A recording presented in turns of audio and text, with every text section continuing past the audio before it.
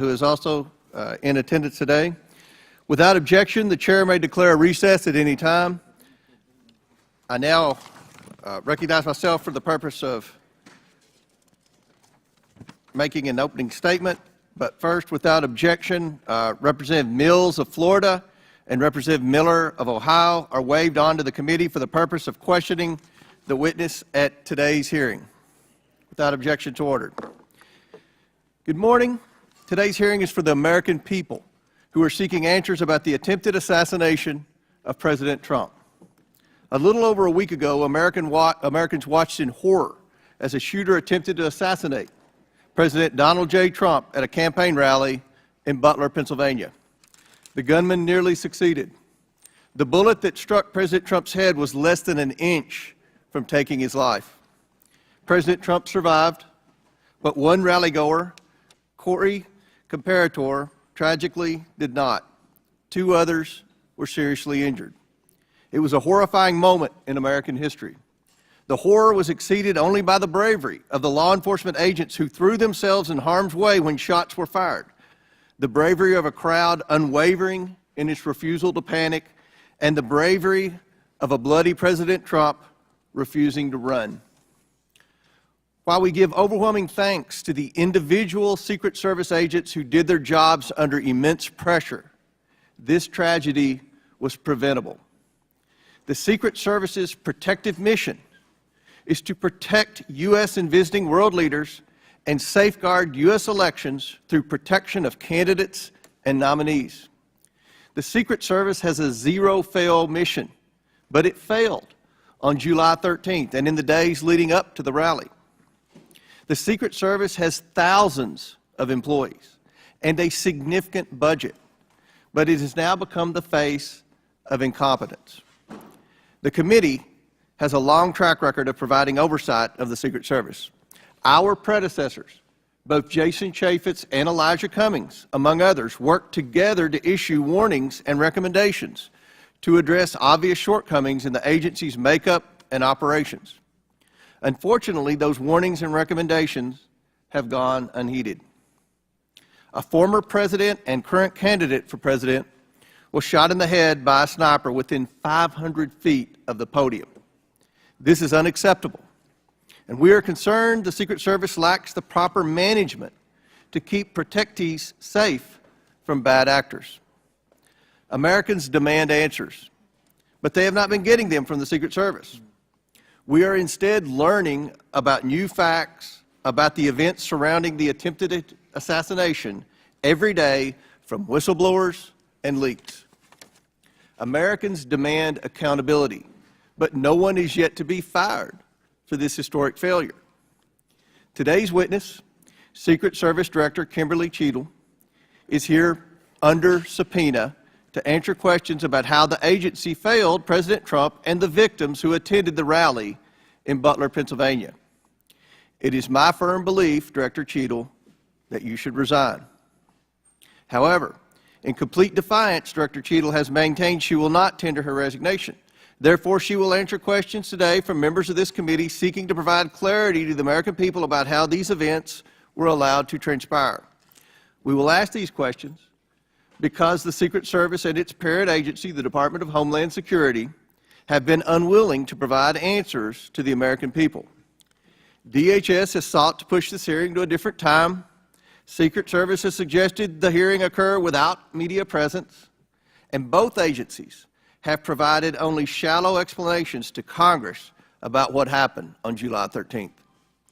Indeed, DHS and Secret Service's lack of communication with the Oversight Committee required me to issue a subpoena compelling Director Cheatle to attend today, and still DHS requested more time to prepare. It shouldn't take this much time or preparation, Director Cheatle, to tell the truth and to be transparent with the American people. I am thankful to the ranking member, Mr. Raskin, for joining me in insisting that Director Cheatle appear today. God knows the ranking member and I disagree on many things, but that does not matter today. The safety of Secret Service protectees is not based on their political affiliation, and the bottom line is that under Director Cheatle's leadership, we question whether anyone is safe.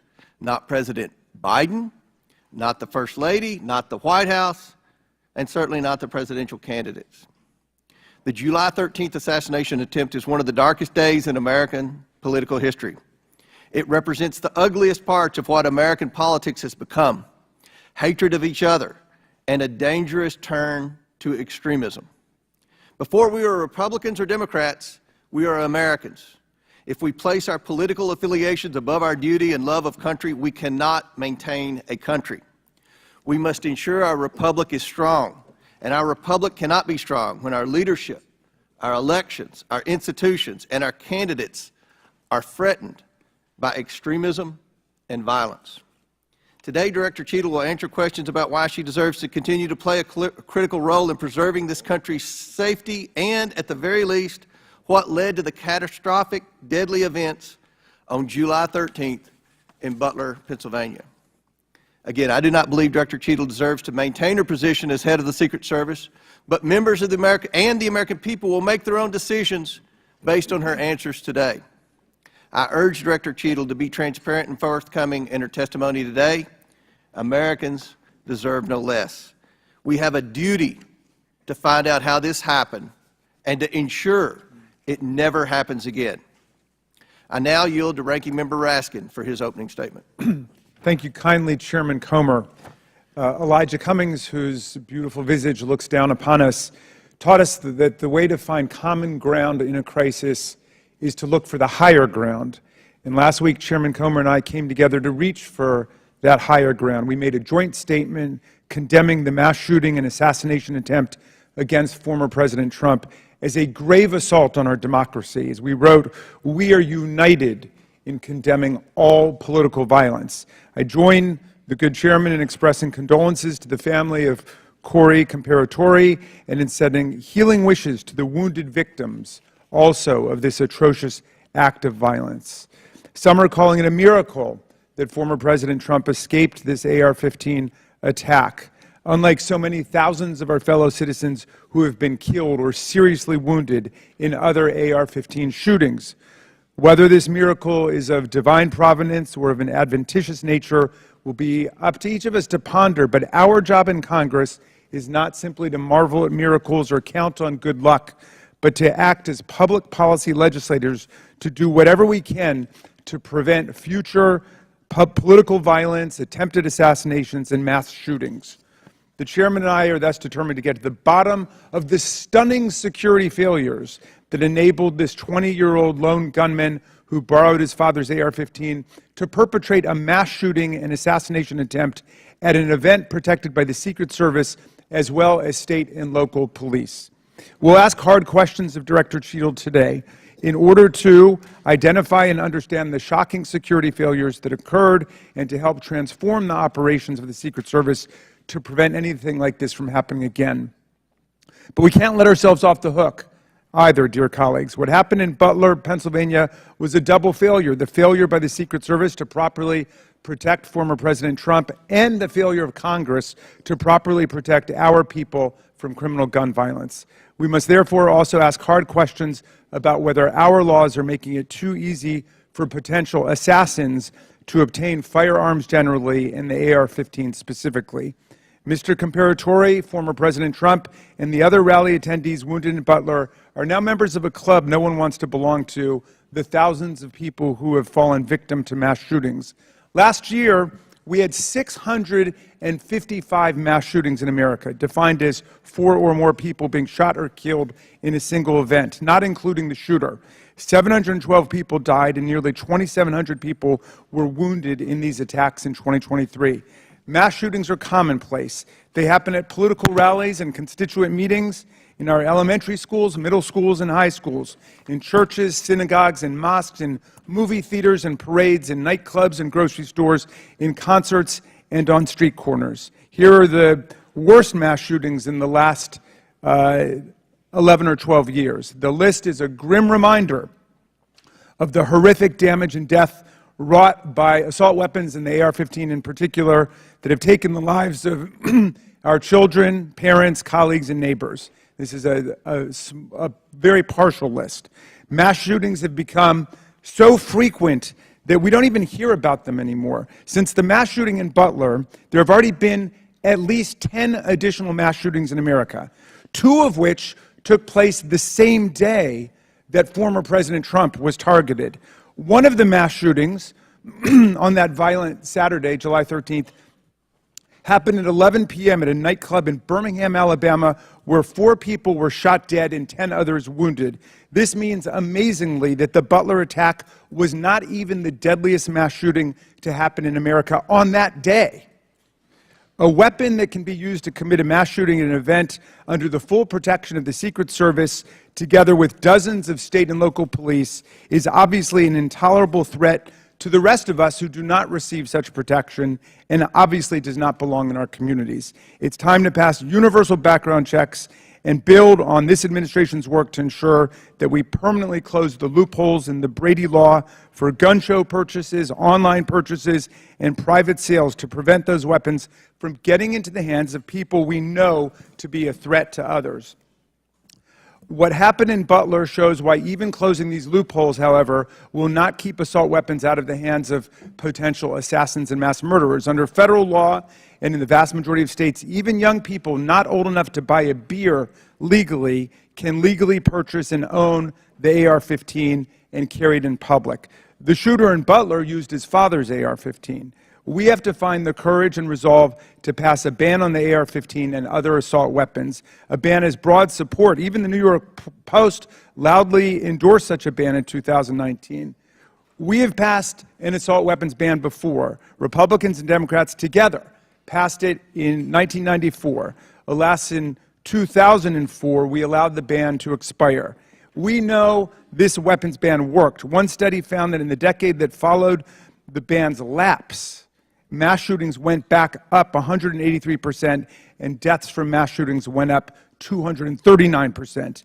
But even as we change the Secret Service and act to ban weapons of war like the AR-15, we still will have fallen short of our duty if we fail to denounce every instance of politically motivated violence in whatever form it takes. Republicans and Democrats, again, have come together to denounce this assassination attempt, just as we did the violent attempts on the lives of our colleagues, Representative Stephen Scalise and Representative Gabby Giffords, and on Paul Pelosi, the husband of Speaker Nancy Pelosi, who was attacked and brutalized in his home. And in the immediate aftermath of the January 6th mass violence waged against Congress and the Vice President and the constitutional transfer of power, Democrats and Republicans alike, including Senator McConnell, Chairman Comer, and other colleagues, all denounced this violent assault on our democracy that wounded approximately 140 officers from the U.S. Capitol Police and the Metropolitan Police Department. And I commend them for acting to denounce that attack, just as Democrats moved swiftly to denounce the attack on Congressman Scalise. Political scientists tell us that authoritarian attacks on democratic institutions begin with political parties refusing to disavow or openly embracing political violence. We have to reject that on a strong bipartisan basis, as Chairman Comer and I have done, even as we ensure our Secret Service is up to its vital task of protecting presidents and candidates, and as we work to ensure that America, the streets of our country, are free from the violence of weapons of war. Thank you, Mr. Chairman, and I yield back to you. Thank you. Gentleman yields back. Today we are joined by Kimberly Cheatle, who was sworn into office on September 17, 2022 as the Director of the United States Secret Service. Prior to her appointment, Director Cheatle was Senior Director of Global Security at PepsiCo. Before her role at Pepsi, she served 27 years in the Secret Service. Pursuant to Committee Rule 9G, the witness will please stand and raise her right hand. Do you solemnly swear or affirm that the testimony that you are about to give is the truth, the whole truth, and nothing but the truth, so help you God? Let the record show that the witness answered in the affirmative. Thank you. We certainly appreciate you being here today and look forward to your testimony. We normally limit testimony to opening statement to 5 minutes, but take all the time that you need. Obviously, the rules that we will abide by, when you're finished with your statement, we will then turn to questions. Each member will have 5 minutes. And just a note to the members, I'm going to strictly adhere to the 5 minutes. Once 5 minutes is up, I will hit the gavel. If the director is in the process of answering a question, we'll certainly let her finish her answers, and then we will move on. We're going to have about 100% attendance here today, plus a few additional add-ons, so this will be a very lengthy hearing, and we want to make sure every member gets their 5 minutes uninterrupted to be able to ask these important questions in this very bipartisan hearing today. I now recognize Director Cheatle for your opening statement. Thank you. Good morning, Chairman Comer, Ranking Member Raskin, and distinguished members of the committee. My name is Kimberly Cheatle, and I am the Director of the United States Secret Service. I appreciate the opportunity to appear before you today. The assassination attempt of former President Donald Trump on July 13th is the most significant operational failure of the Secret Service in decades, and I am keeping him and his family in my thoughts. I would like to offer my sincerest condolences to the family of Corey Comparator, a former fire chief and a hero who was killed in this senseless shooting. I would also like to acknowledge those who were injured in Butler, David Dutch and James Copenhagen, and I wish them a speedy recovery. I would be remiss if I did not also extend my condolences on the passing of your colleague, Congresswoman Sheila Jackson Lee. Ms. Jackson Lee was always engaged in the oversight of the Secret Service, and her passing is a great loss to this body. The Secret Service's solemn mission is to protect our nation's leaders. On July 13th, we failed. As a director of the United States Secret Service, I take full responsibility for any security lapse of our agency. We are fully cooperating with ongoing investigations. We must learn what happened, and I will move heaven and earth to ensure that an incident like July 13th does not happen again. Let me state unequivocally, nothing I have said should be interpreted to place blame for this failure on our federal, state, or local law enforcement partners who supported the Secret Service in Butler. We could not do our job without them. We rely on the relationships built over years of working together to secure events and conduct investigations. Our agents, officers, and support personnel understand that every day we are expected to sacrifice our lives to execute a no-fail mission. As witnessed on July 13th, our special agents shielded former President Trump with their own bodies on stage while shots were being fired. Selflessly willing to make the ultimate sacrifice without hesitation, I am proud beyond words of the actions taken by the former president's detail, the counter-sniper team who neutralized the gunman, and the tactical team who was prepared to act. I will be transparent as possible when I speak with you, understanding, though, at times that I may be limited in providing a thorough response in this open setting due to associated risks with sharing highly sensitive protective methodologies. I do not want to inadvertently provide you today with inaccurate information. Since January 1st, 2024, the Secret Service has successfully secured over 7,500 sites. Every protective advance comes with its own set of challenges and requires a customized mitigation strategy, including specific assets. Security plans are multi-layered, providing 360 degrees of protection. These layers include personnel, technical, and tactical assets, which are a force multiplier for our protective posture. During every advance, we attempt to strike a balance between enabling the protectee to be visible and our protective requirements to be secure. I know this because I have spent 29 years in this agency. I came up through the ranks.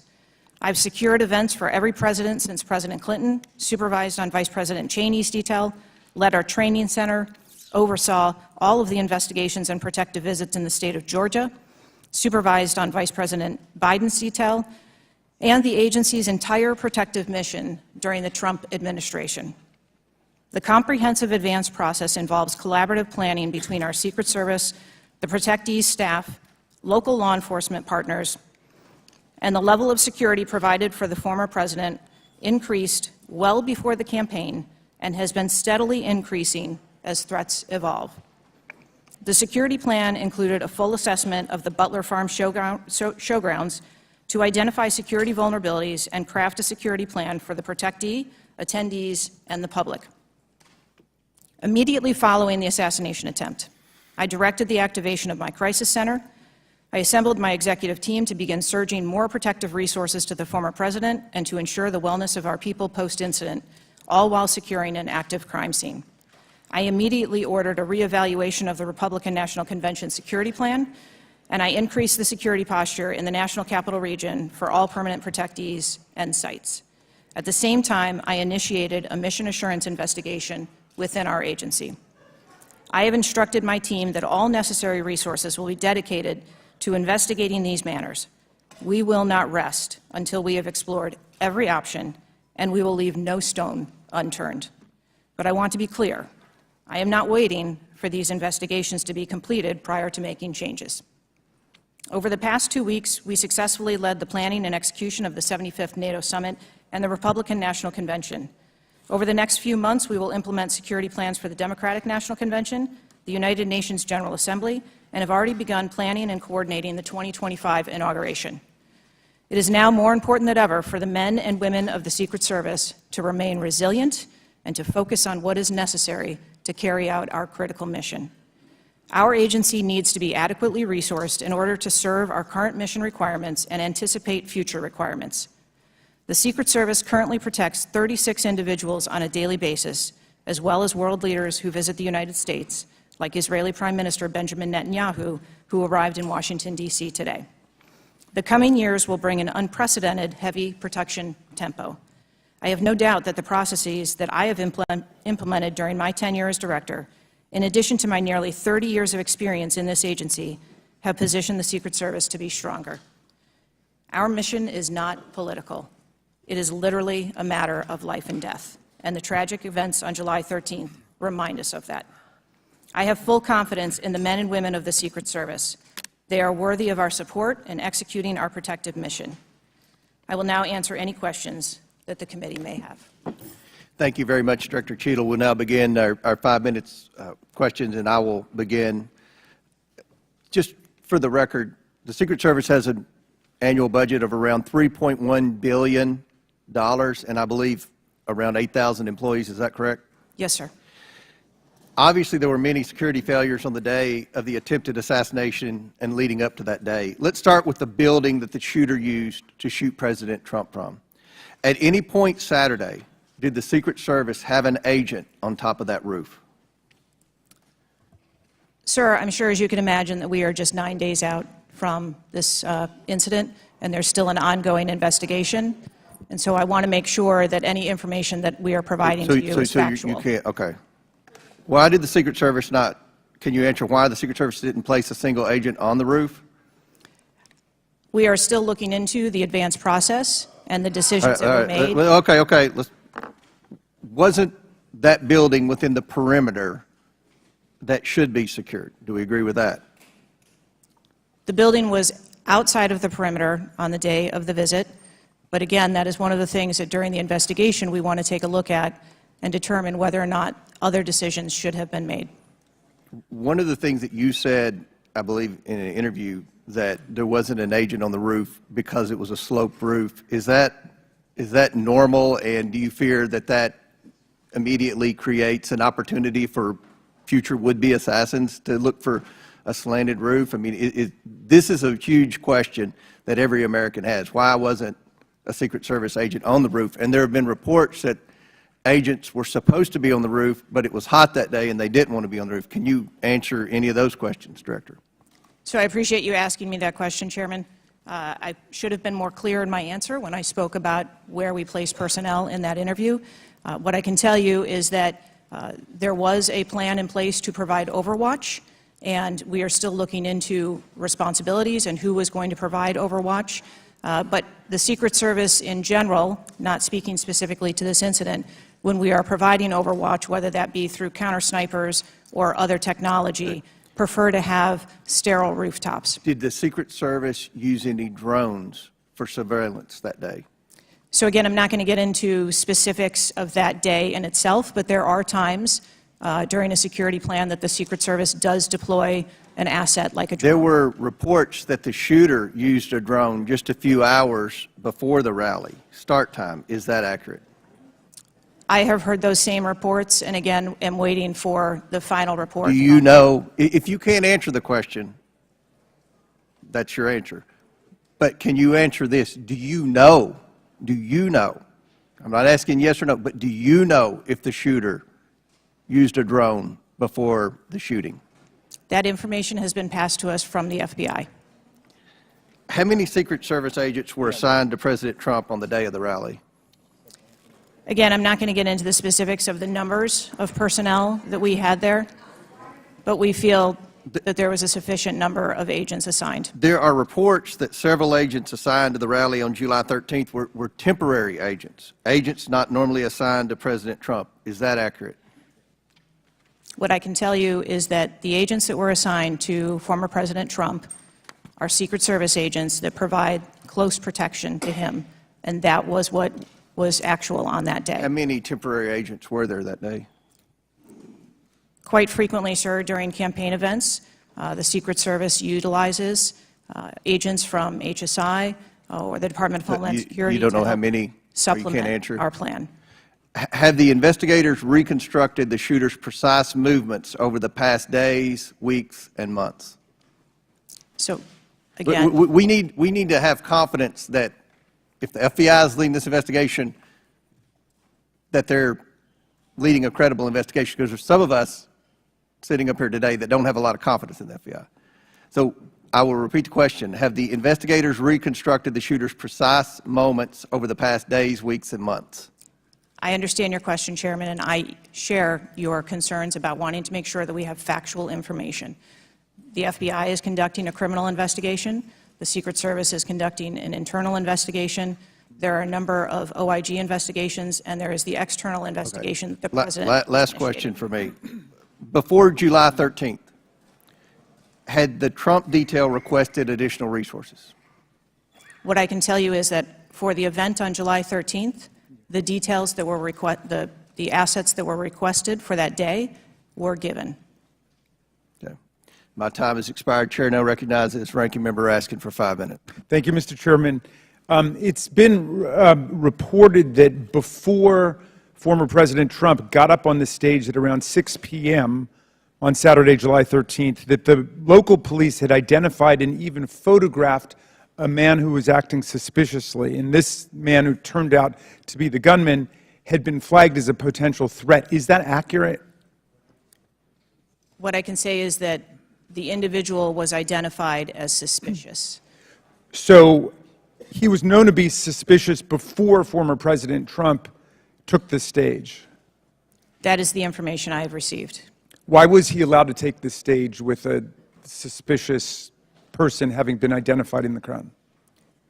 So I appreciate the question, and I'd like to make 2 points.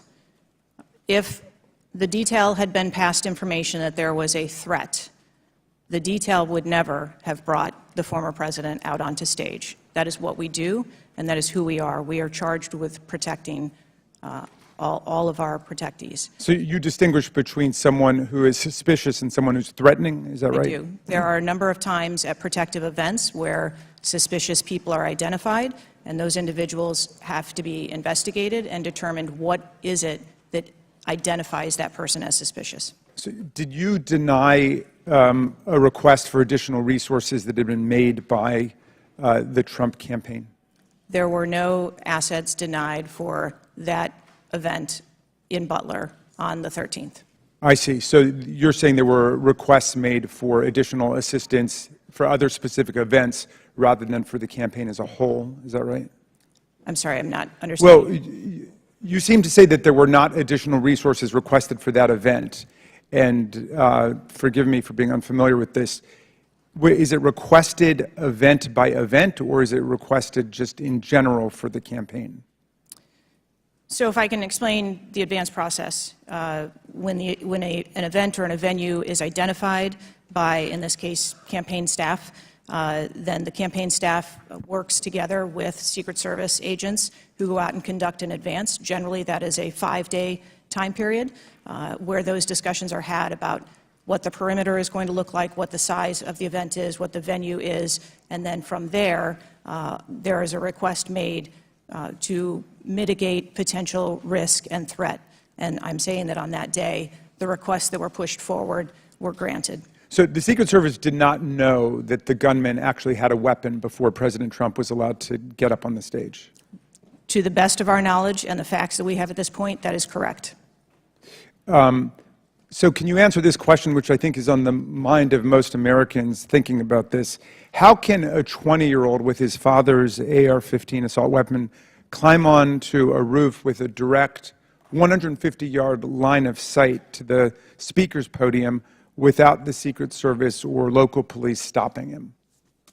So again, sir, I will say we are 9 days out from this event, and I would like to know those answers as well, which is why we are going through these investigations to be able to determine that fully. Okay. It's been reported that the shooter was not carrying a driver's license or any form of identification. They had no idea who he was, but then he was quickly identified, I think within 30 minutes, by using the serial number on the AR-15 under a tracing system that is now controversial. Some people say we should get rid of it. Some people want to keep it. But is that right, that the serial number was the key information which led to the identification of the shooter? That is my understanding, sir, yes. Okay. If an American citizen were just to stop you and say, Director Cheatle, we support your work to the tune of billions of dollars and thousands of employees, what went wrong? What would you say? Again, knowing that we're 9 days out, I would say, as I have said from the very outset, I accept responsibility for this tragedy. We are going to look into how this happened, and we are going to take corrective action to ensure that it never happens again. Well, I appreciate that, and I hope you will act with vigor and focus and intensity, and it seems you understand the gravity and solemnity of this to the American people. Millions and millions of Americans don't feel safe with all the AR-15s out there. We thought at least the President of the United States or a former President of the United States would be safe, but now that's not even clear. Mr. Chairman, I yield back to you. Gentleman yields back. Chair now recognizes Chairman of the House Judiciary Committee, Mr. Jordan from Ohio. Thank you, Mr. Chairman. Director, were you guessing or lying? The day after President Trump is shot, Secret Service spokesman Anthony Guglielmi said, quote, "The assertion that a member of the former president's security team requested additional security resources that the U.S. Secret Service or the Department of Homeland Security rebuffed is absolutely false." The next day, Secretary Mayorkas said, "That is an unequivocally false assertion. We had not received any request for additional security measures that were rebuffed." But 5 days later, the Washington Post said this: "Top officials repeatedly rejected requests from Donald Trump's security detail for more personnel." The next day, the New York Times said this: "Mr. Guglielmi acknowledged that the Secret Service had turned down some requests for additional federal security assets for Mr. Trump's detail." So which is it? Because both statements can't be true. Were you guessing or lying when you said you didn't turn down requests from President Trump's detail? Neither, sir, and I appreciate the question. Well, what were you doing? Because those statements don't jive. So what I can tell you is that for the event in Butler, there were no requests that were denied. As far as requests... Well, maybe they got tired of asking.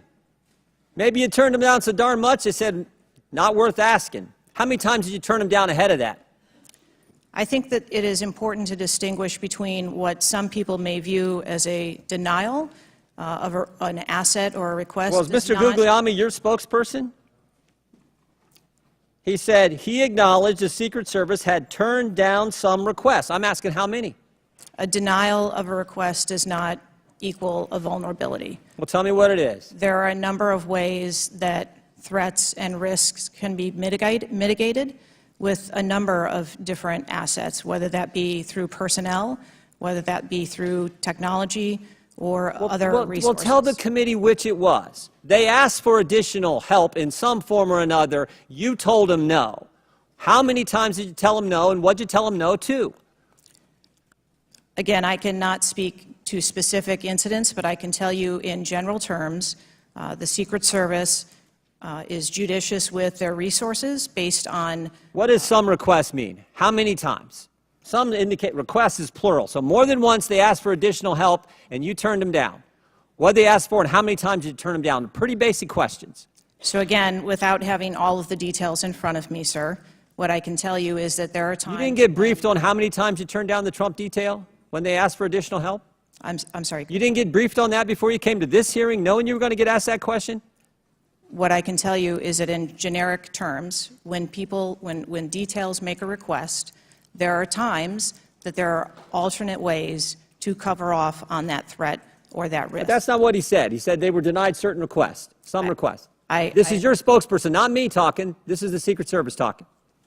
And what a change from absolutely false, unequivocally false to, oh, by the way, there were some times where we didn't give them what they wanted. That's a huge change in 5 days. And the fact that you can't answer how many times you did that, that's pretty darn frustrating, not just for me, but for the country.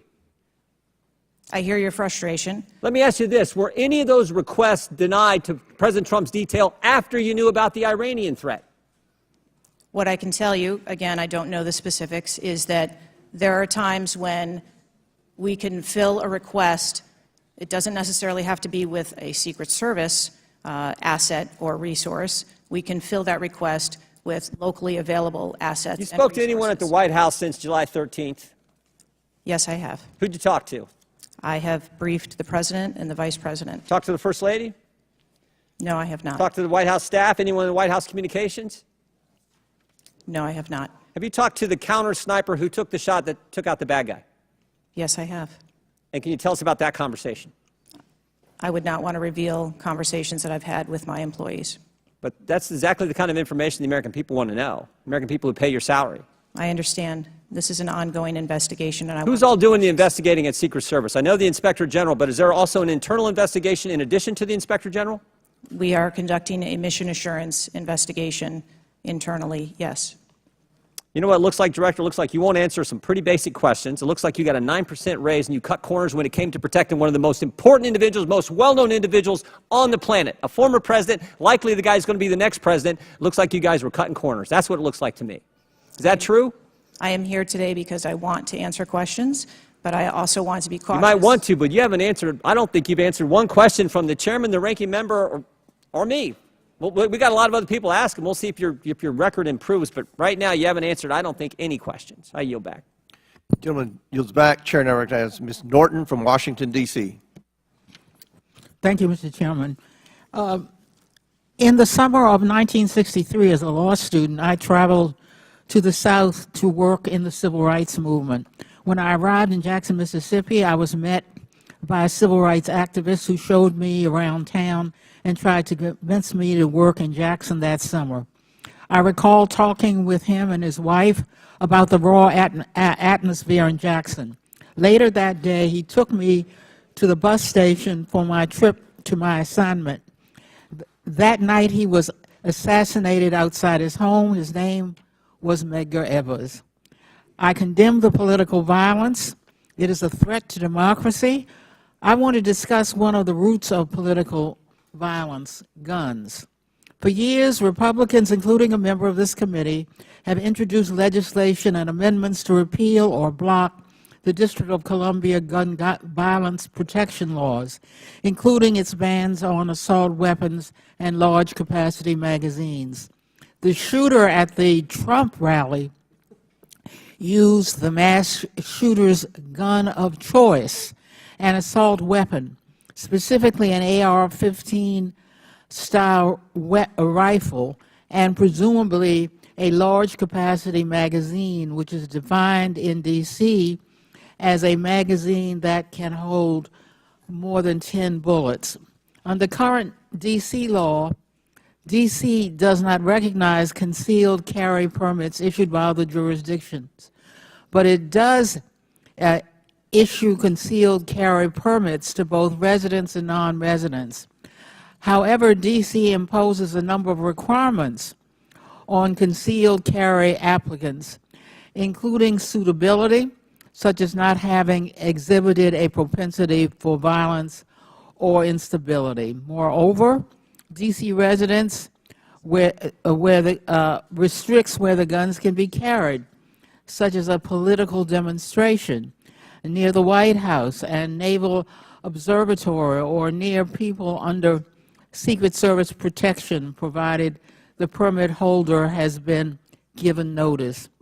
This week, the House is expected to consider the fiscal year 2025 Financial Services and General Government Appropriations Bill.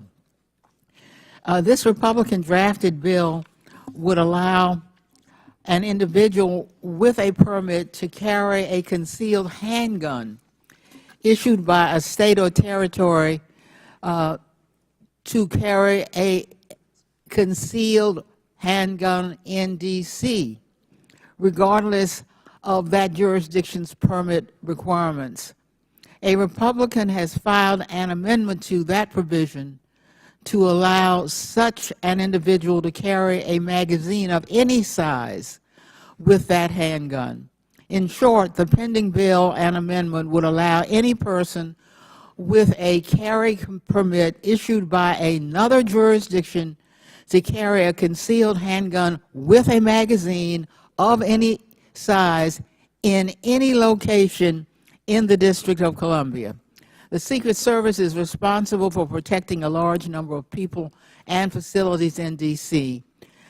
Director Cheatle, would Secret Service protectees in D.C. be safer or less safe if people who have exhibited a propensity for violence or instability could carry a concealed handguns in D.C.? I think being a Secret Service agent and an officer or a law enforcement officer in any state is difficult. They are required to make decisions and snap judgments in the blink of an eye. And I think that the officers and the agents that work here in the D.C. area do a great job of monitoring the public and reacting to threats as appropriate when they arise. Would Secret Service protectees in D.C. be safer or less safe if people in D.C. could carry concealed handguns with large capacity magazines? I think, ma'am, that we work in parameters where we travel around North America, and the rules on open carry and concealed carry are different from state to state, and that is part of what the Secret Service takes into account when we develop a security plan. Obviously, anyone that comes into one of our protective sites, we would establish magnetometer support, metal detectors that personnel would have to process through, eliminating that potential. Would Secret Service protectees in D.C. be safer or less safe if more people could carry handguns in D.C.? I think, again, as I stated, ma'am, we want to make sure that we provide a safe environment for all of our protectees, and whatever measures we would need to put in place for a secure site, we would do so. I yield back. Gentlelady's time's expired. Chair now recognizes the Chairman of the House Intelligence Committee, Mr. Turner from Ohio. Director Cheatle, your opening statement indicates that the Secret Service constructed a security plan for the site in Pennsylvania. I'm assuming that security plan would also include the security footprint for the site, but it also would be based upon a threat assessment for the risk threats associated with Donald Trump and the crowd in attendance. Would it not include a threat assessment? Yes, it would. So that threat assessment, as we know, basically would have started with, there's a generalized threat against Donald Trump because he is a presidential candidate. Then it would have gone to he's a former president, and he gets security coverage just as Bush, Clinton, Carter, and Obama do. And then you also have the heightened political environment. Even for those, it's clear that the security footprint, that the threat assessment was insufficient, which permitted then a 20-year-old to actually enter with a weapon and shoot Donald Trump. But I want to ask you about two other aspects of the threat assessment. It is known and public that Iran is a threat risk for Donald Trump. They're a threat risk for John Bolton, former Secretary of State Pompeo, and Donald Trump, because they have indicated they want to assassinate them as a result of retaliation for the killing of Soleimani. That is both, for Iran, a generalized threat. They're targeting these individuals, but also, most recently, a specific threat to Donald Trump himself. Now, I want to enter into the record by UC a Department of Justice Public Affairs release, a CNN article, an article from Fox News, and an article from CBS, all of which acknowledge Without objection to order. that this threat exists for Donald Trump from Iran, and that there are specific threats, most recently, that have been acknowledged. Director Cheatle, have you read the intelligence of the generalized threat to Donald Trump by Iran as a result of their desire to retaliate for the killing of Soleimani? I have. Have you read or been briefed about the intelligence of the specific recent threat to Donald Trump from Iran? Yes, I have. Director Wray, when we were getting our briefing, indicated that he thought the threat assessment should have included this threat from Iran. Is it your testimony today that the threat assessment, since you've read this intelligence, was sufficient to protect him from this threat from Iran? My testimony today is that the information that we had at the time was known. Was it sufficient? Director Cheatle, was it sufficient for the Iranian threat that you said you have read the intelligence briefings for? That information was passed to... Well, I'm not asking the bureaucratic issue of who did it get passed around to. Director Cheatle, was it sufficient for the specific and generalized threat to Donald Trump's life from Iran? Yes, I do believe it was. Director Cheatle, is an Iranian assassin more capable than a 20-year-old? Sir, I think we've acknowledged that there was gaps and a failure that day. When I raised this issue with Director Wray, he was incensed. He was shocked that the threat assessment of Iran did not seem to be, as we and I discussed, baked in to your security footprint and your threat assessment.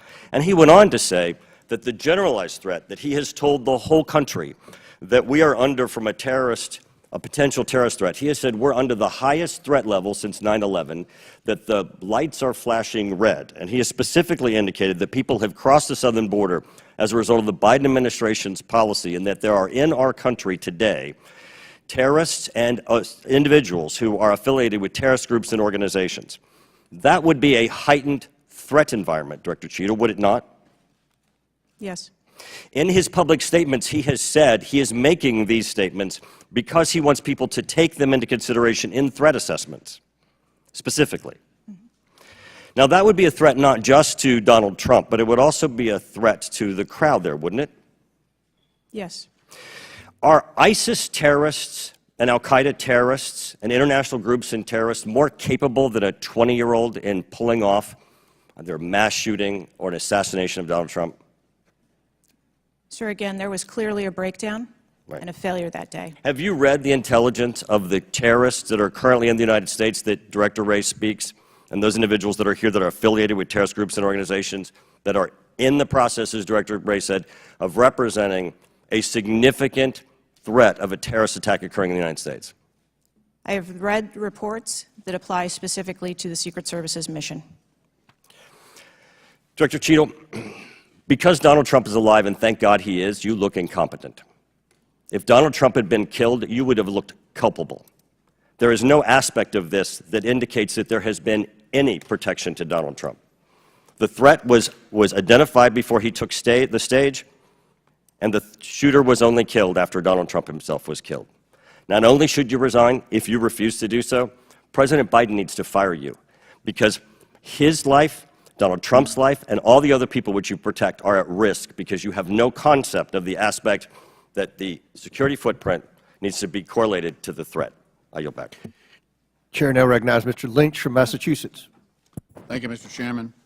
Director Cheatle, there were multiple security failures at the former president's rally in Butler, Pennsylvania. First of all, there was a failure to isolate the podium from exposure to direct fire. Do we know who made that decision to allow that rooftop to remain as an unprotected area? Do we know who came up with that security plan that omitted that? Sir, I don't have a specific person to identify for you. Okay, well, that's what I'm looking for, so let's move on. There's also a breakdown in security and failure to confront the shooter over an hour before the former president began his remarks, when the shooter was identified as a person of interest. What particularly allowed agents or law enforcement to identify him as a person of interest? So I appreciate the question, and again, I will say that we are 9 days out, and there are a multitude of interviews that are still taking place. Okay, so did he have a rangefinder? There were some reports that the individual had a rangefinder. That would certainly raise my suspicion. Did he have a rangefinder? Yes, he did, but may I explain that at a number of our sites, especially when you're at outdoor venues, a rangefinder is not a prohibited item. It is sometimes an item that is brought in by individuals if you're going to be in the back. Did anybody confront him on that? Anybody ask him questions? What are you doing with the rangefinder? Anybody confront him on his presence where he was in proximity to the president?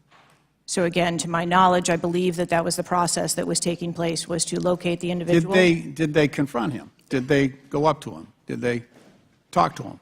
I do not have those details at this time. Those are important details. There was also a failure to communicate between law enforcement to act quickly upon information provided by either local law enforcement or rally attendees that the suspect was positioned on the roof. There were minutes of delay before any meaningful action was taken, even though he was several hundred feet from the podium, and this was obviously minutes before the shooting. Let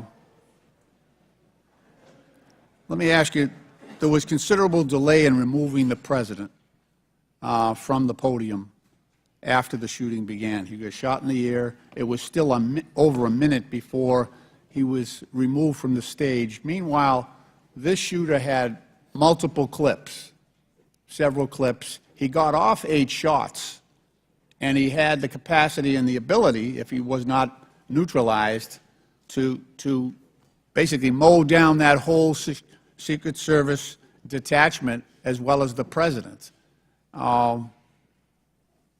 What, from your own investigation, caused that delay under the circumstances?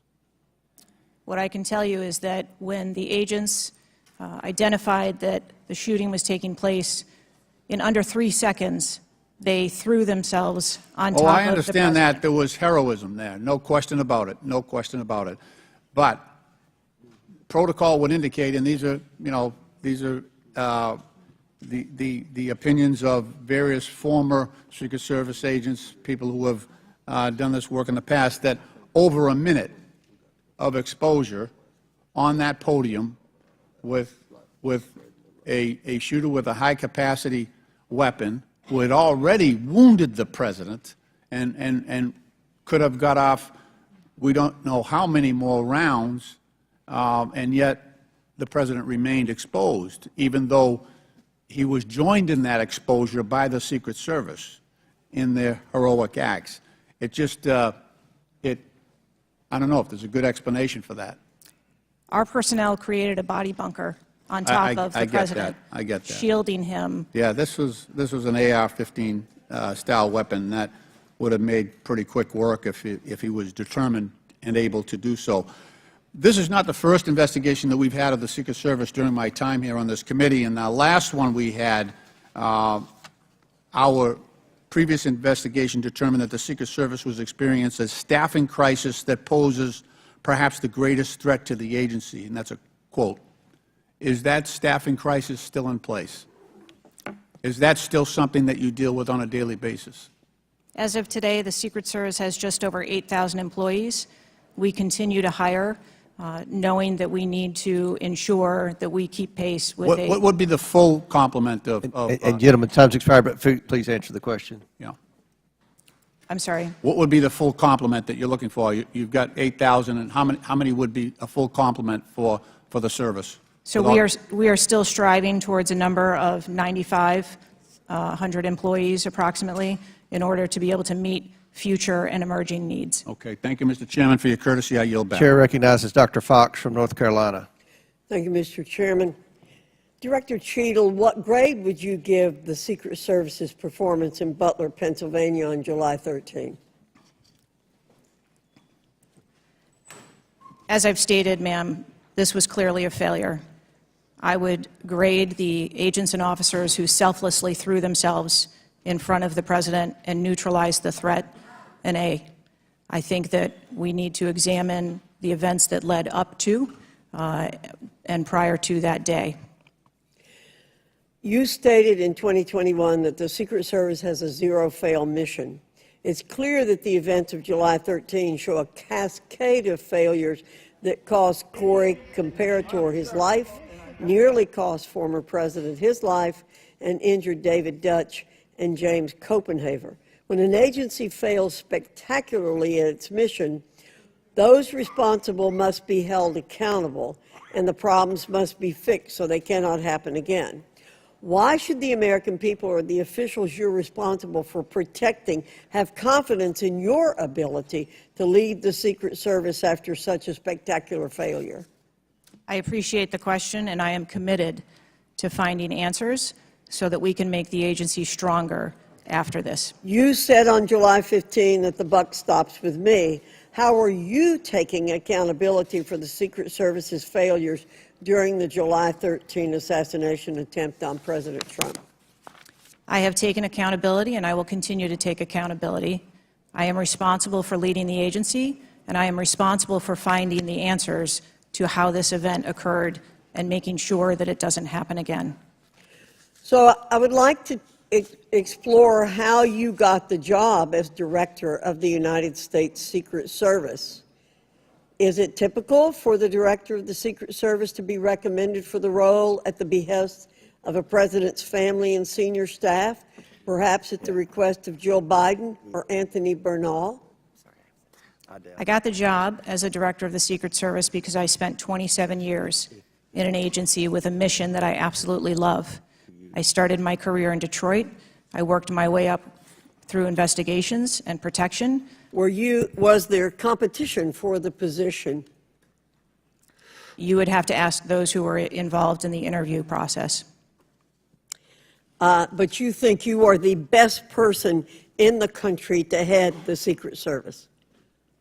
I think that I am the best person to lead the Secret Service at this time. The Secret Service receives billions in funding each year, as has been explained by my colleagues here. In fact, you've had an increase in real terms of 55%.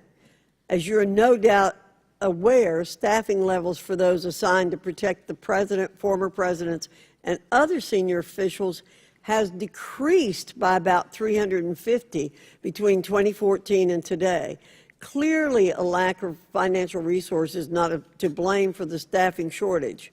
In 2022, the Secret Service saw nearly half its workforce leave in 1 year, and during the same year, it was ranked dead last among law enforcement agencies in the best places to work in the federal government. Can you explain why your agency was so poorly rated and why so many staff left in just 1 year? So with all due respect, I dispute the statistic of half of the employees leaving in 2022. I think that that has been inaccurate data that's been reported out there. But what I can tell you is, as I have returned as the director of the agency, we have had an increase in hiring and staffing and an increase in resources, and we are committed to continue to hire so that we can be staffed appropriately to meet the dynamic mission that we have. Well, you may want to dispute it, but it's out there. My understanding, given the high-profile failures and rotten culture at the Secret Service during your nearly two-year tenure, why should the American people have any confidence in your ability to lead the Secret Service to perform its zero-fail mission to protect our senior leaders? The Secret Service has an incredible culture. Our men and women place service over self. They come in every day willing to risk their lives for our protective mission, and they work investigations that thwart people who would do harm to children, child exploiters. We have an incredible mission, and our culture is we will get the job done no matter what. Well, those on the front line certainly have a great culture, and they were willing to risk their lives for President Trump. But I'm not sure the leadership at the agency has this right kind of culture. I yield back, Mr. Chairman. Chair now recognizes Mr. Connolly from Virginia. Thank you, Mr. Chairman. Well, I hope the American people do appreciate the incredible daily risks Secret Service agents take on our behalf. You mentioned there are 36 regular clients you've got that you protect constantly, but I was participating in the NATO summit just 2 weeks ago. We had 32 heads of government and heads of state, plus visiting heads of state and heads of government. Presumably, you provided protection for all of them. That is correct. Just saying.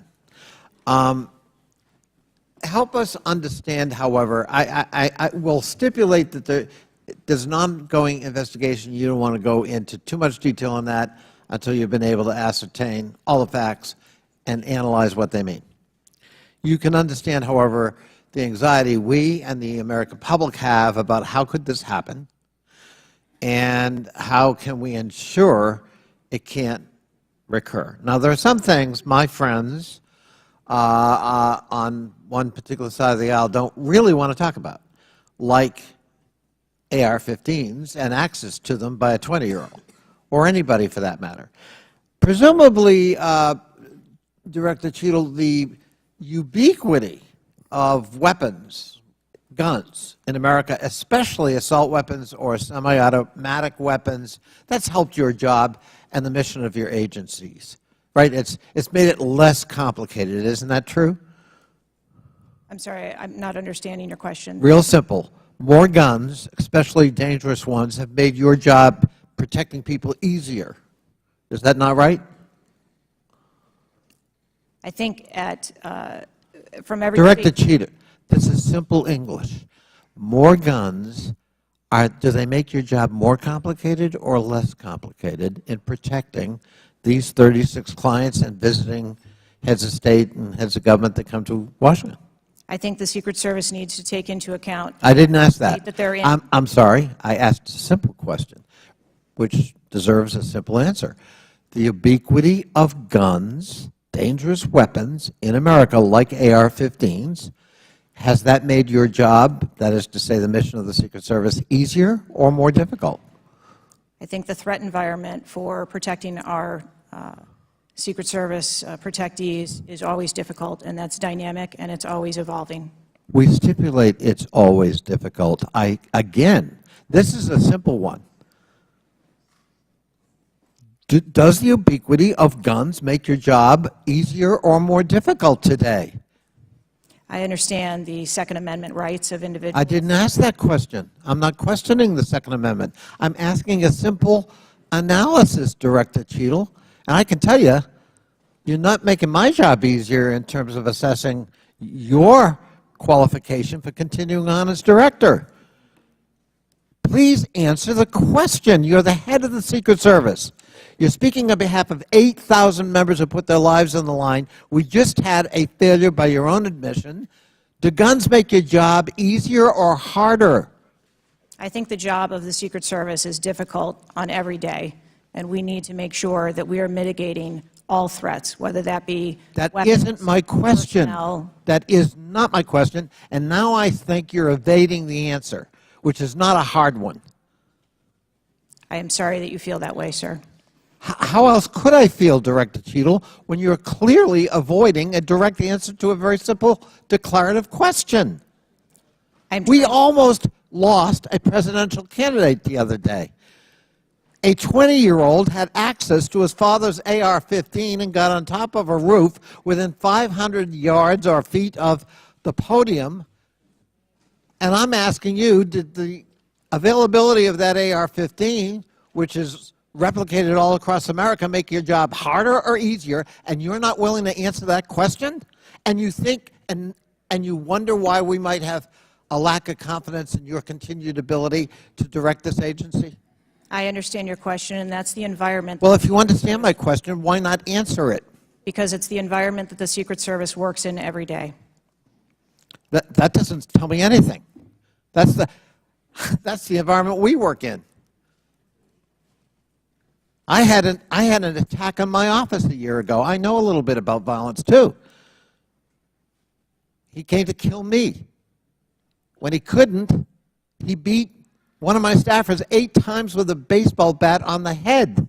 We live with the threat of violence.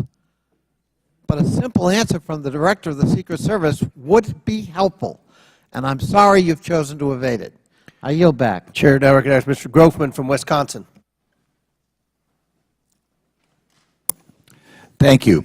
When this guy took the shots, he climbed a ladder to get on the roof, correct? I'm unable to answer details of exactly how the individual accessed the roof at this time. Do you know when if he did use the ladder, do you know when the ladder was placed there? Was the ladder there 2 days before, just the night before? Do you have any information at all as to when the ladder got there? I would like to be able to answer those questions. The FBI is still conducting an investigation. How did the rifle get to the roof? Again, sir, at this time, I'm unable to answer questions to provide clarity. Have they cleaned the roof since the assassination attempt?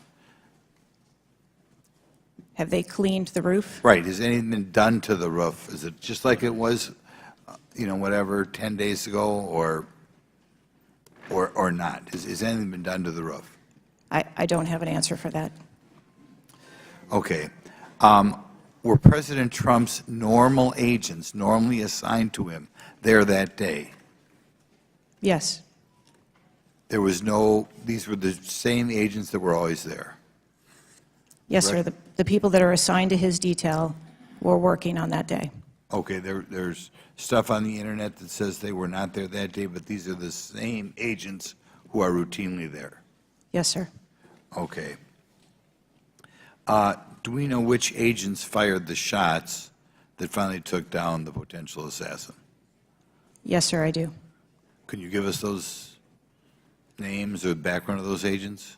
I would not offer their name up in this setting, but it was one of our technical officers, our counter snipers. Okay, so can we privately get those names, the committee? I am certain that we can make names available privately. Okay. Do we know where all the shots landed?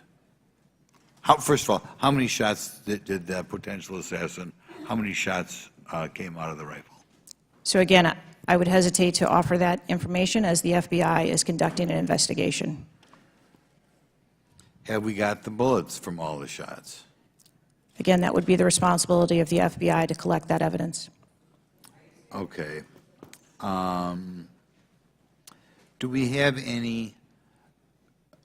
the correspondence from the shooter? Has that been recovered from his phone, whatever? Again, I would have to defer you to the FBI for details on that investigation. Okay.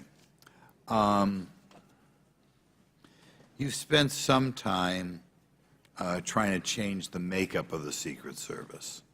Okay, you feel there are, whatever, too high a percentage are men. Does this affect at all who you are hiring for the Secret Service? I've spent my time as the director trying to increase the number of people that we hire in the Secret Service so that we have the best and the brightest, and that's been my concentration as the director. Okay, you ever not hiring men because of your desire to hit certain targets?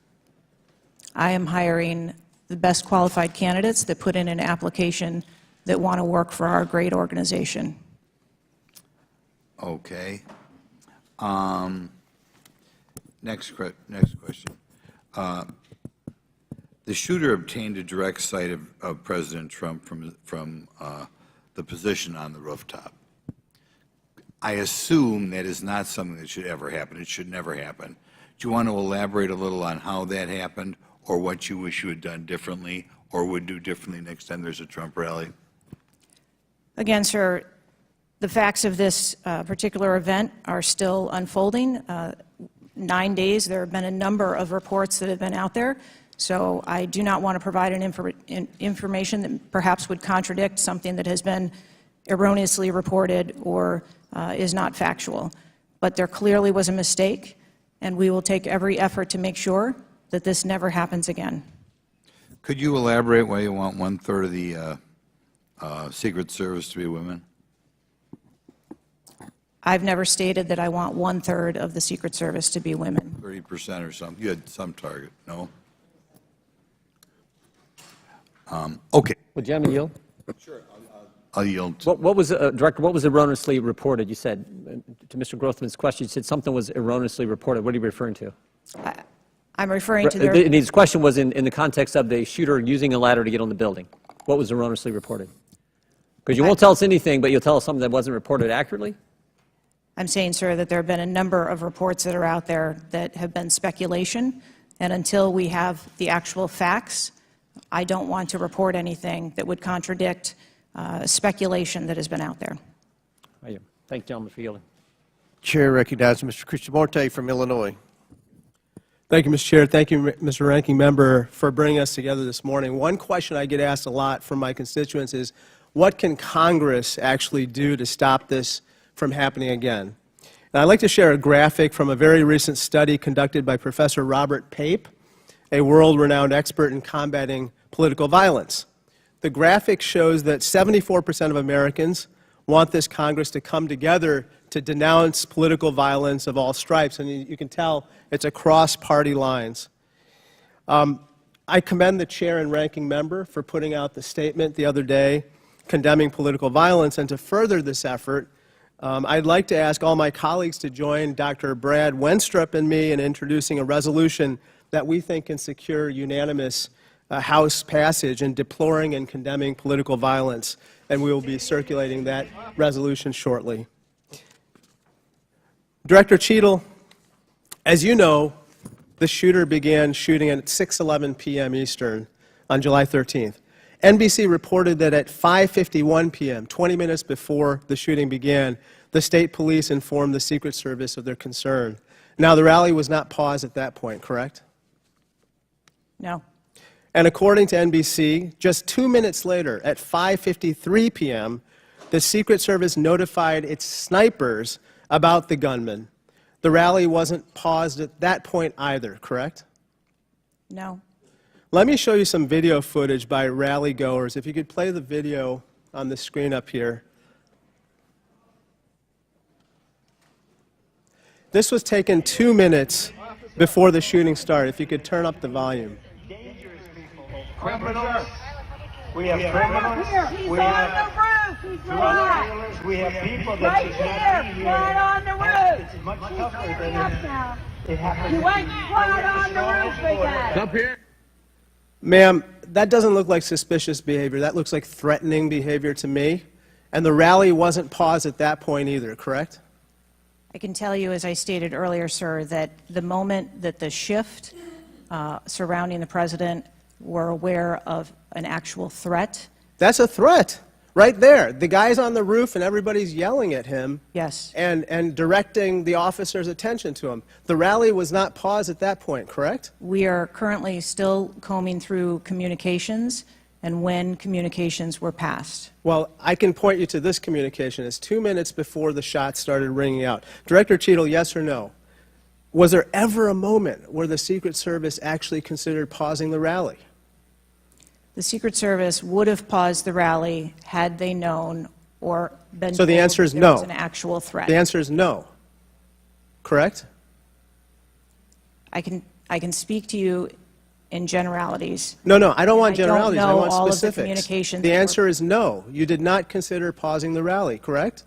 The people that are in charge of protecting the president on that day would never bring the former president out if there was a threat that had been identified. Well, they did, because we've now identified 3 points in the 20 minutes before the shooting that the threat emerged. Let me point you to something else, which is the building that the shooter was perched on, seen here. This building is called the AGR building. I'm sure that you're familiar with it. It's no more than 150 yards from the stage where Donald Trump stood, yet the security perimeter was drawn such that the AGR building was placed outside of it. Director Cheatle, according to the Washington Post, the AR-15 styled rifle used in the shooting had a range of 400 to 600 yards, and therefore the AGR building was clearly within rifle range of the stage, correct? Yes. NBC News has reported that in the days before the rally, the Secret Service had identified the building as a vulnerability that required special attention, correct? That's reporting from NBC. Yes. So I am still looking into an active investigation. I know, but it's been 9 days. I mean, you should know that, right? And yet, despite the fact that the AGR building was in rifle range of the stage and it was flagged as a vulnerability, this building was put outside of the Secret Service's security perimeter. And I respectfully submit the Secret Service must expand its security perimeter to account for the kinds of weapons that can be used outside the perimeter to endanger the protectees inside the perimeter, ma'am. Let me turn your attention to some conspiracy theories that have been circulating and ask you to comment on them. First, you have not found evidence that the incident was a staged shooting, right?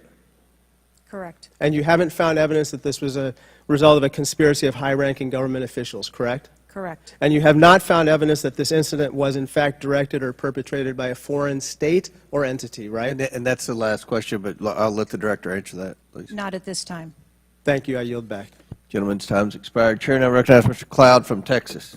Thank you. I just wanted to confirm there was only one counter sniper who took one shot? Is that We had multiple counter sniper teams available yeah, on the that premises, day. but is only one took one shot? Is that correct, or only one? Correct. Okay. How many spent shell casings were found on the roof? Again, I would have to defer you to the FBI's criminal investigation. Okay. Word is that the car was rigged with explosives. Again, sir, I'd have to defer you To to the the FBI. FBI's investigation. Okay. You're not curious about? You don't communicate with them? No. Okay. CNN reported that the Secret Service did not sweep the building the shooter was used to shoot President Trump and other attendees. Is that true or false? So we are conducting a mission insurance investigation and will depend on the information that we obtain from our investigations. Okay. The Secret Service knew there was a suspicious person anywhere from 8 minutes before President walked on stage to 30 to 60 minutes. We have different reports. Was President Trump or his team notified of the threat? I think there's a difference and a distinction between suspicious Person. and threat. Yeah. So we are going back and looking at communications to know when the information about a suspicious person was passed to Secret Service personnel. Okay. But was President Trump or his team notified?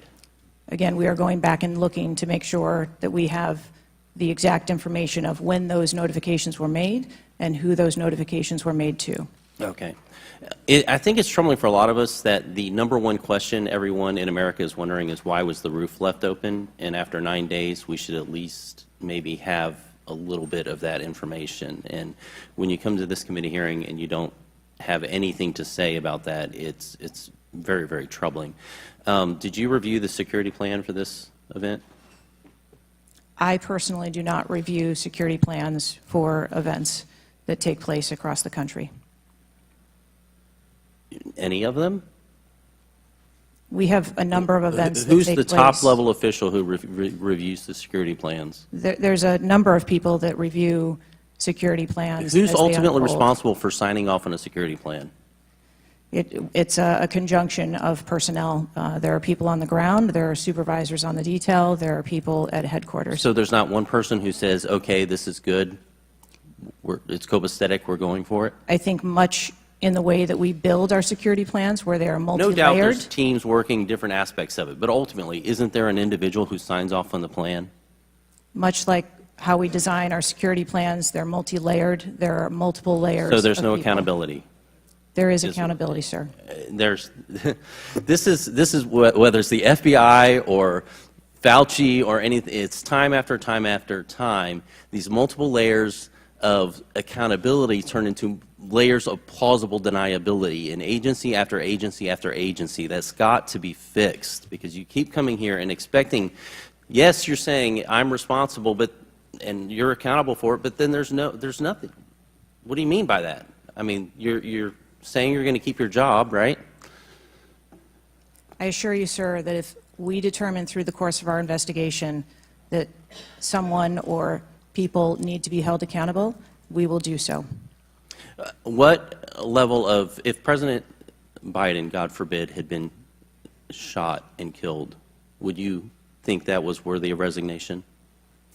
I would do the same thing that I'm doing here, where I would want to make sure that we are conducting an investigation, that there is continuity in that investigation, and that we could find the answers You do not to think what the happened. assassination of somebody under your details worthy of resignation? I think that this event was tragic and deserves answers.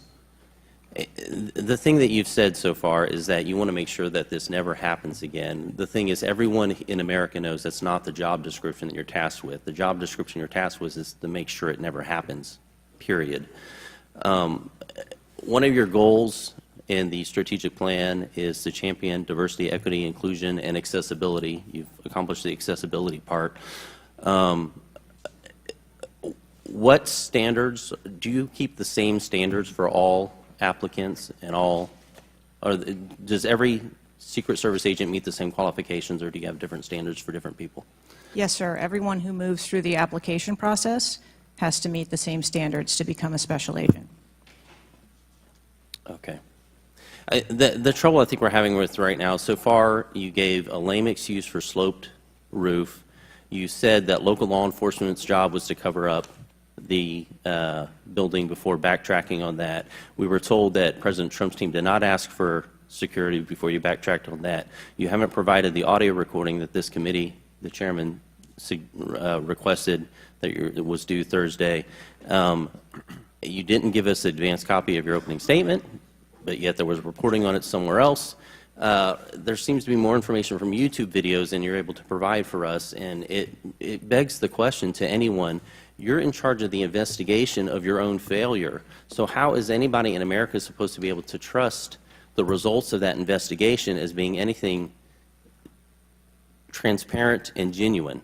That's the last question, but please feel free to answer the question, Director. Sir, I've been a Secret Service agent for nearly 30 years. I have led with integrity, and I follow our core values of duty, justice, honor, loyalty, and courage.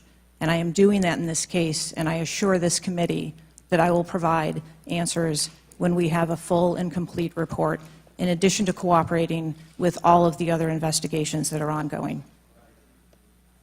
Chair now recognizes Mr. Khanna from California. Thank you, Mr. Chair. I want to thank the Chair and the Ranking Member for convening this hearing on a bipartisan basis. I join them in condemning the horrific assassination attempt on the former president. I am relieved for the sake of the country that he wasn't seriously hurt and that he survived, and my thoughts with him and his family during such a traumatic event. I also want to express condolences to Corey Comprator's family and recognize his heroism in saving his daughter's lives, and to the victims of that awful event. Now, Director Cheatle, would you agree that this is the most serious security lapse since President Reagan was shot in 1981 of the Secret Service? Yes, sir, I would. And, you know, do you know what Stuart Knight did when he was in charge at the time of the Secret Service? Do you know what he did afterwards? He remained on duty. He resigned. He resigned. And Stuart Knight was not a Democratic appointee or a Republican appointee. Look, I'm not questioning your judgment. I just don't think this is partisan.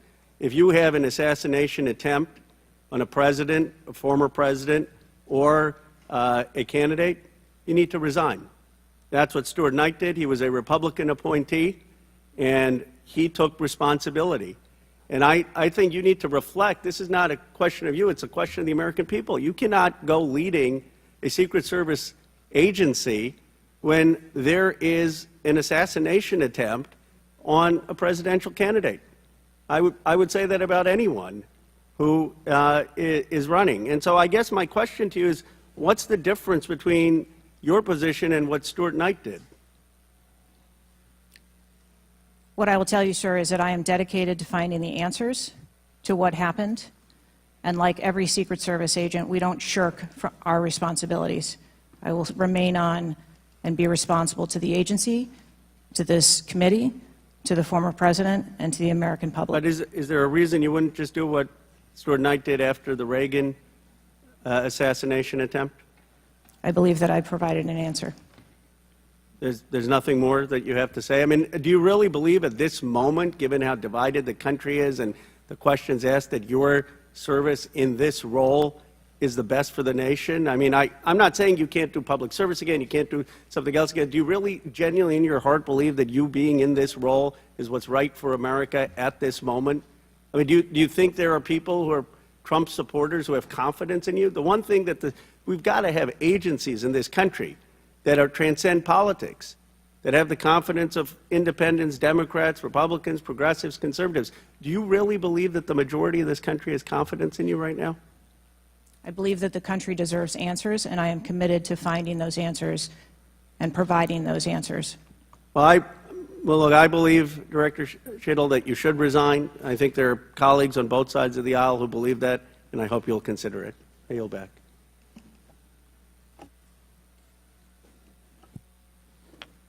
Chair now recognizes Mr. Palmer from Alabama for 5 minutes. Director Cheatle, did local law enforcement ESU teams have compromise authority to engage a perceived threat? Yes. Why do you think they didn't use it? I believe that they follow the same use of force that our You agency... don't, when you have compromise authority, you don't have to get permission if you perceive a threat. And there were not just the ESU units, but there were local law enforcement that had line of sight on the shooter before the shots were taken. So one of my questions is there was supposed to be a briefing with the Secret Service sniper units, your counter-assault team members, with the contract team, with the local ESU teams. That didn't take place. Why was that? So I have been told that there has been a briefing. There was a briefing that took place. I've been told that there wasn't one. And again, we are still looking into the facts of the investigation. So Let me ask you this. When were you informed that there was a credible threat against President Trump, former President Trump? When did you learn of that? Sir, the former president has a number of threats. I didn't ask you that. There was a credible threat from Iran. When were you informed of that? Answer the question. We have been monitoring the threats You for the knew former before. president. You knew before the rally, okay? All right. The site security plan is generally drafted by the site supervisor and the site agent, probably out of the Pittsburgh district office. Did they take into account the credible threat against President Trump? Our personnel take into account the threats that are Then out why there. would they leave a building? And I will correct the distance that's been quoted. It was about 140 yards with clear line of sight to the president. Why was that building not occupied on the roof? I mean, you could have put Barney Fife on the roof and kept somebody from getting up there. So why wasn't that done? The plan that was developed that day encompassed a number of security mitigations. The issue is the site supervisor, the site agent, and the special agent in charge, who I think signed off on the plan, did not include that in the inner perimeter, and they didn't have a plan to secure the building. As I understand it, the Butler County ESU unit was situated on the second floor of a building next to that, but they didn't have a clear line of sight of the roof. The angle was too severe. The photograph that was taken of the young man, of the shooter, when he had the rangefinder, was taken at 5:15. It wasn't until 5:38 that photograph was transmitted to the Secret Service sniper units. I don't understand the lack of interoperability here in the communication process. I don't understand why people didn't perceive that as a credible threat. The video that Mr. Krishnamoorthi had shown there was clearly a credible threat. So how is it that all of these mistakes could be made? How many explosive devices were found on or near the site? Again, I would have to defer you to the FBI. Madam, I believe they were in his car, and I think there might have been one near a main gas line. It wasn't just the fact that he had a rifle. It was the fact that he had the ability to inflict enormous harm, enormous numbers of casualties had those devices exploded. I want to know also, when your agents conduct a site review, are they fully informed of all of the threats that are being made against the principle that they're protecting? What I can tell you is that when our agents go out to conduct an advance, their whole goal is to ensure the safety and security. I understand what their goal is. The failure to secure that building not only put the former president's life in danger, it put the lives of individuals in the crowd in danger as well. I mean, the Reagan shooting, there were other people shot at that time as well. And the Secret Service members' lives were in danger. So I don't understand how you can continue to stay in the position you're in when this was a failure of historic magnitude. 43 years without anything like this happening. And you failed, in this case, in a spectacular way. Mr. Chairman, I yield back. Gentleman yields back. Chair recognizes Mr. Mfume from Maryland. Thank you, Mr. Chair. I want to commend you and the ranking member on your joint statement and for holding this hearing that we might all at least attempt to try to get some answers. Some of us, Ms. Cheatle, grew up in an era not too unlike what we see today in terms of political violence. And some of us remember the November 22nd, 1963 assassination of President Kennedy. Some of us, like myself, remember 2 days later when Jack Ruby on live TV shot and killed Lee Harvey Oswald. We've seen over and over and over since that time these kind of attempts, whether it was the assassination of Martin Luther King or Bobby Kennedy, or the attempted attack on George Wallace in Laurel, Maryland, the shooting in 1981 of Ronald Reagan, our friend and colleague Steve Scalise shooting here in D.C., and the unfortunate attack on Paul Pelosi, and now this matter regarding former President Trump. Let me try, if I might, to take another walk at this. People just assume that whoever is in charge takes full responsibility when there's never been, at least on this magnitude and scale, this sort of failure. So when members ask you, are you going to resign, and you say you have no intention to, they are perplexed, like many people who watch what's going on.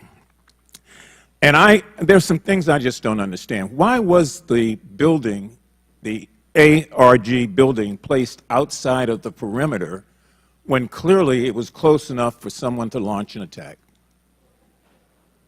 So again, sir, we are looking into all of the details of how the advance was comprised, but I can tell you that there was overwatch on that building provided that day. By a drone? I'm not going to get into the specifics of technology or assets that were used in this forum. I think it's fair to say the overwatch failed, because the shooter got up on the roof and stayed there for a while, and people had pointed him out. So do you think that your overwatch was a failure in that case? I think that we need to know the full details to understand how this occurred. And why was the rooftop left naked to begin with? Can you tell us that, considering it was within the line of sight and so very close? Again, I can't speak to the specifics of this particular event site, but what I can tell you is that when the Secret Service develops an advance plan, they take into account a number of factors when they're building their advance. If there are buildings or areas of concern, and overwatch is one of those mitigations that they want to put in place, then they will cover off areas of responsibility. I understand that, but the shooter came to the attention of your agency 52 minutes before the former president got to the stage. Did anybody get assigned to watch or cover that individual who had already been seen with a advanced finder on him and other suspicious matters? Was anybody assigned to track him? So what I'd like to clarify is that a suspicious individual I got that part. was It's brought not a threat. to the attention I know. of our personnel. And again, having a rangefinder at an outdoor event. Well, let me ask you this. When the suspicious person was brought to the attention of the Secret Service, was anybody in the detail ordered to follow and stay with that suspicious person just because they might become a threat? So we have a number of teams that are on the ground. And again, we are trying to verify the timelines of when those notifications were made to our personnel so that they could assume the responsibility of trying to track that individual. Ms. Cheatle, there has been a lot of discussion, some of which raised itself earlier in this hearing, about poor staff morale within your agency. And I have the July 17th report of Government Executive, which is a credible reporting service for the federal government, for employees.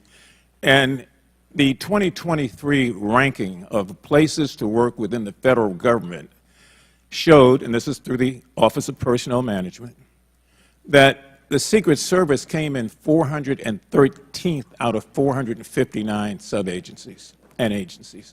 Can you explain that? Certainly. What I can tell you is the Secret Service is a difficult job. It challenges our employees daily. It's holidays, it's weekends, it's no leave periods. But Madam, people come to work knowing that. You do explain that when you hire somebody. They know that. It's the same with other agencies. They miss holidays, they come to work at odd hours. But to be one of the worst places to work within the federal government, 413 out of 459? I just need an explanation. What do you think as the director there? I think that this And that's the last question, but please answer Mr. Mfume's question. I think that this is a challenging job. I think that it's a challenging environment to be in law enforcement, and we do have a no-fail mission, and our folks are tasked with that every day, 365 days of the year. But I can tell you I've also taken a number of measures since I've been the director to recruit and retain and stem the tide of attrition in our agency, which will hopefully alleviate some of that. Thank you, Mr. Chairman. Chair now recognizes Mr. Sessions from Texas. Mr. Chairman, thank you very much. I join in the calls of all of our members to say thank you for doing this hearing on a bipartisan basis. Director, I'm not going to sit here and say you ought to resign, but I am going to say that you have not given us confidence that you have the ability to understand what happened, to take the responsibility in terms of understanding. You've spent a number of years. How many years do you say you've been with the agency? 29. Well, I spent 16 years with AT&T, moved 7 times with them, and had a really good feel about their operations, how they worked, what was acceptable, who was responsible. And I've heard you say today numbers of times, well, you've got to wait. Well, you've got to wait. Wait for the final report. When is the final going to happen? I mean, how long do we have to wait before you can give us credible answers? You've been there 28 years. You've had a few days to be able to draw your own analysis of this. You should understand the entire process. You talked about being on the team, perhaps in Georgia. You have talked about your experience in this. You've talked about the professional nature of the agency. That I don't doubt. But the director, just like it was when I ran my operations at AT&T, was responsible for making sure they worked. And in business, it either works or it doesn't work. There's no in between. It either works or it does not work. And your job as the, in essence, administrator, the director, is to make sure it looks right and works. And I've not heard you say one thing about my analysis is, I have asked these questions. It's always, I've got to sit back and wait for someone else to decide that. So I'm going to ask you a question that maybe you can answer. Have any employees been disciplined for their role in Butler, PA incident?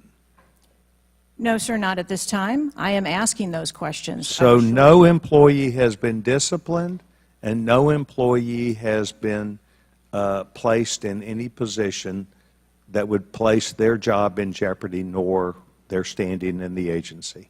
We are still in the process of That's interviewing not what I people. asked. You're the person that runs the place. You're the person that knows right from wrong, good from bad. You've had a number of days, and now you come before this committee knowing you're going to be before us, and you've got to slough it off to someone else. Do you see where there was something that went wrong as a professional at an agency for 28 years, or do you have to count on someone else to give you the final report?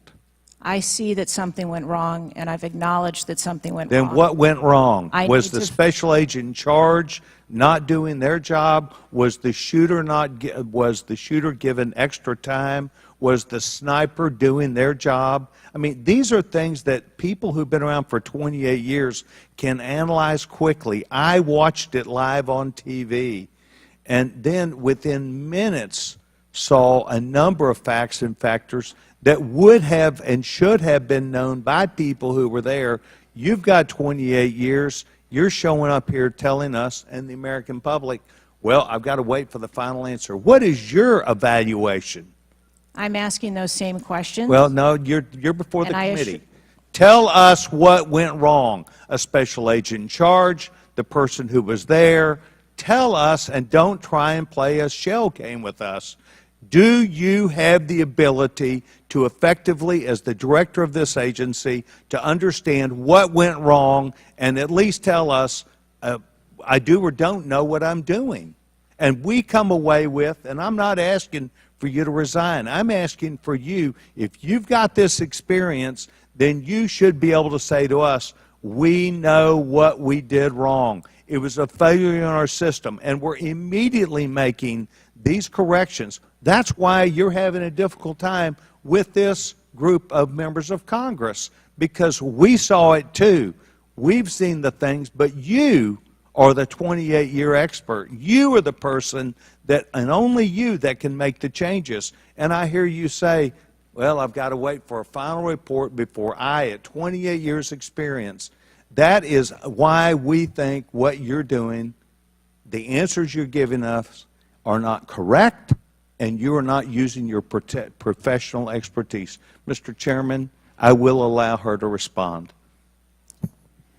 I am asking those same questions, sir, and I assure you, when I have a full and complete report of exactly what happened, there will be accountability, and we will make changes. Before I recognize the question, just out of curiosity, Director, it's been 9 days. Every American wants these questions answered. Do you have a ballpark estimate of when what Mr. Sessions asked you would be able to answer? So I can tell time-wise? I can tell you on our mission assurance, internal investigation, we are targeting to have that completed within 60 days. There's also an external investigation that is going to be taking place. There are a number of Office of Inspector General investigations as well, and we are working in concert. And then, of course, there is the Department of Justice, FBI, criminal investigation. Chair recognizes Ms. Ocasio-Cortez from New York. Thank you, Mr. Chairman. Director Cheatle, respectfully, what you had just laid out about 60 days. We are currently in the midst of an especially concentrated presidential campaign in the moment.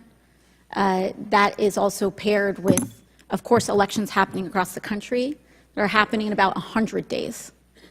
So the notion of a report coming out in 60 days when the threat environment is so high in the United States, irrespective of party, is not acceptable.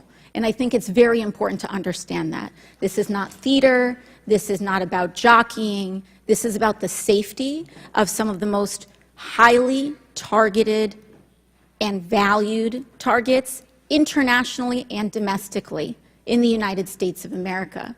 So the idea that a report will be finalized in 60 days, let alone prior to any actionable decisions that would be made, is simply not acceptable.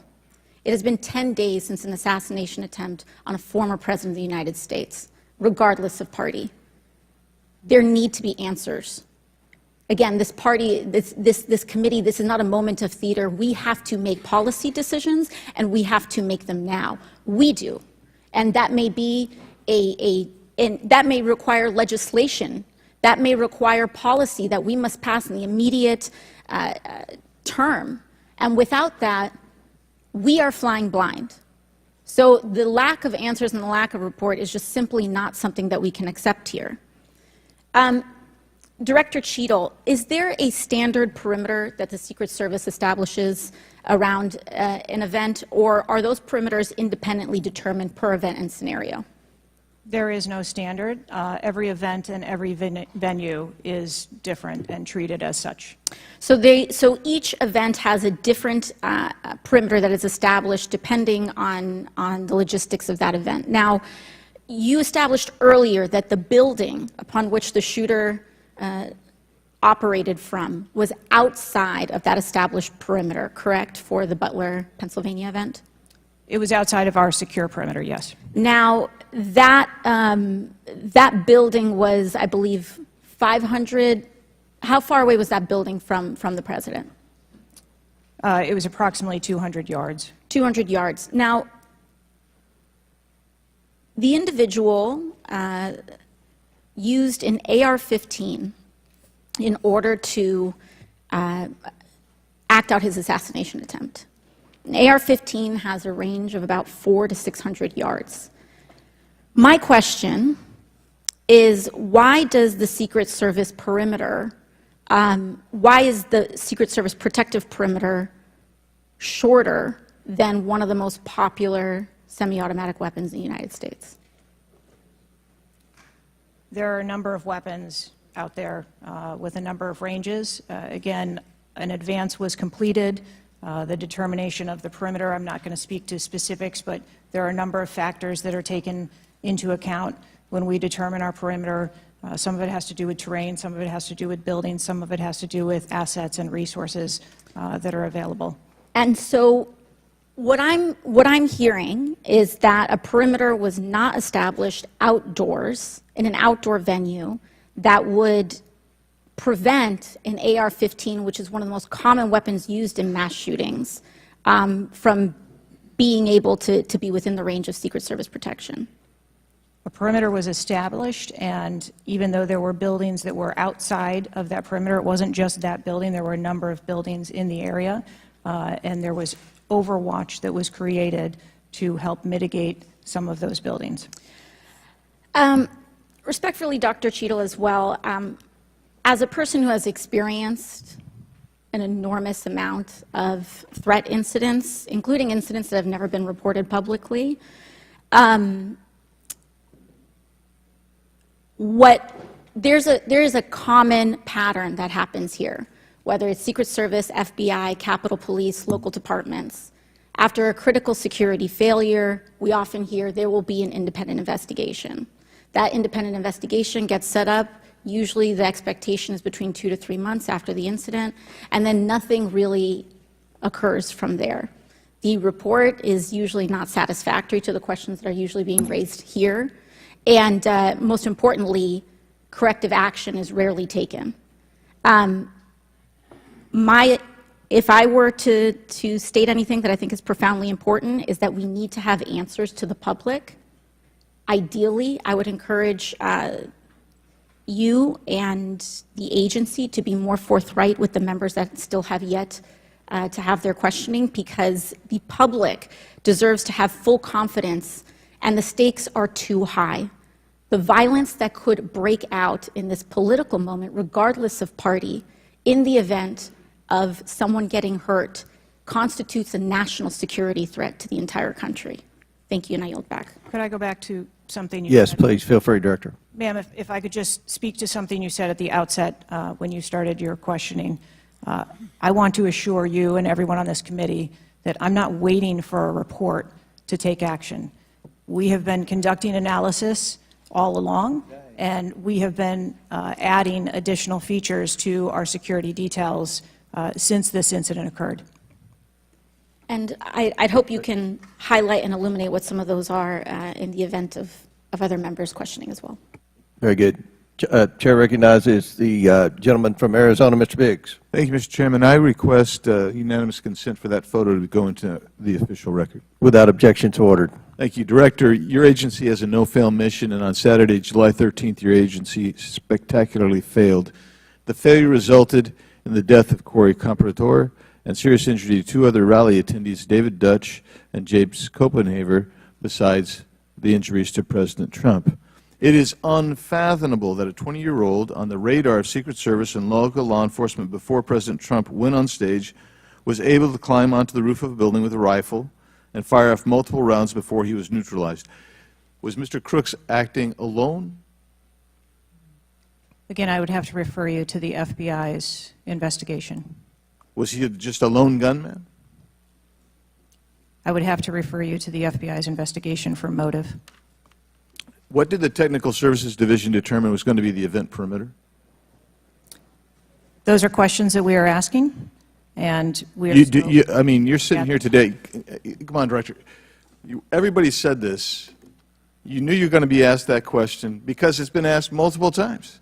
So this is an easy one. What did they determine was going to be the event perimeter? So you should know that. I mean, this is not, gee, I got to wait till someone else tells me. What was it? Again, I don't want to speak to specifics of the event. Okay, that took place. this is a specific. I understand. This is a specific that you ought to know. As someone who said the buck stops with me, I'm going to stay in my job, I'm going to give the answers to the American people, and I know what happened, except for you're not going to tell us. And you're not going to tell the American people. And you yourself said in an interview that foments this notion of conspiracy theories. Guess what? When you sit here and repeatedly tell people, hey, I have to wait, as frustrated everybody on this committee, guess what? It undermines your credibility and whether you're really going to get to it. So I'm going to ask you again, what did the Technical Service Division determine was going to be the event perimeter? We are still gathering reports. We are interviewing individuals. You know what it is, though. No, you're just not going to tell us, right? When I have those details, I will most certainly share those. Was the gun already on the roof, or did the shooter carry the gun up with him? I do not have that information at this time. Well, when was the last sweep of that roof done prior to the rally? I do not have that information at this time.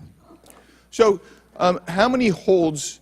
I mean, so most of us here have been in events, and Secret Service has been there. There's been security, and I can't tell you how many times we've said there's going to be a security hold right here.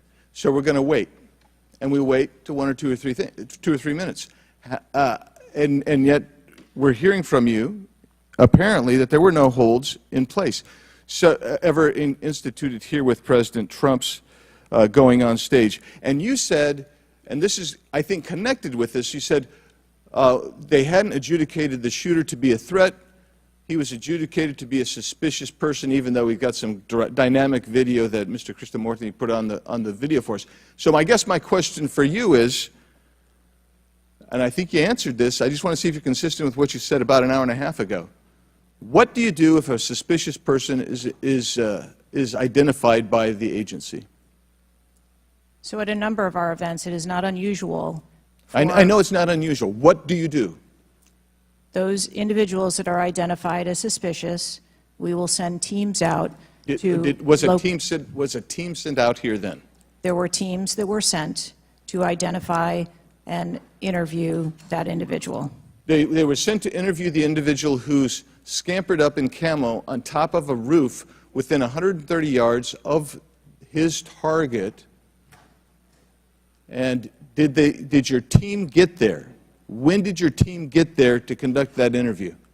I don't have the details on the timeline. It is my understanding. So if they did send a team and they're going to interview him, and you described that earlier as an investigation, why didn't they put a security hold on President Trump going on stage at that rally? At a number of our protective sites, there are suspicious individuals that are identified all the time. It doesn't necessarily mean that they constitute a threat. Of course not. But here you got a guy scampering up the side of a building on top of a roof. It's identified to you. and you said you sent a team there, and you can't answer that. And this gets to one of my finer points, Mr. Chairman, if I can make it, and that is, we can have these kind of interview sessions, 5 minutes, everybody gets a kiss at the pig, 5 minutes, and she gets to stonewall us, not deliver answers. So we say, okay, we're going to put together a congressional committee, a blue ribbon committee. Same crap will happen. I am calling, and I'll support that, but I will tell you this, I am calling on the Speaker to give us and put together a truly independent commission of qualified former Secret Service agents, presidential and VIP protective services people who can actually conduct this kind of investigation and give us real answers, because I don't think you're going to give us those answers. You should have come today ready to give us answers. I call upon you to resign today. And I also would say I've got a bunch of UC requests, if I can go ahead, Mr. Chairman. Proceed with the request. Thank you. I apologize. It might take, that's all right. Go ahead. It might take a moment. Very important. Anthony Guglielmi, the Secret Service spokesman, one from him. Without objection, so ordered. Article, U.S. Secret Service says it previously denied Trump requests for additional resources, New York Times reports. Without objection, so ordered. Secret Service says it denied earlier Trump requests for more federal resources. Without objection, so ordered. Secret Service acknowledges denying some past requests by Trump's campaign for tighter security. Without objection, so ordered. Preliminary findings by Senator Ron Johnson and his committee. Without objection, so ordered. Articles entitled, Notice Anything Different About Trump's Secret Service detailed. Next, former Biden official corrects herself after saying Dems must turn their fire on Donald Trump to beat him. Secret Service director says buck stops with her, but she will not resign. Disney Star Wars Mark Hamill cracks joke about Trump's ear bandage following assassination attempt. Biden, I haven't engaged in inciting rhetoric. Trump has. I'm just talking about threat to democracy. Piece called Who is Secret Service Chief Kimberly Cheatle? Charlemagne the God says Trump's solely responsible for violent rhetoric that led to attempt on his life. Video actress Amanda Seales pushes conspiracy theory Donald Trump assassination trip was staged. Report, Secret Service identified rooftop as a potential vulnerability days before the rally. Watch, BlackRock removes ad showing former President Donald Trump's would-be assassin. Why does the Biden administration have 100% confidence Secret Service after assassination attempt? Secret Service director, we didn't put snipers on the roof because it was kind of sloped. Here's what Thomas Matthew Crooks did in the days leading up to Trump assassination attempt. Secret Service director under scrutiny for diversity initiatives after Trump assassination attempt. The official story on Trump's shooting makes no sense at all. Andrew McCabe says Trump assassination. Mr. Chairman, point of order. I'm happy to assent to all of them. I just so as to facilitate you don't want me our to read? proceedings. Is it too tedious? Well, we're not even really hearing them anyway. So if we could, it's up to you, Mr. Chairman. You would like me to I'll slow it down. I was probably going too fast. Secret Service's explanations for security failures ahead of Trump assassination attempt are not adding up. U.S. reportedly received intel of Iranian plot to assassinate President Trump. What WTH, Secret Service now saying that they didn't put any agents on the roof because slight slope was too dangerous. Report, U.S. officials received intel of Iranian plot to assassinate Donald Trump before Crooks' attempt. Exclusive, GOP Rep Cloud. Homeland Security Agency is interfering in House's assassination investigation. Why Trump's raised fist after surviving assassination attempt is triggering the liberal media. Questions swirl over the security lapse at Trump rally, reviving old concerns about Secret Service. Secret Service scrambles to shift blame after Trump shooting as backlash hits hard. Nobody contacted me. Must-see 6-camera split screen of assassination attempt captures everything shooter was in open 2+ minutes. Murillo, 5 reasons you should be angry. Breaking, shooter spotted up to 30 minutes before firing, reported multiple times. Pictures taken, no one stopped him. Cheatle calls the 30 minutes between noticing and neutralizing shooter a very short period of time. Secret Service director says buck stops with me on Trump assassination attempt but won't resign. Mr. Biggs, we'll stop right there. We can retake them on the next one. I know there are more, okay. But without objection, we'll enter into the record all of those, and we'll take up the others after the next speaker. Chair now recognizes Ms. Brown from Ohio for 5 minutes. Thank you, Mr. Chairman. I first want to highlight certain comments from Ranking Member Raskin. my colleagues on both sides of the aisle, President Biden and Vice President Harris, and that is political violence is completely unacceptable in this country, full stop. It is an assault on our democracy itself, and I am devastated by this attack on a candidate for the president, for the office of the highest office in the land, and continue to pray for the victims of this shooting and their families. As someone who has known gun violence firsthand, no one should have to experience the pain of losing a loved one to weapons of war. It is deeply unfortunate political violence has become far too common. Whether it is the deadly attack on the Capitol on January 6, the assault on Speaker Pelosi's husband, or the threats of violence against election workers, we all must work to condemn political violence and tone down the rhetoric.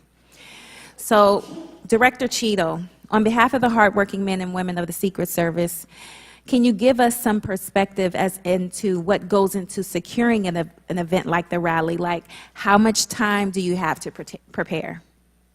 Thank you for the question. Generally, when we receive notification that there's going to be an event taking place at a venue, the advance team assignments are made, and there is a 5-day process to conduct walkthroughs, coordinate with staff, local staff, and whether it be campaign staff or the protectee staff, and then with local law enforcement on where the perimeter is going to be, the size and the scope of the event, how many attendees there are going to be, if it's an indoor rally, outdoor rally, what sort of assets are available locally, what sort of assets the Secret Service can bring to bear, and what the scope of the event that the staff is trying to accomplish. So to that point, how many agents were recommended or requested as opposed to how many were assigned? So I'm not going to get into specifics of how many were assigned, but those numbers that were requested were provided. And how many local agents were involved in the preparation, if you will, that you talked about, that 5-day preparation? So there were a number of local agents from the local office, as well as agents from the former Trump detail that were involved in that advance process. Do we have a number? I do have a number. I'm not going to release that number in this setting. You're not making this easy for us. This is a shocking incident on the former president's life and an appalling instance of political violence and a threat to our democratic values. I'm thankful that the former president is on the mend. And again, I'm grieving for the family and friends of Corey Compatore, who lost a loved one in this shooting and now know the unbearable pain of gun violence. I really hope this serves as a reminder about our responsibility to attack policies, not personalities, to be honest and truthful, and to treat one another with dignity, respect, and thoughtfulness. And with that, I yield my remaining time to Ranking Member Raskin. Thank you, Ms. Brown, for those very powerful and moving remarks. Director Cheatle, we don't want to lose a presidential candidate to an AR-15 attack. We cannot lose a presidential candidate to an AR-15 attack, and we can't lose any more citizens to AR-15 mass violence, mass shootings. And we certainly don't want an attempted AR-15 assassination or assassination attempt to set off political violence or riots in America. So this is deadly serious business. The vice-ranking member pointed out that a report in 60 days won't do it for us because we have a responsibility. Members of Congress have a responsibility to take action now if there's anything we can do to prevent this. So my question for you is, what is informing your operational decisions right now that you've invoked? Without a report, can you tell us what are the preliminary judgments, or if you don't want to foreshadow the report, fine, what are your personal professional judgments informing the operational decisions you're making right now? Certainly, and I appreciate that question. I don't want to make any preliminary judgments on what happened on this particular day, but I can tell you that we have looked at, as we did immediately in the aftermath, what the security plan for the Republican National Convention was going to be, and we made adjustments to the interior of the perimeter there. We looked at the protectees that we have here in the Washington, D.C. area and our protective sites, and we did make some adjustments to their security posture. And as we continue to move through the next several weeks, even yesterday with the announcement of the president no longer running, we have made adjustments to the vice president's detail. We are already prepared for an eventual VP nominee, and we continue to make those assessments. I think it just shows how dynamic the environment is that this agency works in every day. So you've made the same kinds of common sense judgments and intuitive recommendations that members of the public and members of Congress are asking about right Yes. now? Yes. Okay, thank you. I yield back, Mr. Chairman. And before I recognize Ms. Mace, I have to say, Director, we're pretty close to the halfway point during this. You answered more questions with an ABC reporter than you have with members of Congress. We have a lot more questions. The American people are demanding that we get answers to those questions, and that's what the purpose of this hearing is today.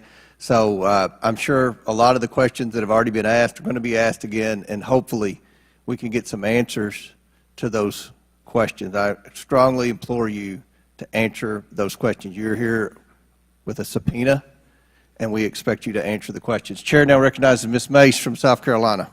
Thank you, Mr. Chairman. Director Cheatle, the American people are watching, and they're wondering if there are any questions you can answer honestly today. So, Director Cheatle, I have a series of questions, very specific questions. I want very specific answers. Most of my questions are going to demand a yes or no answer. Do you understand? I do. Okay, my first question. Both sides of the aisle today have asked for your resignation. Would you like to use my 5 minutes to draft your resignation letter, yes or no? No, thank you. Was this a colossal failure? It was a failure. Yes or no? Was it a colossal failure is the question, yes or no? I have admitted this is a terrible This is a yes or no series of questions. Was this a colossal failure, yes or no? Yes. Was this tragedy preventable, yes or no? Yes. Has the Secret Service been transparent with this committee? Yes. Would you say the fact that we had to issue a subpoena to get you to show up today as being transparent, yes or no? I have always been eager Yes to or no? come You didn't and want to talk answer to the committee. question. We had to issue a subpoena to get you to show up today. That is not transparent, by the way. You stated earlier, Secret Service is not political. Is that correct? Yes. Okay. Would you say leaking your opening statement to Punchbowl News, Politico's Playbook, and Washington Post several hours before you sent it to this committee as being political, yes or no? I have no idea how my statement got out. Well, that's bullshit. So, Mr. Chairman, I would like to ask unanimous consent to enter into the record articles by Punchbowl News, Political Playbook, Washington Post, all done at 5:24 a.m., 6:12 a.m., 6:34 a.m., a solid 3 to 4 hours before this committee got your statement. Without objection, so ordered. Okay. Is the Secret Service fully cooperating with our committee? Yes. Okay, you say you're fully cooperating with this committee. On July 15th, this committee sent you a list of demands of information that we wanted. Has the Secret Service provided this committee a complete list of all law enforcement personnel that were there that day? Have you done that? Have you provided a list to the Oversight Committee? Yes or no? I will have to get back to you on that. That is a no. Have you provided all audio and video recordings in your possession to this committee, as we asked on July 15th, yes or no? I would have to get back to you. That is a no. You're full of shit today. You're just being completely dishonest. Mr. Chairman, Completely dishonest. Mr. Chairman, I want to. Come on. We have to maintain decorum in this committee, no matter how have you provided upset we any get. and all memos to this committee that we've asked you on July 15th? Have you provided all memorandums within the Secret Service? I would have to get back to you on that. That is a no. You are being dishonest or lying. You're being dishonest here with this committee. These are important questions that the American people want answers to, and you're just dodging and talking around it in generalities and we had to subpoena you to be here, and you won't even answer the questions. We have asked you repeatedly to answer our questions. This isn't hard. These are not hard questions. Have you provided us all communications from the Secret Service related to that day and that rally? Have you provided this committee? We've asked for this information on July 15th. Have you provided any of this information that this committee has asked of the Secret Service? Any of it? I'll have to get back to you. Have you even read this letter that we sent you? Did you even read this? Yes. Okay, and you have said you don't know, you have no idea. The answer is no. We haven't gotten a single document or piece of information or data from you or your agency in related to the rally that we have asked you for. So, was this attempted assassination of Donald Trump a failure of training or execution or both? I think that those are answers that we need to Training, examine. execution, or both? Which one? I think those are answers. All right, we how need to determine. many Secret Service personnel have lost their jobs due to this colossal failure? At this time, none. How many Secret Service personnel have been required to take a refresher course on how not to let people shoot Donald Trump? Our personnel are currently operational. We are examining the facts of this investigation, and we will make the changes necessary. What time did law enforcement become aware that there was an individual on the roof with a clear line of sight to President Trump? I am still verifying timelines. Of course, 9 days in, you have no answers. How many minutes went by between the time law enforcement saw and took photos of crooks and the shooting? How many minutes? I am still verifying timelines. 57 minutes. Thank you, Mr. Chairman, and I yield back. Gentlelady yields back. Before I recognize Ms. Stansbury, I believe I want to recognize Mr. Mfume for a unanimous consent. Yeah, thank you, Mr. Chairman. I beg your indulgence. I meant to do this earlier. I'd like to have unanimous consent that it be submitted for the record. The 2023 ranking of best and worst workplaces in the federal government, compiled by the Office of Personnel Management, which shows the United States Secret Service coming in, again, as I said earlier, 413th out of 459 sub-agencies, and this appears in the July 17th edition of Government Executive. Without objections, ordered. Chair now recognizes Ms. Stansbury from New Mexico. Thank you, Mr. Chairman. You know, I want to start by just saying that part of why you have bipartisan agreement here on the dais about the severity and importance of this hearing is because this is not just a single shooting. This is about national security and the security of our democracy. It's not just one operational failure. This is about our public officials safe, and what does that signal to our country and to the world about American security and the ability of our officials to do their job safely? So I want to start by saying thank you to all of our brave men and women who are in the uniform, whether it's the Secret Service or local law enforcement, who put their lives on the line. I think obviously we honor their service, but this is really about operational failures and what it means for our country at large. And I also want to reaffirm that we must condemn unequivocally political violence of any kind, not just political violence, and that it cannot be tolerated in this democracy. And also to offer my prayers for the slain Fire Chief Corey Comprator, and also prayers for those who've been injured. Now, I think, you know, the tone of this hearing is, how is it that a 20-year-old young man with a gun that was legally purchased by his father could, on the day of a rally, go to a gun shop, legally purchase ammunition, show up to a secured site, and then not only attempt an assassination of a political figure, but kill and injure 2 others? How could this happen? I'm not asking yet. I think we've had a lot of testimony here today. I want to talk a little bit about the timeline. Now, here's what we know, and I know, Director, you were also on the call that we had a few days ago with the FBI and other law enforcement, so I respect that you are not able to share, based on your testimony, some of the details that are currently being investigated, but I know you were on the call because I heard you on the call and you heard them too. So I'm going to lay out the timeline a little bit. On July 3rd, the rally was announced that it was going to be in Butler.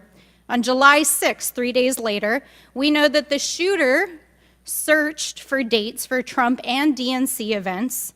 On July 7th, so this is 4 days after the announcement, the shooter went to the site. He actually physically went to the site.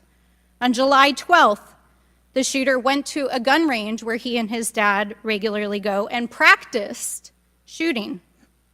And the next day, on July 13th, he went to the site again before the rally began. We know that he then went and searched online for a gun store where he went and he purchased 50 rounds of ammunition, went home, got his father's AR, which was legally purchased, and returned to the venue. At 5 p.m. that evening, this is more than an hour before Donald Trump actually took the stage that evening, local law enforcement were made aware that there was a suspicious man. In fact, at 5:20, local law enforcement flagged that he had a rangefinder, and they radioed their concerns and sent around pictures of the individual.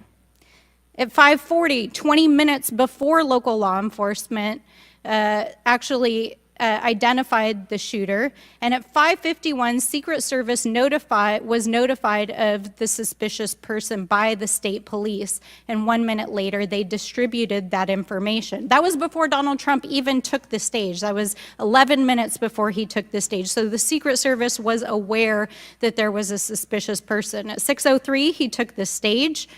At 6:09, rallygoers, as was shown in the video, identified this gentleman climbing on the roof.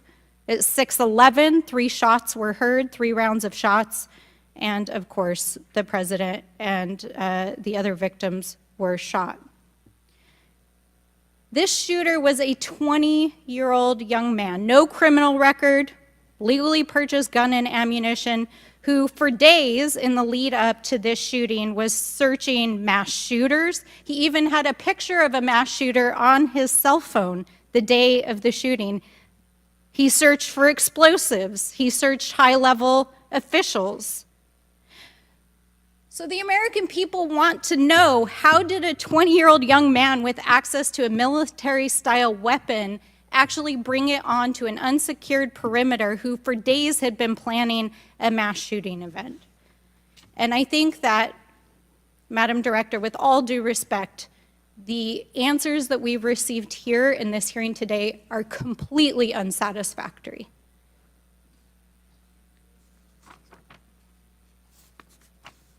How could this happen?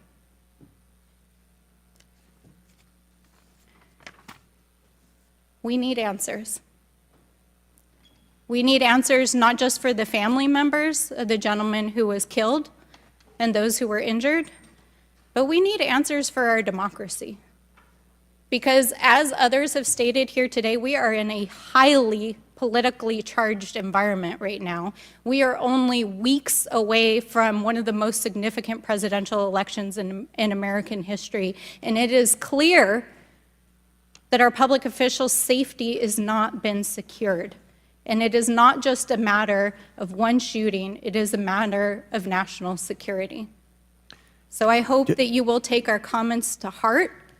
I hope that there will be accountability, and we need answers. And with that, I yield back. Chair now recognizes Mr. LaTurner from Kansas. Thank you, Mr. Chairman. Director Cheatle, I have a question just right off the bat. Something that you've bragged about repeatedly is that you've increased protection for the 36 individuals that the Secret Service is also entrusted with. Is that correct? I think I stated that we currently have 36 protectees, and that we continue to make evaluations on where those levels of protection are provided. You've mentioned specific increases in protection that you've provided for some of those individuals, correct? Correct. Based on what?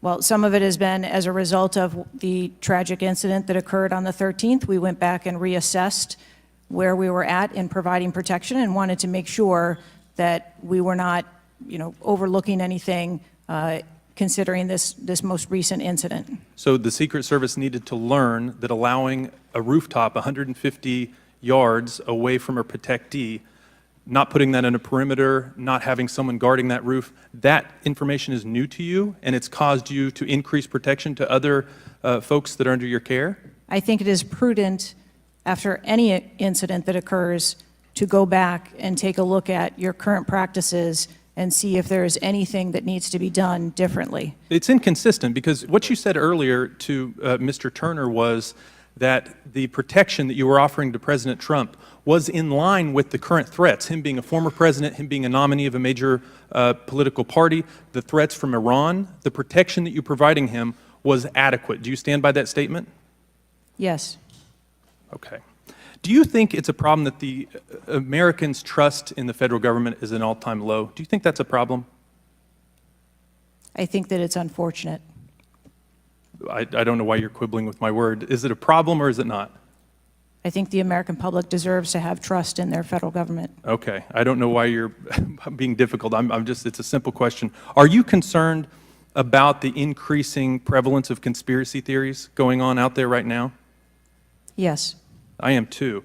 You've been incredibly inconsistent with your answers before this committee today and what you were willing to reveal. You've acknowledged that the shooter was identified with a rangefinder, that President Trump's detail was sufficient for the threats he faced from Iran, that certain details were erroneously reported, in your words, but you haven't been willing to provide any information about the decision to place the building in question outside the perimeter, the explosives placed in the shooter's vehicle, the use of a drone by the shooter, or when exactly the Secret Service identified the shooter as a threat rather than merely suspicious. What is your standard today for what you are willing to answer and what you are not, because you've been inconsistent?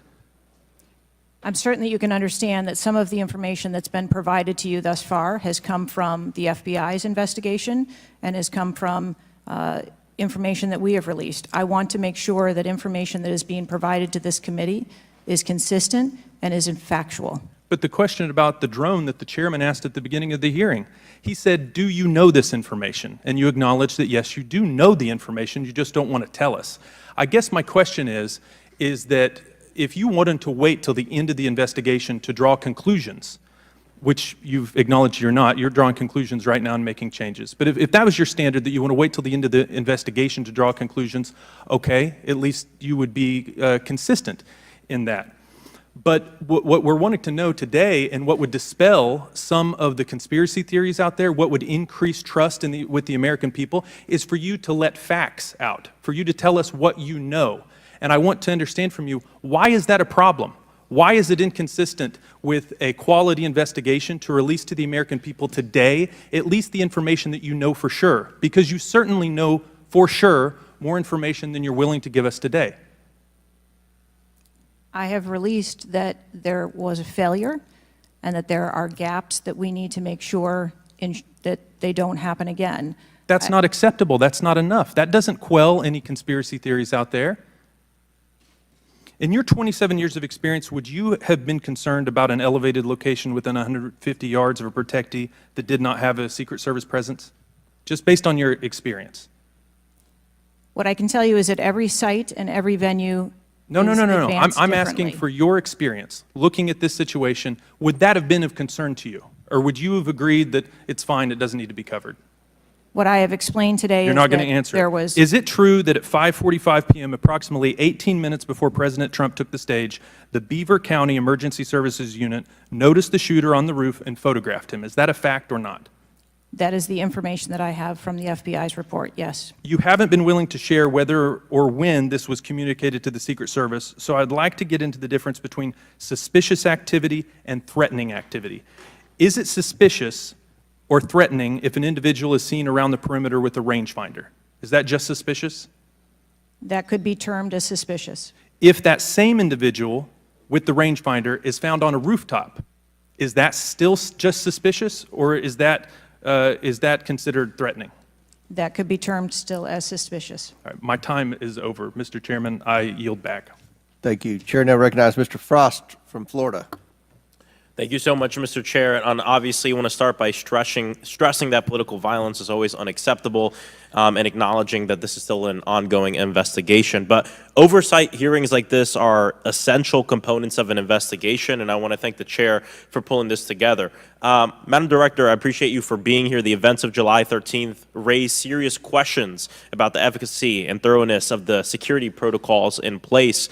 The gravity of the fact that an unsophisticated gunman was able to secure his perch and take a shot at a former president despite multiple layers of security and intelligence are not lost on me. Before I came to Congress, I used to work advance for a major political candidate and have interacted with many different law enforcement agencies on large political events like the one that just happened. How many times was the Secret Service alerted about a suspicious person at the July 13th campaign event prior to the first shot being shot? I don't have an exact number to share with you today, but from what I've been able to discern, somewhere between 2 and 5 times there was some sort of communication about a suspicious individual. To the Secret Service specifically? Mm-hmm. According to reports, the shooter was photographed twice by security officers prior to the shooting. A police officer saw the shooter on the ground and reported him with a photograph as a suspicious person. Multiple local law enforcement officers identified the shooter, radioed that he was acting suspiciously near the event's magnetometers. A local law enforcement tactical team saw the shooter on a roof and notified other security services and also photographed him. One police officer who photographed the shooter saw him scoping out the roof and carrying a rangefinder. My question is, and you've answered this, but why, or you haven't answered this, why wasn't the event paused right then? Again, I'm not clear on the timeline of when the Secret Service shift and the counter sniper were notified. But earlier, Madam Director, earlier you said that the Secret Service would have paused the rally if they identified a threat. Correct. So why wasn't it paused? Because I have to assume that they did not know that there was a threat when they brought the president out on the stage.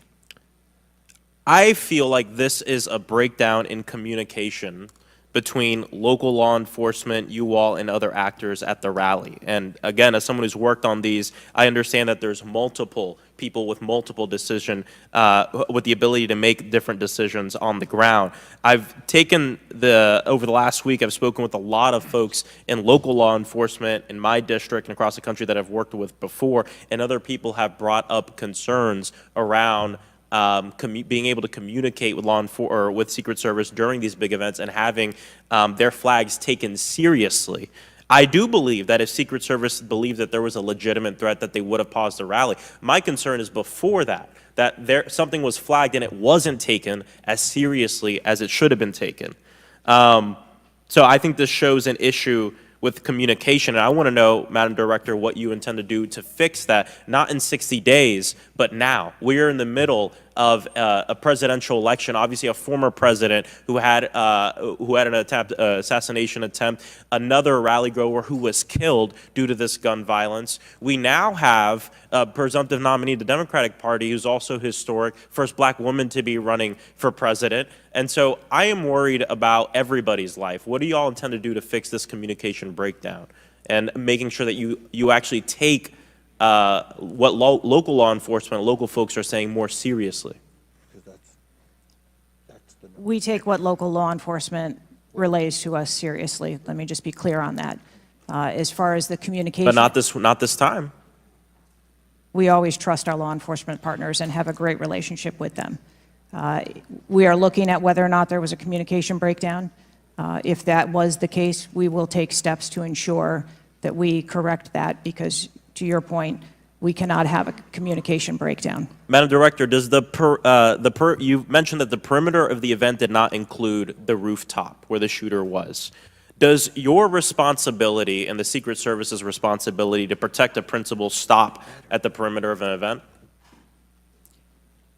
Our responsibility is to ensure the safety and security of the event itself and the protectee who is attending that event and the personnel who are protecting. So you would say the fact that the rooftop was outside the perimeter is not an excuse for what happened, saying that it was outside the perimeter of the event? I am not offering that as an excuse. Okay. Thank you. I yield back. Gentleman yields back. Chair now recognizes Mr. Fallon from Texas. How did a 20-year-old loner with a week's notice pick the absolute best location to assassinate President Trump when the entire Secret Service missed it? Director Cheatle, in your leadership, your agency got outsmarted and outmaneuvered by a 20-year-old. How can we have any confidence that you could stop trained professionals from a nefarious nation state? Those are absolutely questions that we need to have I know they're answers questions, to. but you know, the fact of the matter is we can't have that confidence.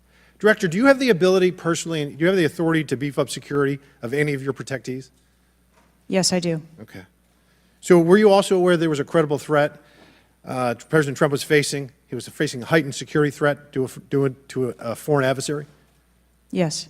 Okay.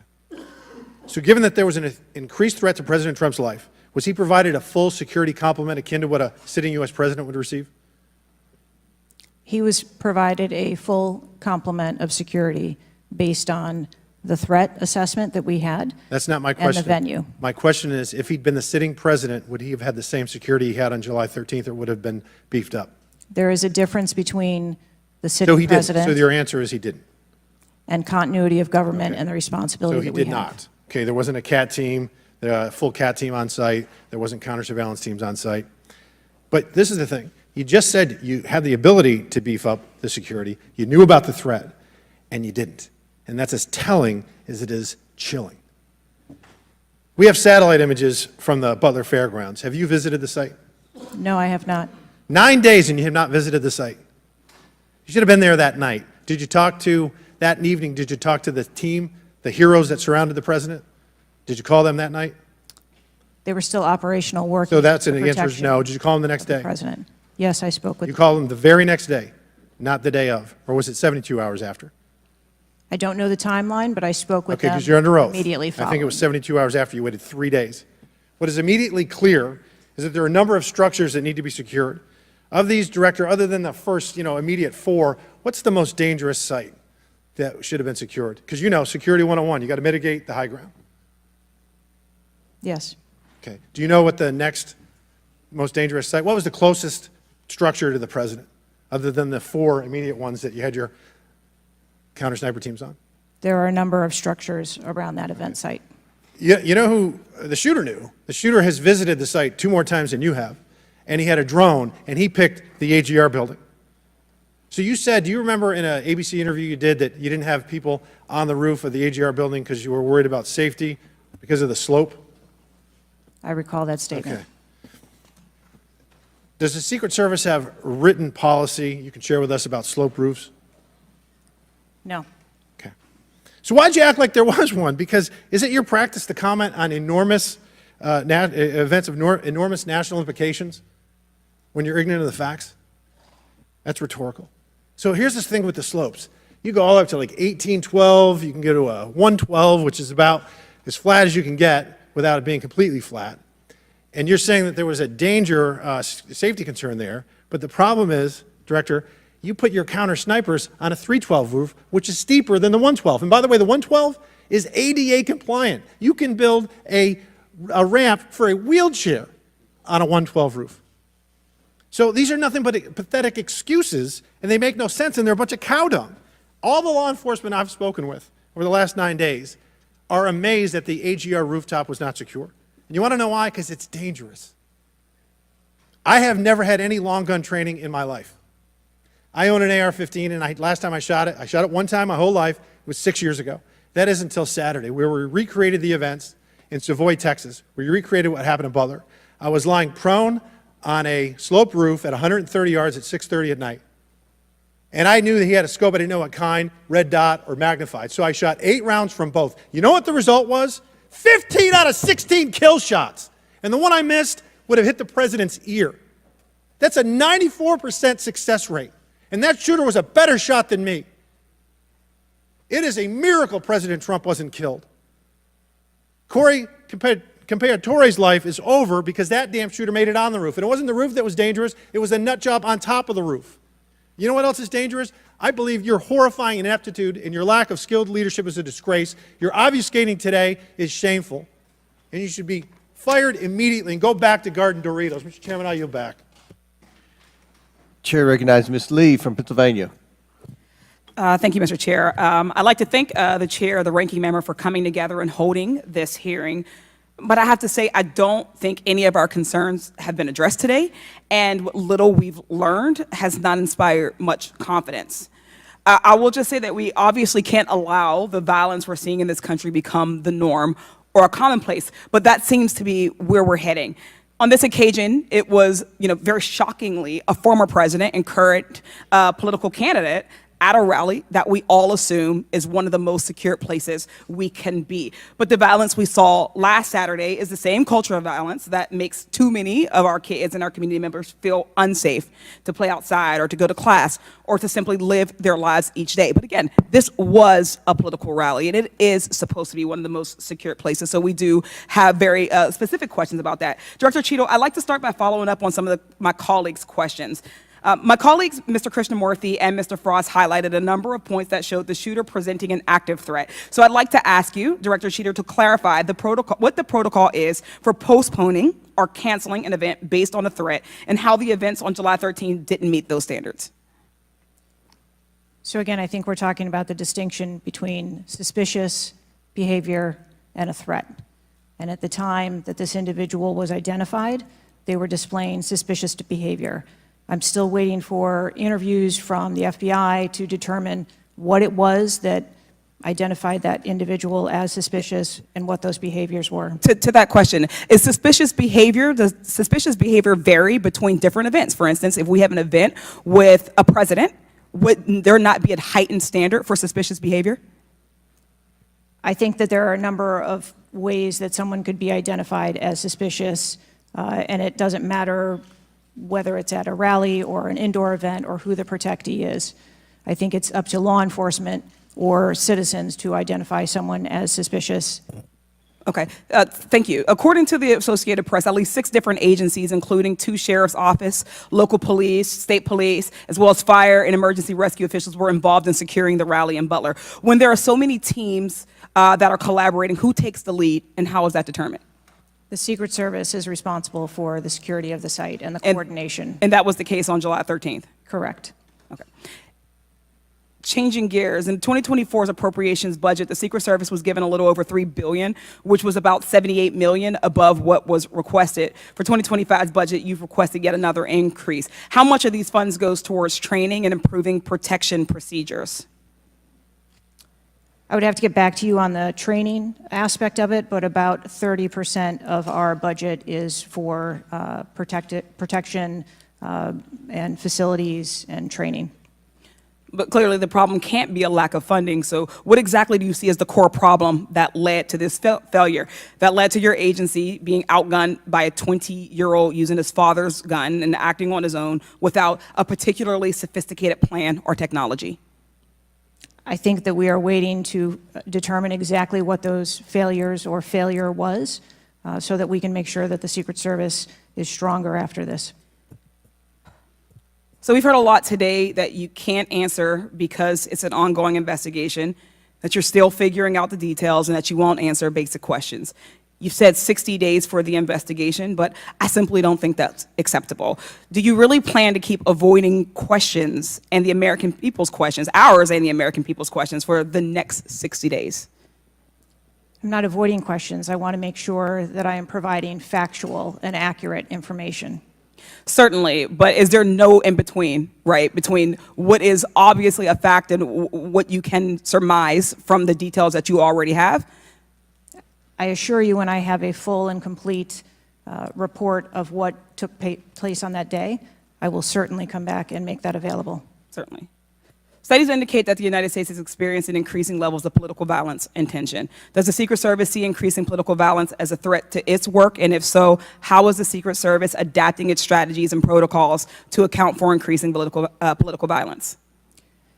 We are constantly evaluating the threats that we receive and monitoring that, and we make adjustments on a daily basis to our protectees based on what those threats are and what actions we need to take. Yes or no? Do you believe that stricter controls on the availability of assault weapons would make it easier for the Secret Service to fulfill its missions of protecting public officials? I think the Secret Service is tasked with providing a safe environment, which is why we put into place a number of mitigation factors. Certainly, but do assault weapons make it easier or harder for you to do your job? I think that any weapon makes it difficult for us to do our job.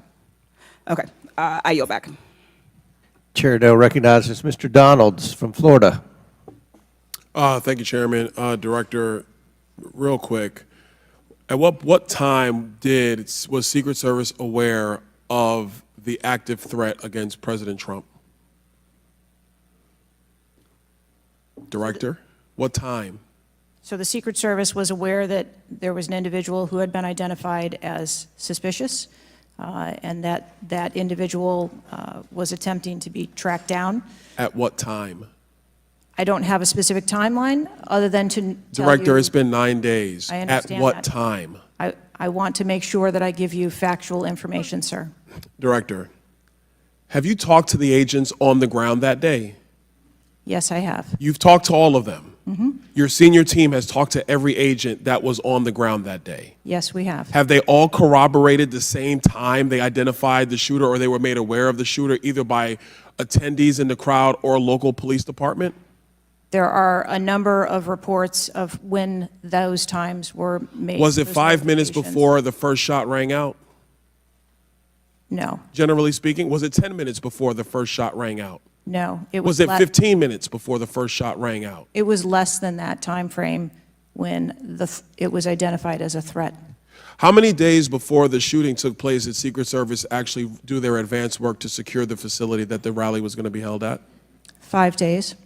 In the 5 days prior, when the security advance team did their work, did they identify the rooftop as a potential threat? Again, I'm pulling those reports and that information. It's been 9 to days, conduct those Madam interviews. Director. Did they notice a rooftop 150 yards away that was a potential threat? Yes or no? I am certain that the rooftop was noticed. I am pulling the reports. What was the security parameters around securing that rooftop? What did they do? There was overwatch provided for that rooftop. Did Overwatch fail? I am waiting to hear what the results of the investigation were so that I can identify where the failure was. Who did you talk to that was on the ground that day that was responsible for Overwatch? What are their names? I'm not going to provide their names in this setting. Did you talk to the people that were providing Overwatch that day? I've talked to the people that conducted the advance on that day and that were working the shift and were the counter snipers on that day. So you talked to the counter sniper team, you talked to the people who were providing Overwatch that day, and you talked to the advance team, correct? Yes, sir. What did they tell you? We are putting together a comprehensive report so that I can identify exactly where the gaps and the failures. When the counter sniper team was on the roof and they identified that there was suspicious activity on the roof in question, what was the chain of command's orders around the person on said roof? Because I'm quite sure somebody saw under your organization, the Secret Service, I am quite sure somebody saw the shooter on the roof. So what was the communication through the chain of command to deal with said person? What I can tell you is that when the individual was identified by the counter sniper, they took one shot and neutralized that individual. But that was after the shooter already took a shot, is that correct? That is correct. So what you're saying now is that the Secret Service did not see the shooter on the roof until after the shooter took a shot? I do not have all of those details at this time. If you don't have those details after 9 days, Director, then what you're telling me is that you guys didn't see it. Is that correct? I am telling you I don't have all the details of the sequence at this time. Director, it's been 9 days. Either you have the information or you do not. Is that correct? We are still in the process of conducting interviews and an investigation. Some of my colleagues have texted me over the last couple days, bipartisan, about whether you should lose your job. And I've been quiet on that question because I wanted to see what you were going to do today. In my opinion, you do need to be fired immediately. And it is because this is gross incompetence. And the fact that it's been 9 days, and these are simple questions to answer, I'm quite sure if I asked any one of my kids if they got in trouble and I told them to give me the details, I would get more answers from them than I'm getting from you right now. And that's what's frustrating on a bipartisan basis, on a nonpartisan basis. This is a joke. And Director, you're in charge, and that's why you need to go. Mr. Chairman, I yield back. Chair now recognizes Mr. Goldman from New York. Thank you, Mr. Chairman. Director, I want to follow up and just understand a little bit why there is so much information about this out in the public, including some from you and your communications team, and yet you're here pursuant to a subpoena under oath in front of Congress, and you're unable or unwilling to answer some of those same questions. Can you just explain why you are answering so many fewer questions here than you have to the media? I'm answering the questions that I'm able to answer based on the fact that there are multiple ongoing investigations. But you have answered some of these questions previously, correct? To the public, to the media. Which questions? Well, did you have an interview with ABC News? Yes, I did. Okay. And did you explain the interaction between local law enforcement and the Secret Service, and that local law enforcement was responsible for securing the perimeter of the building where the shooter was? I said that the Secret Service is responsible for designing and implementing and executing the security plan, and that we rely on the assistance of our local law enforcement partners to assist us with that plan. Let me ask you something. Were you given any instructions about what you can and cannot answer here today? My ability to answer questions is solely reflective of the fact that there are multiple ongoing investigations, and I want to make sure that I provide accurate information that doesn't conflict with any of those investigations that are going on.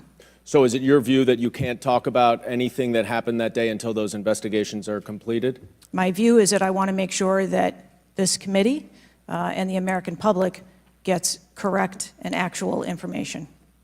And so is it your view that that can only happen after the completion of the investigation?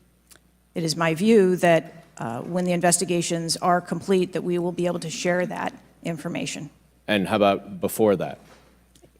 If I have factual information that I can share before that, I absolutely will. I'm guessing you have factual information as to when the suspicious photograph of the suspicious person was relayed to the Secret Service. There's a timestamp on that text message or whatever it was, correct? Sir, I'm sure you can understand that when you're dealing with text messages, emails, and other communications, the timelines don't always match up. Not really if they're time-stamped, but let me move on. Because you have acknowledged that this was a major security failure. Is that right? Yes.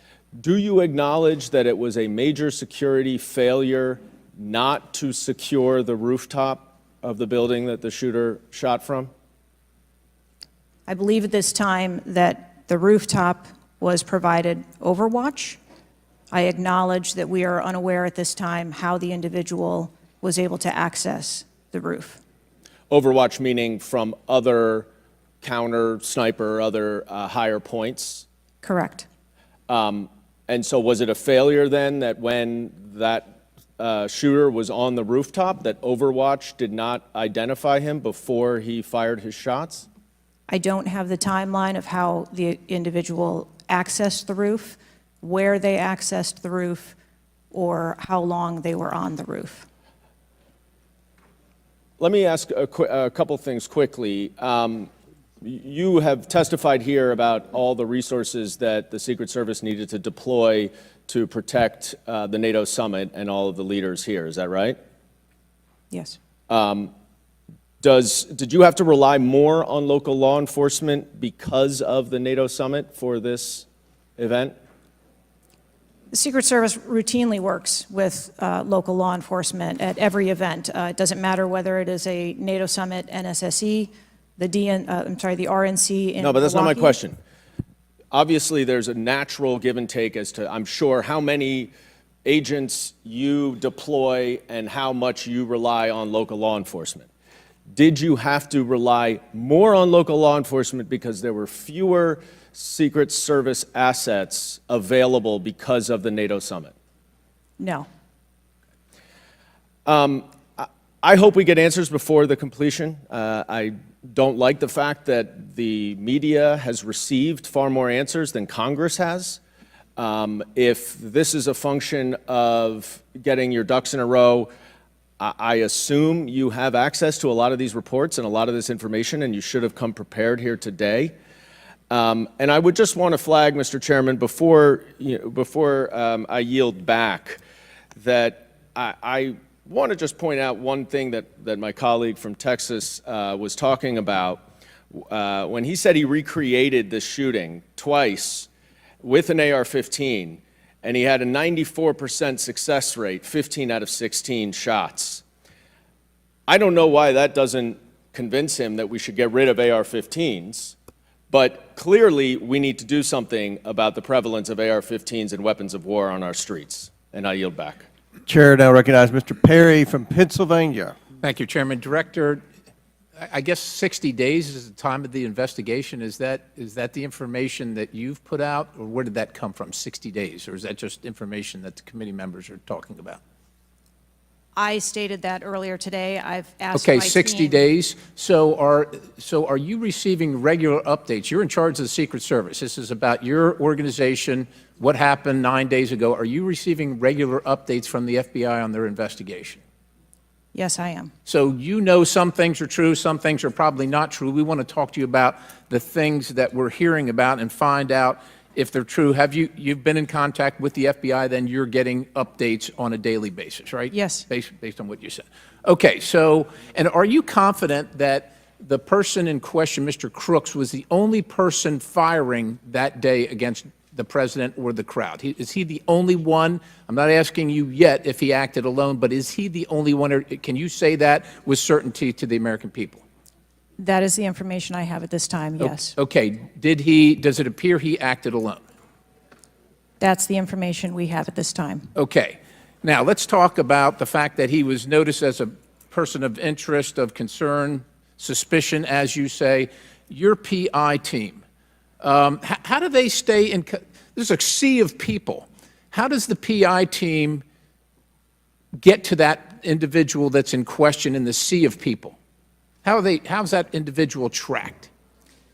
Our protective intelligence teams that work at our sites are paired up with a local police counterpart, and so they work in conjunction together. So they just follow them around, or let me ask you this. Looking at the site, you have multiple perimeters, right? You have the secure perimeter, the inside perimeter, you have multiple perimeters. Was the AGR so-called building the highest location affecting the site of the rally? Was it the highest location? I believe the highest location at the site was where our counter snipers were. What about the water tower positioned. adjacent? What about how high is the water tower? I don't have the height on the water tower. Okay, seems like water towers are pretty high, at least in the photo. It looks like it might be, there might actually be a building right behind the AGR building that is even higher than the building that Crooks fired from. You're familiar with cover, concealment, and defilade, right? You're familiar with those terms? Yes. So how would your sniper team or your PI team track the individual and give vectors to Secret Service on the PI team to get to that individual to question him? And how would you cover the defilade, the cover and concealment of low areas that you can't see from where your sniper team immediately adjacent to the president were sighted? How would you do that if you're not up on the high ground? So when our counter sniper teams go out and conduct an advance, they have a methodology and provide a grid system that our response teams are able to vector in if they see something that is troubling. So when Mr. Jordan asked about the assets that were requested, let me just ask you about assets requested. Were aerial assets requested for this event from either the Secret Service or state police or anybody else, drone, manned, otherwise? Aerial assets, were they requested? I can't speak to what the local Just asking police if they were may requested. have conversations with the local police, but I can tell you that the assets that were requested from the Secret Service for the site that day were all granted. But were aerial assets required? I didn't ask if you used them or what you used. Were they requested? Overwatch was requested and that was Aerial. provided. Is that aerial? Because Overwatch could mean on the water tower or not on the water tower. Can you be specific, ma'am? I'm running out of daylight here. I understand. If you're asking me about specifics, whether or not there was... Is it not clear what I'm asking you? Were aerial assets requested by the President, by Secret Service, by anybody? Were they requested? The Secret Service, we felt that we had a good plan in place. Okay, fair enough. How about K-9 assets with bomb sniffing or explosive sniffing capabilities? Requested. I didn't say they were present. Were they requested?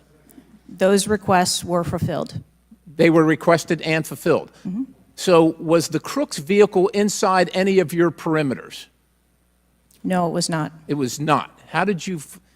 So it was not within the... So what was there a device located on Mr. Crook's body to detonate the vehicle? That is the information that I have. So what would be the point of detonating the vehicle if it was not inside the perimeter? I have no idea what Mr. Crook's motivation was. Ma'am, the fact that you haven't, I'll close with this, Mr. Chairman, haven't even visited the site. I understand there are other things going on, but the culture of your organization, the culture that doesn't, do you know how tall the president is? How tall is the president? President Trump, how tall is he? He's over 6 feet tall. I don't Okay, so do you assign agents based on their ability to cover physically and carry, if necessary, the President of the United States when you assign them to this mission? Is that a parameter that is considered? I assign agents to work our protectees that are capable and have been trained by the Secret Service. I understand they're trained, but if you're not tall enough, it has nothing to do with, we're not mad at you, but if somebody's 7 feet tall and you're 5 feet tall, there's going to be a delta there that is problematic in protecting the protectee. And I'm asking, is that a consideration when these agents, not saying you, but when they're assigned to the protectee? The agents that are assigned to our protectees are perfectly capable. Okay, ma'am. So the providing culture is what I'm protection. concerned about, because the primary objective here seems to be something other than securing the site, securing the principal, and securing the people at the site. And that's the concern based on the answers that you've given today so far. Without a yield, Mr. Chairman. Chair now recognizes Mr. Moskowitz from Florida. Thank you, Mr. Chairman. Thank you for this hearing. I want to thank the subpoena that you sent. I want to thank Ranking Member Raskin and your work, the letter you sent to the committee. And I also support the creation of a commission to get to the bottom of what happened. Director, I just want to give you an honest assessment of how this is going for you today. Did you happen to catch the hearing many months ago in education where there were a bunch of university presidents and Elise Stefanik asked a very easy question and couldn't get an answer? Did you see that hearing? No, I don't think I did. Okay, well, let me tell you, it didn't go well, and the short end of that story was those university professors all resigned. They're gone. That's how this is going for you. This is where this is headed, okay? This is, I don't know who prepared you for this. I don't know how many times you've testified in front of Congress. But a president was almost assassinated live on television, not just for Americans, but for the world to see. And this being your first opportunity, I understand there's an ongoing investigation. I understand there's things that you can not talk about. But the idea that we're getting less than you did on television is something that Democrats, Independents, or Republicans are going to find unacceptable. My high school, Marjorie Stoneman Douglas, was on the list of mass shootings that Representative Raskin held up. That very day, the school resource officer, a police officer, did not run into the building. He hid in the stairwell while the shooter was in the building. He stayed outside, never helped, okay? He also directed other officers who showed up on the scene not to go into the building. When it was determined that the failures in response and training, and that the sheriff fired nobody in his agency, Governor DeSantis then removed that sheriff. I supported the removal. So here's my question. You said there's going to be accountability. I understand you don't want to give us names. When you say that, are you telling the committee that once it's concluded, you're prepared to fire the people on the ground who made poor decisions that day? I'm prepared to take the actions No, necessary. no, that's nonsense, okay? Accountability, the failure was human. That doesn't mean they're bad people. It means they failed that day, and a former president was almost assassinated, okay? Are you prepared to fire the human failure on the ground? Yes or no? When you have the names of where those failures were, they're people. It's not like a piece of technology failed. It was people who failed that day. Are you prepared to fire them? I don't have an answer as to whether. Well, then how can there be accountability if you're not prepared to fire someone? And the reason why your name is going to be the person who's held accountable, the reason why members in this committee are calling for resignation, and I join in that, or for the president to fire you, is because you're saying there's going to be accountability, but you can't commit that people are going to get fired. Let me ask this question a different way. If Trump had been assassinated that day, if the gunman had succeeded, okay, would you have come and tendered your resignation? I would still be sitting here because I would want to ensure the integrity of the investigation. Totally and would move understand. forward. That's a fair answer, that you would have set up that process. But would you have had the honor to come in front of the committee and say, former president was assassinated on my watch, there should be new leadership? I think that I have admitted that there was. No, that's what I'm asking. grave Would you have failure tendered your resignation if he had been killed? that occurred on my watch, and I am accountable for that. Okay, but would you have tendered your resignation if he had been killed? I think that I've admitted that I've taken accountability and will take responsibility. Okay. Well, let me ask I want to follow up on Representative Connolly's question, in which he asked about guns, and you were not willing to commit that makes your job harder. This is not about the Second Amendment. If there were over 400 million guns on the streets, if all of those guns were machine guns, would that make your job harder to protect people? Again, I think weapons that are out there. If all make of those our job- guns were rocket-propelled grenades, would that make your job harder? Yes, sir. Yes. Okay, thank you. Perfect. This is not a trick question. Thank you. Okay. I won't ask the other 15 things I was going to do. I was going to do drone strikes, but it's okay. So that's all we were asking. It creates a challenging environment. It has nothing to do with the Second Amendment or people's rights, but it does make your job harder. So credit to Representative Connolly for asking that question. One last thing, Mr. Chairman, and I'll conclude. You know, there was a question asked, is an Iranian assassin more capable than a 20-year-old? And I have been tough on Iran. I probably have more resolutions on Iran than almost anyone in Congress. But I can tell you it isn't Iranians walking into schools and grocery stores and movie theaters and churches. It is 20-year-olds, right? And some of them are mentally unstable. And they have access to guns. And they're domestic terrorists. Someone talked about Christopher Wray. Christopher Wray has talked about domestic terrorism. And so, yes, we collectively come together on foreign threats, and I am not at all debasing the fact that there are foreign threats here and abroad, but there are domestic threats, and we have to get to the bottom of how we stop domestic terrorism, because it was a 20-year-old who walked into my high school and killed 17 people. He was plenty capable, and he was an Iranian. Thank you. Chair now recognizes Mr. Timmons from South Carolina. Thank you, Mr. Chairman. Director Cheatle, we've asked you a lot of questions and haven't really got a lot of straight answers. I have intentionally created a line of questioning that I think that you can answer. So the first question is, do you agree that the allocation of Secret Service resources should correspond with the risk profile of any given event? A higher degree of risk at one event should get more resources. Is that fair? That is fair. Okay. And when two events occur at the same time in the same geographic vicinity, that the risk profile of each event should be taken into account, and whichever event is greater risk should receive greater resources. That is correct. Okay, so I'm going to go over the Trump event. So this was publicly announced July 3rd, Butler, Pennsylvania. The venue is an outdoor fairground, open air, no existing security. The crowd size was expected to be tens of thousands. It ended up being over 20,000. There were general and specific threats from foreign adversaries. As the chairman of intelligence remarked, Iran has said they want revenge, as well as when President Trump was in office, he made a lot of people mad, terrorists to be included all over the world. And, you know, President Trump is the former president and the future president. So I would say that that is a fairly high-risk event. Would you agree? Yes.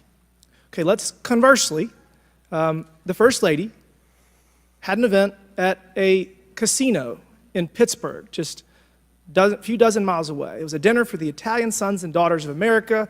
It was publicly announced on July 10th. What's interesting is that the casino is actually extremely secure. They already have magnetometers existing prior to this event even being announced. It was in a ballroom. And the size of the crowd, a mere 400. There were no specific threats. There may have been general threats. And the asset is the First Lady.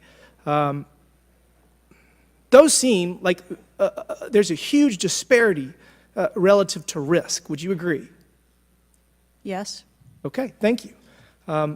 Multiple whistleblowers and various media outlets have reported that the Pittsburgh field office of the Secret Service allocated 12 additional post standers to the First Lady's event and 3 additional post standers to the Trump rally. Is that correct?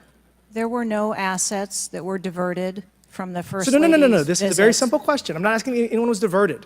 Did the First Lady's event that was relatively secure, especially compared to Trump's rally, get 12 assets? And did the First Lady's event get 12 assets and Trump's get 3 from the Pittsburgh field office? That's a yes or no question. If you don't know, don't answer it. I mean, if you don't know, don't The number answer of it. personnel that were allocated to both of those events were comparable to the risk at both of those events. Wow. Really? So you think that the Pittsburgh casino, 400-person in a ballroom with ingress, egress through probably a very well-guarded parking garage was 4 times more dangerous than a 20,000-person rally in an open field with the former president, future president? You think that that's 4 times more dangerous, the casino event? I didn't say that at all. Well, they got 4 times the resources from the Pittsburgh field office, who was likely in charge of the final walkthrough for both events. I mean, we've continually highlighted the failures of the Secret Service at the Trump rally. And, you know, you have the former and future president getting shot. You have multiple injuries, 1 fatality.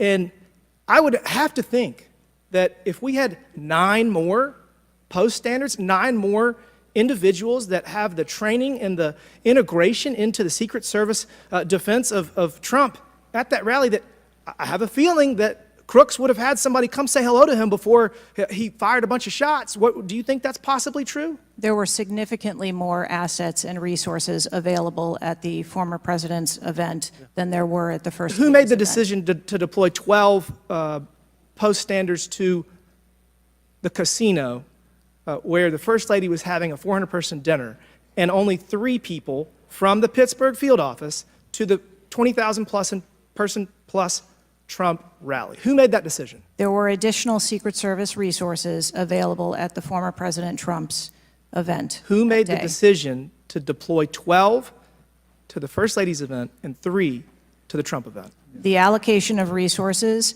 is decided based on the availability of personnel and their location and where they are, but there were sufficient resources What did you just that say? were given to Did you just the say there were former sufficient president's resources?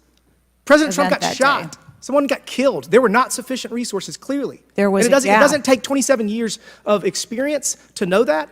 And whoever made that decision, it probably wasn't you, needs to be fired. And then you need to resign because this is absolutely unacceptable. And you've lost the trust of the American people. With that, Mr. Chairman, I yield back. Gentleman yields back. Chair now recognizes Ms. Tlaib from Michigan. Thank you so much, Mr. Chair. Thank you, Director, for being here. You know, when we hear the headline, a 20-year-old young man with access to an assault weapon commits an act of mass violence, I mean, we've heard this before, over and over again. But the unfortunate thing is that my residents don't get a committee hearing. We have not had one committee hearing about the over 260 mass shootings that we've had, killing hundreds of people, injuring hundreds, changing their lives forever. And don't get me wrong, to many of my colleagues, I mean, I watched, and even the pool of blood, the screams, it was horrific. But it made me think about the images I saw after mass shootings at schools, grocery stores. I mean, I think of Buffalo, New York at a supermarket where a racist gunman killed 10 shoppers with an AR. In El Paso, AK-47 style assault rifle killed 22. In Florida, in Parkland, Florida, 17 students and teachers murdered, again with an AR. In Pittsburgh, at a place of faith, Tree of Life Synagogue, 11 murdered. And don't get me about Newton, Connecticut, which still breaks my heart. 26 murdered, including 20 elementary school children. This year in Michigan, we've had, Mr. Chair, 2 mass shootings. 21 shot in Detroit. One of the most horrific shootings we've seen. 2 killed at a splash pad in Rochester Hills, Michigan. 8 shot there. Again, an assault weapon used. But the difference here is the former president gets a hearing in his attempt to assassinate, but our residents don't get a hearing about mass shootings, about gun violence in our country. You know, Mr. Chair, I ask this wholeheartedly. You know, they don't have Secret Service to protect them. They don't. I don't have these mass agencies protecting our kids in the schools or the supermarket, movie theaters, or going to a block party in Detroit. I don't have that. We don't have that. But I can't believe we're just going to focus on that and not the fact that we're hearing yet again in the headlines a 20-year-old young man having access to an assault weapon, a weapon of war many of my veterans say they have to be trained to use. But he can get it, wasn't safely stored by the parent, grabbing that gun, and innocent lives were lost. Director, I know you got asked about this, and I think it's important, though, you know, for us to hear this. But how difficult is your job when there's such easy access to assault weapons in the streets? I think the job of a Secret Service agent and officer is incredibly difficult. I think the environment we deal with every day and the dynamics of the threat environment is incredibly difficult. These are brave men and women who put their lives on the line, and a day like we had on July 13th is a day that no one in my agency ever wants to have as their responsibility.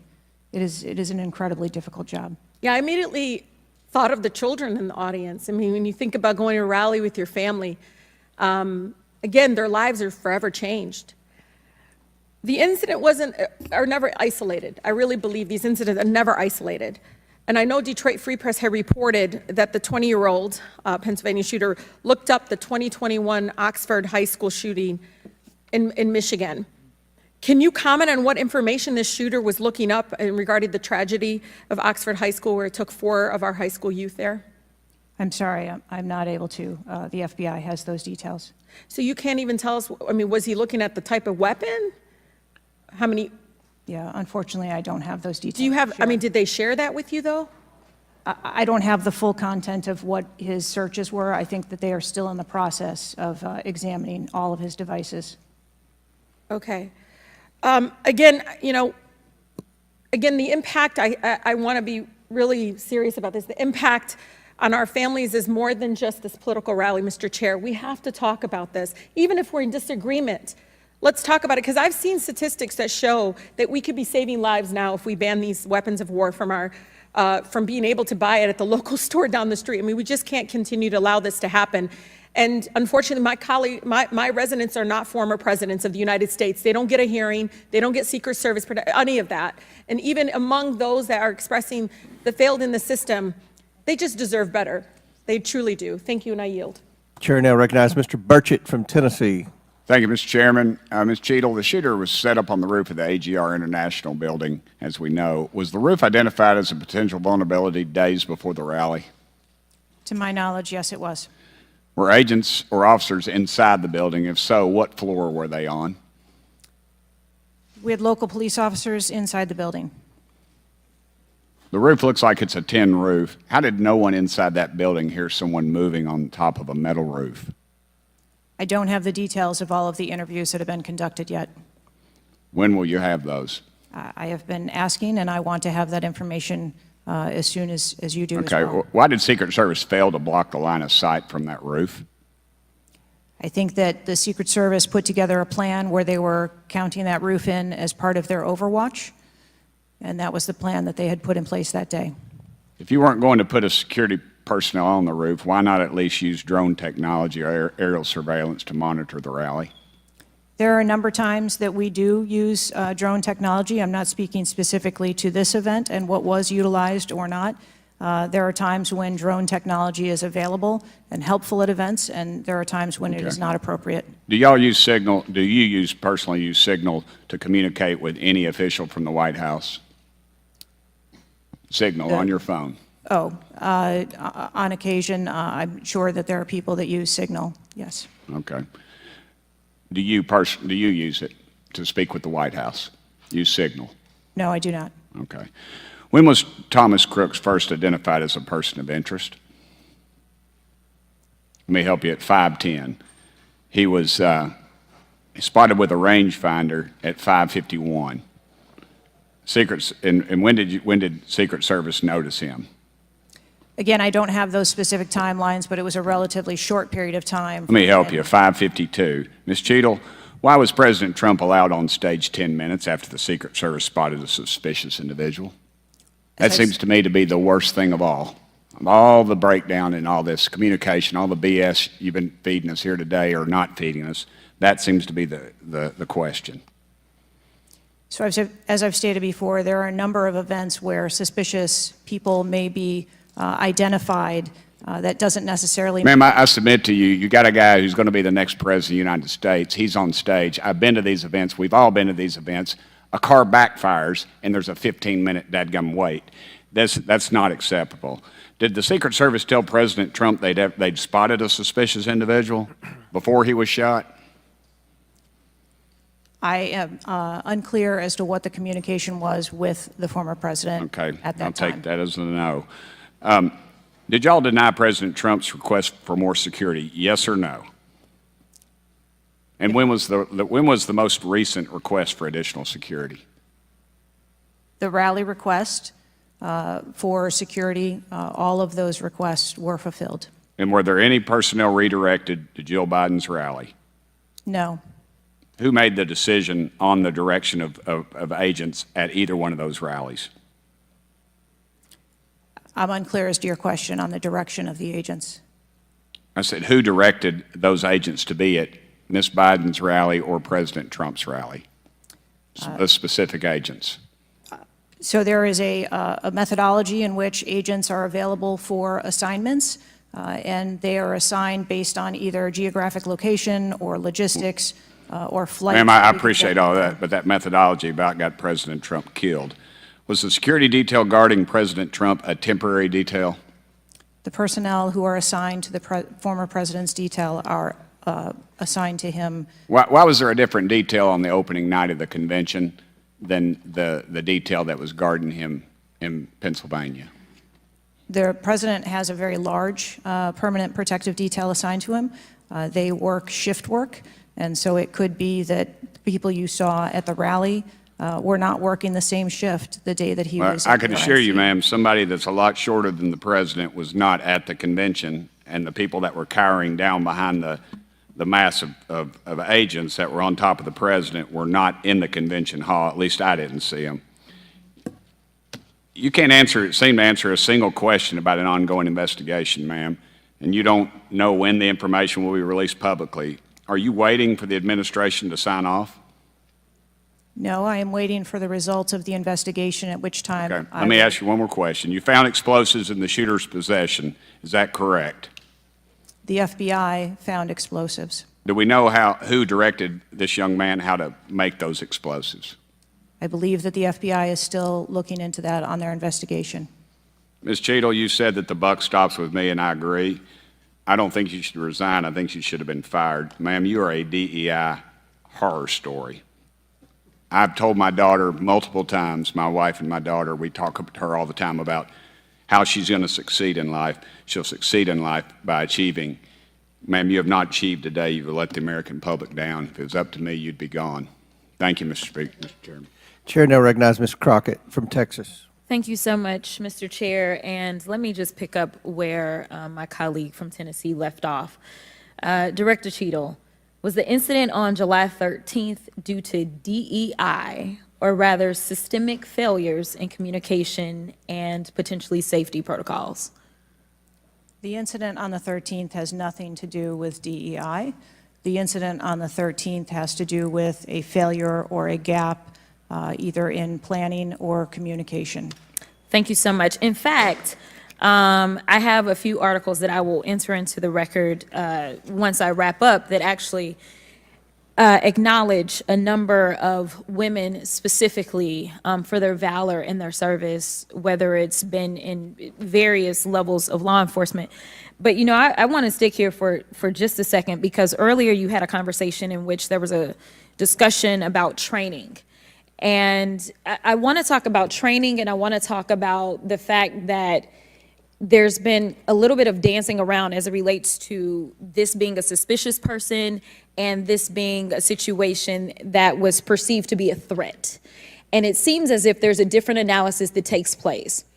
One of my questions has to do with if you have any bias training that your officers undergo. And the reason that I ask that, because as a civil rights lawyer, I have learned so many times in having to deal with law enforcement that there usually is not a perception of a threat when it is a young white male, even if they are carrying a long gun. Yet a lot of times, at least in this country, when it comes to law enforcement, there is a perceived threat just by somebody having a little bit more melanin in their skin. So I'm curious to know, because a lot of times, one of the things that we have consistently pushed for on my side of things, and when I say my side, is once we are looking at a tragedy in which law enforcement made an error, is the bias training and whether or not our officers are getting it. So I'm curious to know, in some of the training that you talk about that is part of your budget, has bias training been part of that? Yes, it is. Okay, thank you.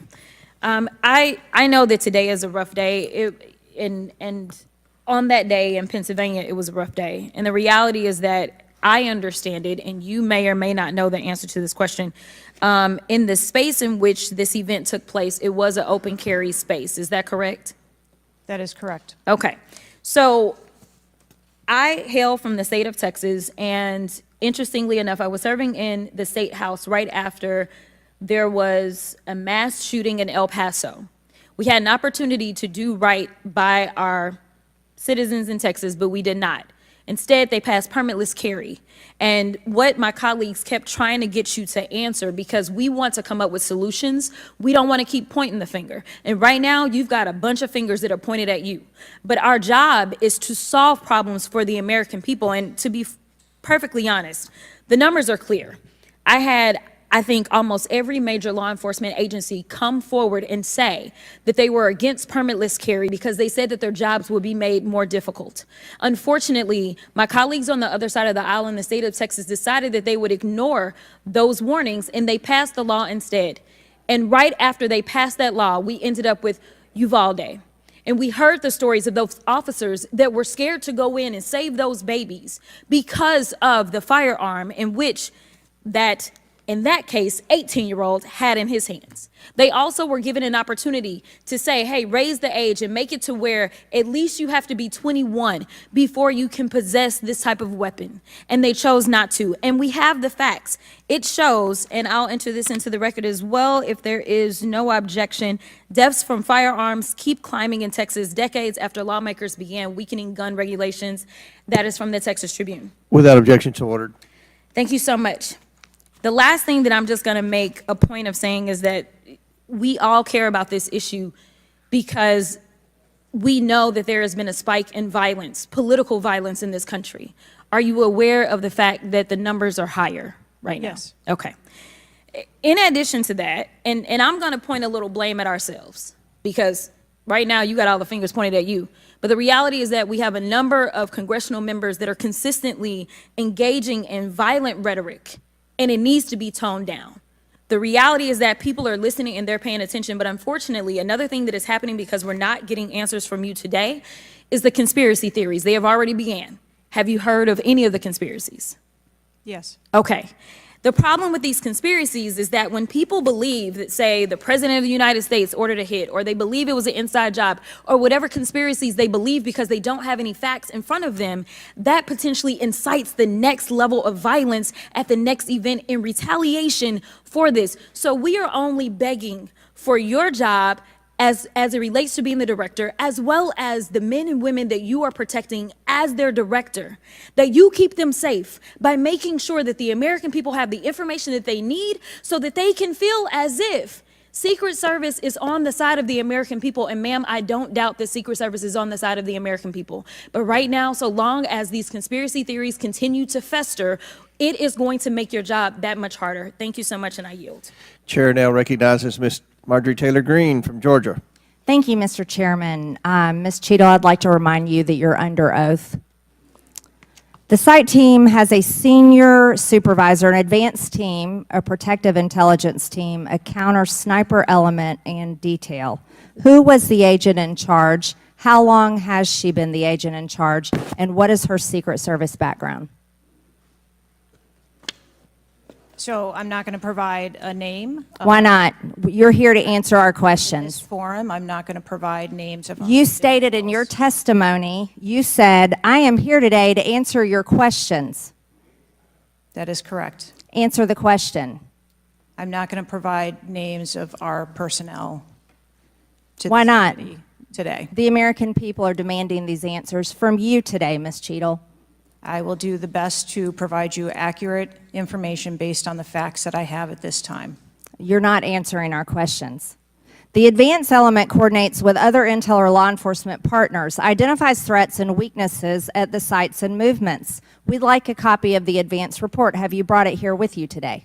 We will comply with the request for the documentation that has been requested. When will that be, Ms. Cheatle? Because you should have brought it today. I am certain that our personnel are working on obtaining all of that documentation. I don't believe you, and neither do the people watching this hearing. You're not doing well, as Mr.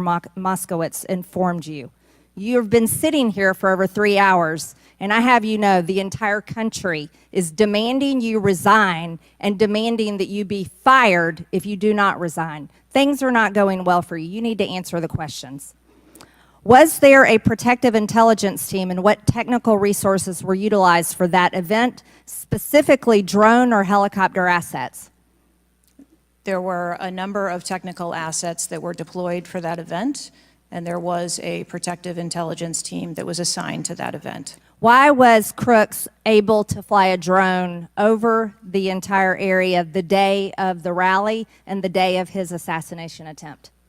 To my knowledge, he did not fly the drone over the entire area. How did he fly a drone over the area, period? Any part of the area? Again, I would have to go back and check the timeline of when that took place and when the event. Why didn't you bring the timeline with you today to answer our questions? I don't have all of the answers on the timelines based on the criminal investigation. Were you not prepared today to answer our questions? I am prepared to answer the questions based on the information and wanted to be able to provide. Do you have a timeline do you have a timeline at all from any of the day? I have a timeline that does not have specifics. That's shocking. That is absolutely unacceptable. That means you are a failure at your job. Let's talk about things that are prohibited in Trump rallies. And I've been to a lot of Trump rallies. Backpacks and bags, bicycles, firearms, any type of weapon, or any other item determined to be a potential safety hazard, like a rangefinder would be one. At 5:10, Crooks is first observed by one of the snipers, AGR Sniper 1, at the building. 5:10, President Trump was shot in the face at 6:11 p.m. 5:28, AGR Sniper 1 takes a picture of a bicycle and 2 bags. Those belong to Crooks. 5:32, AGR Sniper 1 spots Crooks looking at his phone and using a rangefinder. 5:55, Butler ESU Command confirms receipt of photos and states they have been relayed on. 6:05 p.m., AGR Sniper 1 later communicates that Crooks is seen moving northeast in direction of Sheetz and that Crooks has a backpack. 2 minutes before the shooting, while President Trump has been allowed to take the stage, people see Crooks laying on his stomach in a sniper position on the roof, and they're yelling he has a gun, and they are trying to alert law enforcement and Secret Service. Why was Crooks not shot by the snipers? Why was he allowed to be there? As soon as the individual was identified as a threat, they were... No. What do you consider to be a threat? A man with a gun laying in a sniper position, a man that had a backpack, a man that had a bicycle, a man that had a rangefinder. At what point is he determined a threat? An individual with a backpack is not a threat. An individual with a rangefinder is not a threat.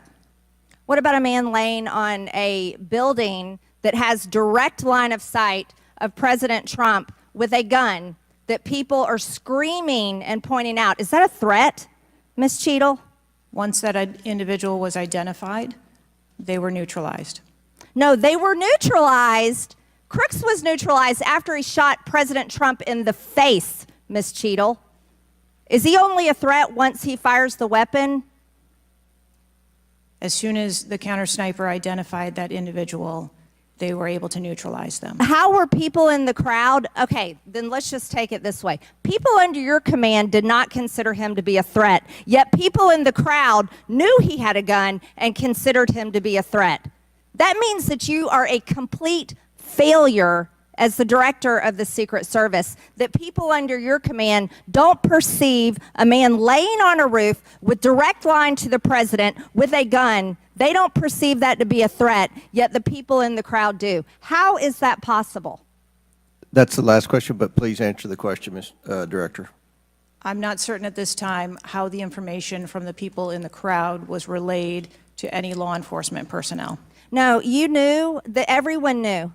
The people there knew that there was a danger. They knew there was a threat to President Trump, and it was allowed to happen. Was there a stand-down order, Ms. Cheatle? No. Was there a conspiracy to kill President Trump? Absolutely not. Then how did this happen? And why are you still sitting here not turning in your letter of resignation? Last question, but please answer, and then I'll recognize Ms. Presley. Please answer that question. Director. That is what we are investigating to determine. We're waiting for your letter. We are waiting for your letter of resignation, and you really need to consider doing that before you leave today. Thank you. Chair now recognizes Ms. Presley from Massachusetts. Thank you. No one, absolutely no one should fear for their life at a political rally, in a classroom, in a faith house, or in their home. We must do something about political violence in all its forms and gun violence in all of its forms.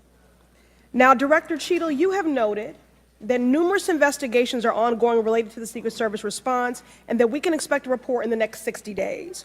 With the election nearly 100 days away, that is an unacceptable timeline, and it makes people less safe. It also allows my colleagues across the aisle, Republicans, additional time to spread dangerous misinformation, which also puts people in harm's way. Some Republicans have exploited this moment to continue to attack progress towards racial justice and gender equity in America. Disappointing, but not surprising.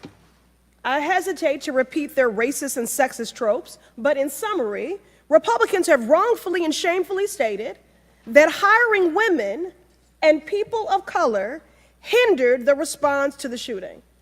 Now, this is part and parcel of Republican strategy to constantly attack necessary diversity, equity, and inclusion efforts, to undermine the contributions that women, people of color, the disability community, and others make to this country each and every day. And it is disgraceful.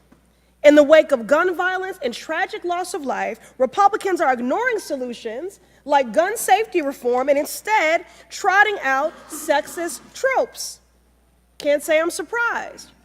I ask unanimous consent to enter into the record reporting from CNN titled "Right-Wing Media Figures Blame Women in Secret Service and DEI for Security Failure in Trump Shooting." Without objection to order. This article quotes members of Congress and others that plainly accuse DEI and the hiring of women as a liability for the Secret Service. Women have been an integral part of the agency since 1971.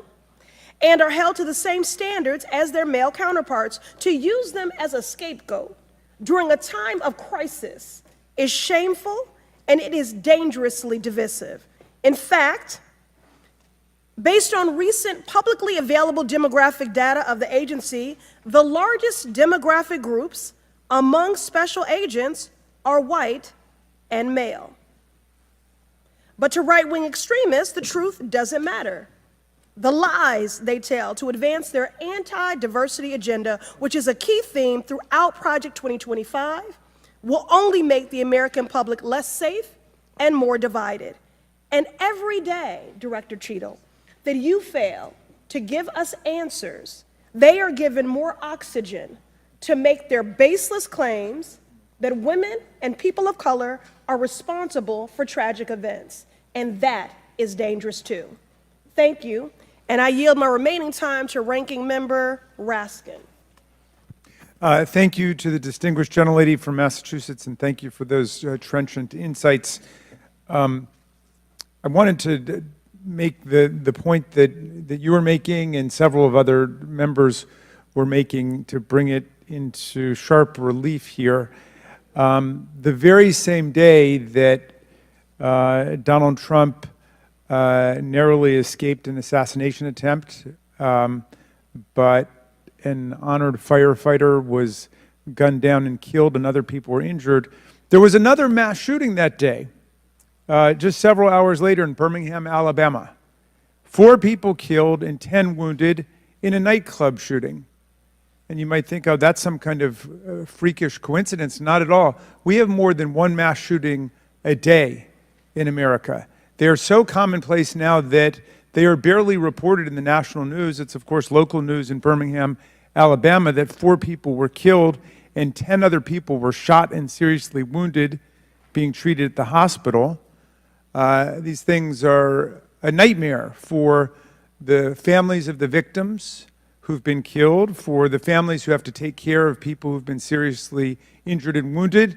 They are a major financial drain, publicly and privately, and yet we allow AR-15s to be purchased with abandon, promiscuously, all over the country. People can just go out and get an assault weapon. And the distinguished gentlelady from Michigan was right. We have a hearing when it affects the President of the United States, but on all the other days of the year, we don't have a hearing about it. And I think it is because of an honest disagreement we have about the Second Amendment. There are some people who think the Second Amendment means you've got the right to arm yourself with whatever weaponry you need to overthrow the government of the United States, and we reject that as a false interpretation of the Second Amendment and a false interpretation of the Constitution. We can ban assault weapons. We did it back in 1994. It dramatically reduced these mass shootings, and when that ban was lifted, the mass shootings went up through the roof again, and we've shown it. And so just like we're demanding real answers and real action from the Secret Service, let us demand real action and real answers from ourselves about the nightmare of mass gun violence, which puts America into a category all its own when you compare us to the countries in the European Union or Canada or other similarly situated countries. There's nothing like what we're going through. So we've got to act on the Secret Service to protect ourselves against political violence, and we've got to act as a Congress to protect ourselves against AR-15 violence in America. Chair recognizes Ms. McClain from Michigan. Thank you, Mr. Chairman. And first of all, I want to thank the Secret Service agents, those who work tirelessly to protect our president, and specifically those agents who did not hesitate to jump in front of President Trump. And my heart goes out to the family of the Comptoir family and the people at the rally who are still recovering. On the other hand, the Secret Service has a leadership problem, and it falls on you. And although I appreciate your hollow words that the buck stops here, I was actually hoping for some answers. Director Cheatle, you must answer to the American people if you want to stay in charge. It's really, really simple. You want to keep your job, right? Absolutely. Okay. The best way to keep your job is to answer the questions, not play this shell game, not sing the Slim Shady song, wasn't me. I mean, come on. How long did you prepare for this hearing? I've been preparing for this hearing over the weekend and into last week. Okay, 5 days, 6 days? As soon as I was notified And how long was that? about this hearing, Okay, 4 days, I began preparing. 4 days, 3 days? I'm not sure the date that I got the letter asking me to be here. What are you sure of? Are you sure the color of your hair? Are you sure the color of your suit? I'm just, like, tell the American people, what are you sure of? You don't even know when you started preparing for the hearing? I mean, the biggest hearing of your life, and you have no clue? You can't remember when you started preparing for this hearing? Can you understand why those words seem hollow to the American people who are supposed to entrust their faith in you? I assure you, the moment I received notification. But you can't remember. You got a little Alzheimer's, dementia going? I mean, what, you can't remember. I have several active investigations going on and an operational agency to run. Okay. All right. But you want to take accountability, right? The buck stops with you, right? I am taking accountability. Super. Then let's start with trying to answer some questions. You keep referring to the FBI. When asked how many shell casings were on the roof, you referred to the FBI. When asked if there were explosive in the car, you referred to the FBI. When asked if Crooks was acting alone, you referred to the FBI. See a common theme here? I can go on and on. My question is, who at the FBI should I speak with? Wait for it. Wait for it. The FBI is responsible for the criminal Is there a name? I'm not certain. I'm not certain. Who at All the right, here we go. FBI I'm is not running the certain. I investigation. don't know. Let me ask a different question. Have you been in communication with the FBI? Yes, I have. With whom? I speak with the director and the deputy director. Okay. And what have they shared with you about this investigation? So I'll give you an opportunity to answer again. Did they share with you how many shell casings were on the roof? They have shared with me the evidence. Did they they've collected. share with you how many shell casing were on the roof? Yes. Okay, how many were there? I would refer to the FBI for their How investigation many were there? and their information that they need to share in their investigation. So they've shared the information with you, you just don't want to share the information with us, correct? We have concurrent investigations that are going on. So they have shared this information with you. You know the answer to the question. You just refuse to answer the question from the member of Congress who has subpoenaed you to be here. Is there a different answer to that question? I was always willing to come here and testify before this oversight hearing. Beautiful, then let's Wasn't do that that. was Let's for once have your actions match your words.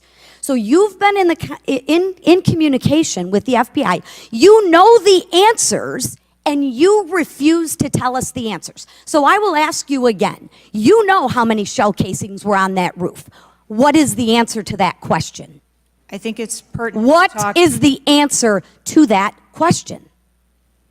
I think it's pertinent to talk to you about the information that the Secret Service has and that the Secret Service knows related I'm to the asking events you on an that day. answer to the question. If you're supposed to be in charge, if the buck stops with you, how come you can't share the answers? What are you covering up? What are you hiding, my friend? I'm not covering anything up. Then why can't you answer a simple question? I would leave it to the criminal investigation to answer questions related to that. When you talk to the FBI and you ask them how many explosives, well, let me ask you, did you ask them how many explosives were on the roof? Did they answer that question? Or in the car, excuse me. Did they answer that question for you? Yes. Yes. So you know the answer to that question that my colleagues have asked you. But again, you refuse to give us the answers. You're playing this wasn't me. Well, I submit to you, if you can't, and it's not a can't, it's a won't. It's not a can't. It's not a I don't know. It's a I choose not to answer the question. Well, let me tell you, Ms. Cheatle, if you're going to lead, you need to lead. If you want to be in charge, then answer the question or step aside and have someone with the courage and the guts to answer to the American people the questions that they deserve answers to. And with that, I yield back. Chair now recognizes Ms. Boebert from Colorado. Thank you, Mr. Chairman. I'm going to continue down that vein. You have been here sitting today, Director Cheatle, definitively able to dismiss erroneous information and speculation. However, you are refusing to answer questions that we now know that you have the information for. You are saying that you are wanting to answer questions that the Secret Service has information to. Well, ma'am, you are the Secret Service. You are the director. You have said that you are the best for the job. So, I'm going to ask you some questions now knowing that you do have answers from the FBI, whom you have been passing the buck to this entire day. And I'll start with something that, maybe the FBI doesn't know because it has to deal with you personally. You said you spoke with President Trump after the assassination attempt. And I want to know, did you apologize to him directly for nearly having President Trump killed? Yes, I did. I appreciate that. I appreciate that you recognize that this was your failure. Now, since the assassination attempt, you are under oath, reminding you, have you communicated with anyone at the White House on an encrypted messaging app like Signal? Yes or no? No, I have not. Are you willing to surrender your personal phone for analysis? If I am required to do so. Okay. I will look into making that request because I would like to see your personal phone to see if you're communicating over encrypted messaging apps. Have you ever turned down enhanced security requests from Donald Trump's detail, his special agent in charge, Sean Curran? Have you ever turned that down? No, I have not. Have there been, has your team, has the Secret Service? Maybe. I believe, as I mentioned earlier, there are times when requests are made for And you have denied them. They have been denied. And a denial doesn't Has the Trump necessarily campaign mean, made requests for additional assets that have been denied? Denial doesn't mean vulnerability.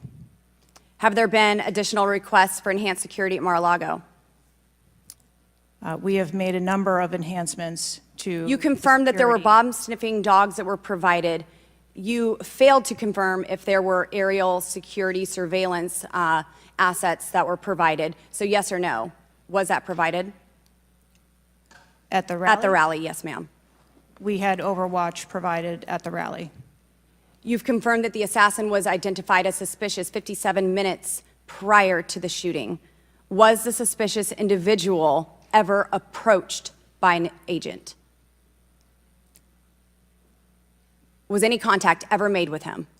Not to my knowledge. Is that the standard protocol for someone who is identified as suspicious? The protocol would be to locate the individual and. And you said that he was located 2 to 5 times approximately? No, I said that the information was passed potentially somewhere between 2 to 5 times. And he was never located by an agent? To my knowledge, that individual was not located by an agent. We have dozens of rally goers who have identified him and not one agent on the ground. There are many, many, many agents on the ground, local law enforcement, Secret Service. No one was able to identify him and have sights on and see him. What I'm saying is that the agents that were on the ground at the time, I have no knowledge that they were able to interview him or locate him. Thank you. Was there a local law enforcement officer who approached the roof and saw the shooter and saw that he was present on the roof? That is the information that has been shared with me. Have you spoke to that local law enforcement officer? No, I have not. Are you going to? It is part of a criminal investigation that the FBI is interviewing those individuals. Were agents stationed on the water tower? No. Why? That would not be something that would be included in a security plan. Has the man who is reported to have been present wearing a gray suit who allegedly requested a photo of the dead body of the assassin on top of the AGR roof been identified? I don't have that information. Is that something that you've heard of? No. Were ATF agents present at the rally? To attend or to work? To work. Not to my knowledge. How long did the counter sniper have crooks in his sights before the shooter opened fire on President Trump? I don't have that specific timeline. Will you be able to tell us if he communicated with other agents on what he was seeing through his sites? Once I have that information, absolutely.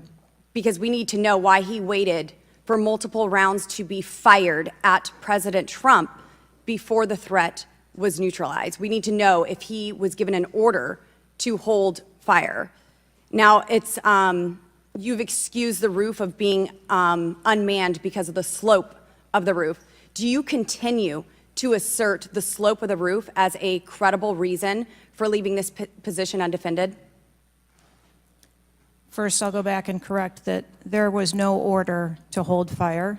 Our agents and officers have the ability to neutralize a threat at the time that they see it. I'm sorry, you don't know the communication that was taking place or how long he had him at his sites because you haven't spoke to him, but you do know that there was no order to hold fire. I can tell you the way that our personnel are trained.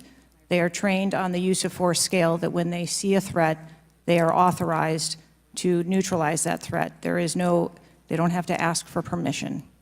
You excuse the roof being unmanned because of the slope. Do you stand by that assertion? The roof was not covered with an individual on it because there was overwatch provided. Apparently not. No, there was no overwatch provided. This is very evident. President Trump was shot. A man died. There was no oversight provided. I find this rather maddening, especially now knowing that you do have answers from the FBI, who you have been passing the buck to this entire hearing, not answering a congressional hearing, members of Congress, while you are under oath and under a subpoena. I find it maddening that the director, that our country has come centimeters away from oblivion under your watch. You have answers. You are refusing to give those to us, directing us to the FBI, and this entire thing is a waste of time. You are responsible for the loss of a life and the shooting that took place on President Trump. You do need to resign. This is bipartisan. You need to be fired. You do not need to hold this position. You are not the best for this job. I am over my time, but I cannot tolerate your watch any longer, and I'm going to continue to call daily for you to be removed from your position, ma'am. Chair recognizes Mr. Fry from South Carolina. Thank you, Mr. Chairman. Director Cheatle, how long have you been with the Secret Service? 29 years, right? That's correct. And how long have you been director of the Secret Service? Just under 2 years. During your tenure as director under the Secret Service, I know we're here today to talk about the assassination attempt on President Trump, but how many other security lapses have occurred with protectees under your watch? I don't have a specific number, but there have been some lapses. There have been other lapses. Was one of them Jake Sullivan? Yes, sir. What happened there? There was an individual who was able to access Mr. Sullivan's residence. His residence? A protectee, somebody was able to break into his house. And what happened? Did anyone get fired because of that? There were individuals who have been reassigned. Reassigned. What other steps have taken? What I'm seeing. What other incidents have occurred other than Jake Sullivan?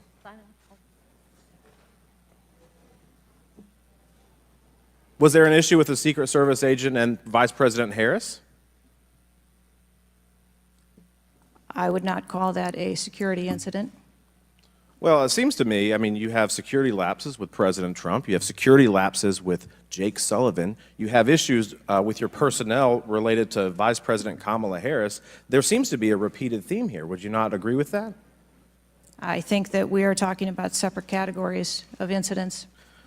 Well, I would disagree with that. I think there's a repeated theme when you've got protectees and you're not upholding your core mission. Let me ask you something else.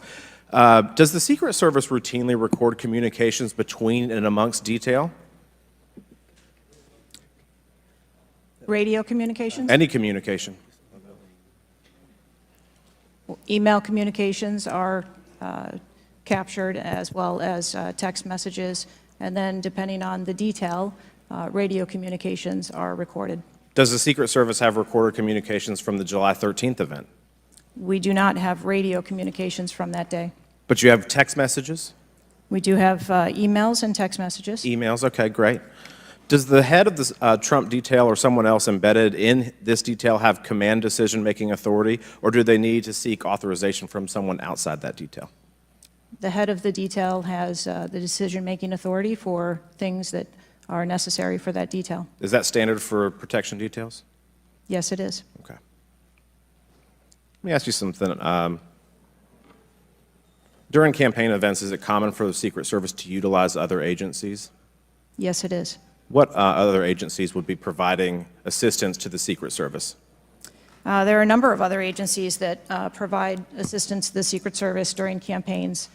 We utilize personnel from the Department of Homeland Security. We utilize personnel from the Department of Defense, and we utilize local law enforcement partners. Are you on the same radios? Do you provide the radios to all the assets that are taking part in protection of an event? We provide radios to the personnel from the Department of Homeland Security that are assisting us. But not local law enforcement? Local law enforcement is working on their own radios. Are you on the same frequency? We ensure that we have counterparts in the security room, and so the local law enforcement will place one of their personnel in the security room with our personnel so that we have interoperability communications. Let me ask you something just about the timeline, because I think this is really interesting that we can't nail that down. I mean, I think there are lay people out there with more knowledge about the timeline than you seem to come before a subpoena in front of Congress. Was Mr. Crooks observed at the AGR building prior to the shooting? He was observed on the grounds outside of our perimeter prior to the shooting. At approximately what time was that? You don't have to give me the specific minute, but at approximately what time was that? I believe it was about 45 minutes or so prior to. Did the sniper team take a photo of Mr. Crooks? The local team did, yes, So it was a local team and not a Secret Service sniper? that took the photo. Okay. And did he relay that photo to Central Command? Again, it's an active ongoing investigation, so I want to make sure that I'm factual with the route that that photo took and who that was disseminated to and when. What time did when did Mr. Crooks' status go from a suspicion, a person that was under suspicion, to a threat? When did that happen? And maybe not even a specific time, Director Cheatle, maybe a certain event that happened that transformed him from a person of suspicion to a threat. When did that happen? To the best of my knowledge, based on what I've been told thus far, it's approximately 5 minutes to where individuals relayed that there was an incident being worked at the 3 o'clock of the president. So that was, but it was before the shots were fired? That is correct, but again, it was not phrased as a threat. It was just that something was being worked. Yeah, but my question is, when did he become, when did he transform from suspicion to threat? Because they're treated very differently. People can be suspicious, but they're not a threat until a certain point in time. So when did that happen? I believe that it was seconds before the gunfire started. Seconds. My gosh, we actually have a few questions that we got answered today. Listen, I'm going to wrap up here, Mr. Chairman, but here's the frustration that people have. The buck stops with you. You've said that yourself. But the problem in Washington, D.C., it is the only town in America that you can be so bad at your job that you actually get a promotion or don't get fired. You have not been able to answer the number of agents, whether or not requests were denied on additional security, whether or not law enforcement were able to engage before the shooting with the assassin, how he got on the roof, how the rifle got on the roof. You can't tell us how many shots he fired, whether the casings were recovered. You can't tell us anything about his cell phone. You can't tell us whether the rally was supposed to be postponed, given the intelligence that you were receiving. You can't tell us whether the car had a bomb. You can't even tell us his motive. And the American people are incredibly distrustful because it has taken 9 days to even get a scintilla of evidence out of you. Maybe if I was CNN or ABC or NBC, I would have gotten much more thorough and accurate information, but we have not received that in a subpoenaed hearing in front of this Congress. That is why the American people are frustrated, and I echo the bipartisan calls on this committee and all across this country that you should resign, or maybe when the president wakes up from his nap, he can fire you. Thank you, Mr. Chairman. Chair now recognizes Ms. Luna from Florida. Director Cheatle, can you please give me the names of the individuals who are in charge of your con-op for the rally? I'm not going to release names. Can you give me the today. titles? And how many individuals? No. Nothing? We had a full advance team that was responsible Who for are the, advancing how many the site. people are the final approval authority? There are a number of people Can you that give me a are number? engaged in approving Can you the give me plan. a number? No, I do not have Okay. a firm number. Can you just confirm whether or not, I understand this is an open investigation, but in order to dispel conspiracy theories, have you guys been able to subpoena the shooter's Discord records, or has the FBI, to your knowledge? I believe that the FBI is working on those. Okay. Is it factual to say that you have not ruled out that the shooter was working with other people or persons? Again, the FBI is conducting the criminal investigation into Can the you, shooter. at least in an effort to dispel conspiracy theories, can you confirm or deny that? At this time, we do not have that there were any other people engaged. So you believe he was acting alone? I do. Okay. Have you been made aware of multiple eyewitness reporting that there was a second shooter on a water tower? I do not have any information related to any second shooter. Okay, the reason I asked that is because according to testimony from multiple witnesses, they did report that. And again, to my understanding, there were over 40 sniper teams that were briefed by the Butler ESU. And I want to make sure that people are aware, if you're saying that there's not another shooter, that we are able to clear that information, because from this whole entire briefing, it doesn't seem like much information has been able to get out to the American people. So I'm trying to dispel rumors, as I'm sure you understand. Was it true that Secret Service was present at the Butler ESU briefing? There was a briefing between the counter sniper teams that were working Secret on the Service ground. present? Yes, to my knowledge. Okay, I want to read you a report from people that seem to be throwing you under the bus and stated that they were in attendance and that Secret Service was not in attendance at the security briefing, according to individuals with knowledge, to also include that the AGR building where the shooter Thomas Matthew Crooks was located was actually not a part of their security perimeter for that. So there was not Secret Service present. It seems as though that when you were asked earlier from Rep. Krishnamoorthi about whether or not Secret Service was aware of a threat, you had said no, they were unaware of a threat. And yet, according to communications, again, from law enforcement that were in some of these group chats, they actually had reported that Secret Service was made aware of a threat at around 5:59 p.m. as a part of the command, including Secret Service, aware of messages and requests about information about the suspect's location. Can you please tell me if you have knowledge of that at all?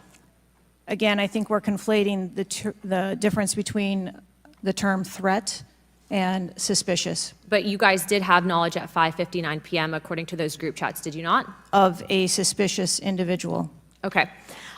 Chairman, in my opinion, according to some of the testimony today, I feel that you have perjured yourself in some instances, and so I'm going to ask for a full review of the transcripts by staff, and if you find that to be the case, I do ask that you bring perjury charges against the director. I will say this, it is very frustrating, and I've talked to my colleagues and we've said it to your face, that you have been up here basically stonewalling our ability to get the answers to the American people. And what I will also say is that every single member of Congress does not feel safe with you in charge. You have heard that, and I think that we are all sitting ducks with you in directing the Secret Service currently. But more importantly, it sends a message to our adversaries that we are not protected, and we are one of the strongest countries in the world, so you have essentially made us a less safe country because of it. As a result of that, I'm asking you to formally step down. I share my same opinions as my Democrat colleagues. And I also think that your efforts to bring forward a full investigation and report in 60 days is unacceptable. And as a result of that, I'm going to do everything in my legislative toolkit to ensure that that happens sooner rather than later. And I'm sure that you know that we brought a vote on inherent contempt against Garland for essentially blocking a congressional investigation, and I don't think that you should be any different. So I will say that I am just completely disgusted by your performance today, and I understand that you're probably in a position where you're being told not to testify, which is why we had to subpoena you. I think that goes back to Garland. But again, that is part of the flushing that we need to get out of Washington, and I would be happy to assist in that process. Chairman, I yield the rest of my time. Chair now recognizes Mr. Langworthy from New York. Thank you very much, Mr. Chairman, and I appreciate you bringing this hearing forward with a subpoena. Director, yesterday I made the decision to get in my car and drive to Butler, Pennsylvania in preparation for this moment and asking you questions about the events of the assassination attempt on President Trump's life. I've done several presidential events prior in my career, and I wanted to see this site with my own two eyes because I don't believe the video footage tells the whole story or looking at things on a diagram. And I was absolutely appalled when I went to the site, when I saw the fact that I could have stood on the roof of that building, the AGR building, and hit that podium with a 9-iron, and I'm a lousy golfer. And the fact that that was not included in the perimeter is a complete dereliction of the duty of the U.S. Secret Service. I mean, there are very few rooftops that needed to be secured, and the fact that Secret Service, as they were putting a site plan in place, did not think it was necessary to man those rooftops, you have completely walked away from your duties. You had one job, and that's to protect the future President of the United States or to protect all of the other protectees.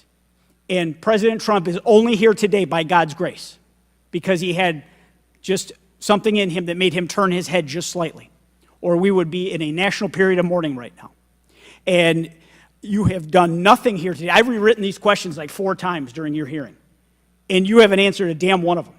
You haven't given any information. You have hidden behind this FBI investigation, and I think you should be ashamed of yourself because you have brought more shame to your agency than I think that the assassination attempt has at this point. This is literally the worst performance I have ever seen in front of a congressional hearing. You have offered no reason for this committee, this body, or the American people to trust you or the Secret Service today. And you should resign. You have said that you've put new security measures in place after the assassination attempt. Can you tell us what those are? Because the American people want to know that you're taking real corrective measures, but today you've pointed to an investigation. Investigation or not, you still have a job to do with a zero-fail mission. But so far, there's been absolutely no accountability, and you've admitted that here today. Not one person's been suspended. Not one person's been put on a desk. Meanwhile, we've got the most contentious of elections in our nation's history, and protectees are in danger because of incompetent leadership. Not the agents. The agents piled on President Trump to protect his life. Those are heroes. But the administrators running your agency, they're not right now. They're not doing their jobs, and you certainly aren't doing. The most appalling part of Saturday's events is the countless opportunities that Secret Service had to stop Crooks before he even got on the roof. At 3 o'clock, Crooks raised suspicion by entering the rally with a rangefinder. At 5:45, a cop with a Beaver County Emergency Services unit saw Crooks eyeballing the roof at the AGR International Building. And then at 5:55, Secret Service was warned of a suspicious person and identifies Crooks as a threat. This was all before shots were fired 15 minutes later. Director, yes or no, did local law enforcement alert the Secret Service about Crooks' presence at the rally? Yes, they did. The shooter came to attention of law enforcement almost an hour before President Trump went on stage. Law enforcement alerted the Secret Service of the shooter. Over and over, you've said there's a difference between a suspicious individual and a threatening individual. Can you explain what the shooter needed to exemplify to be called a threat?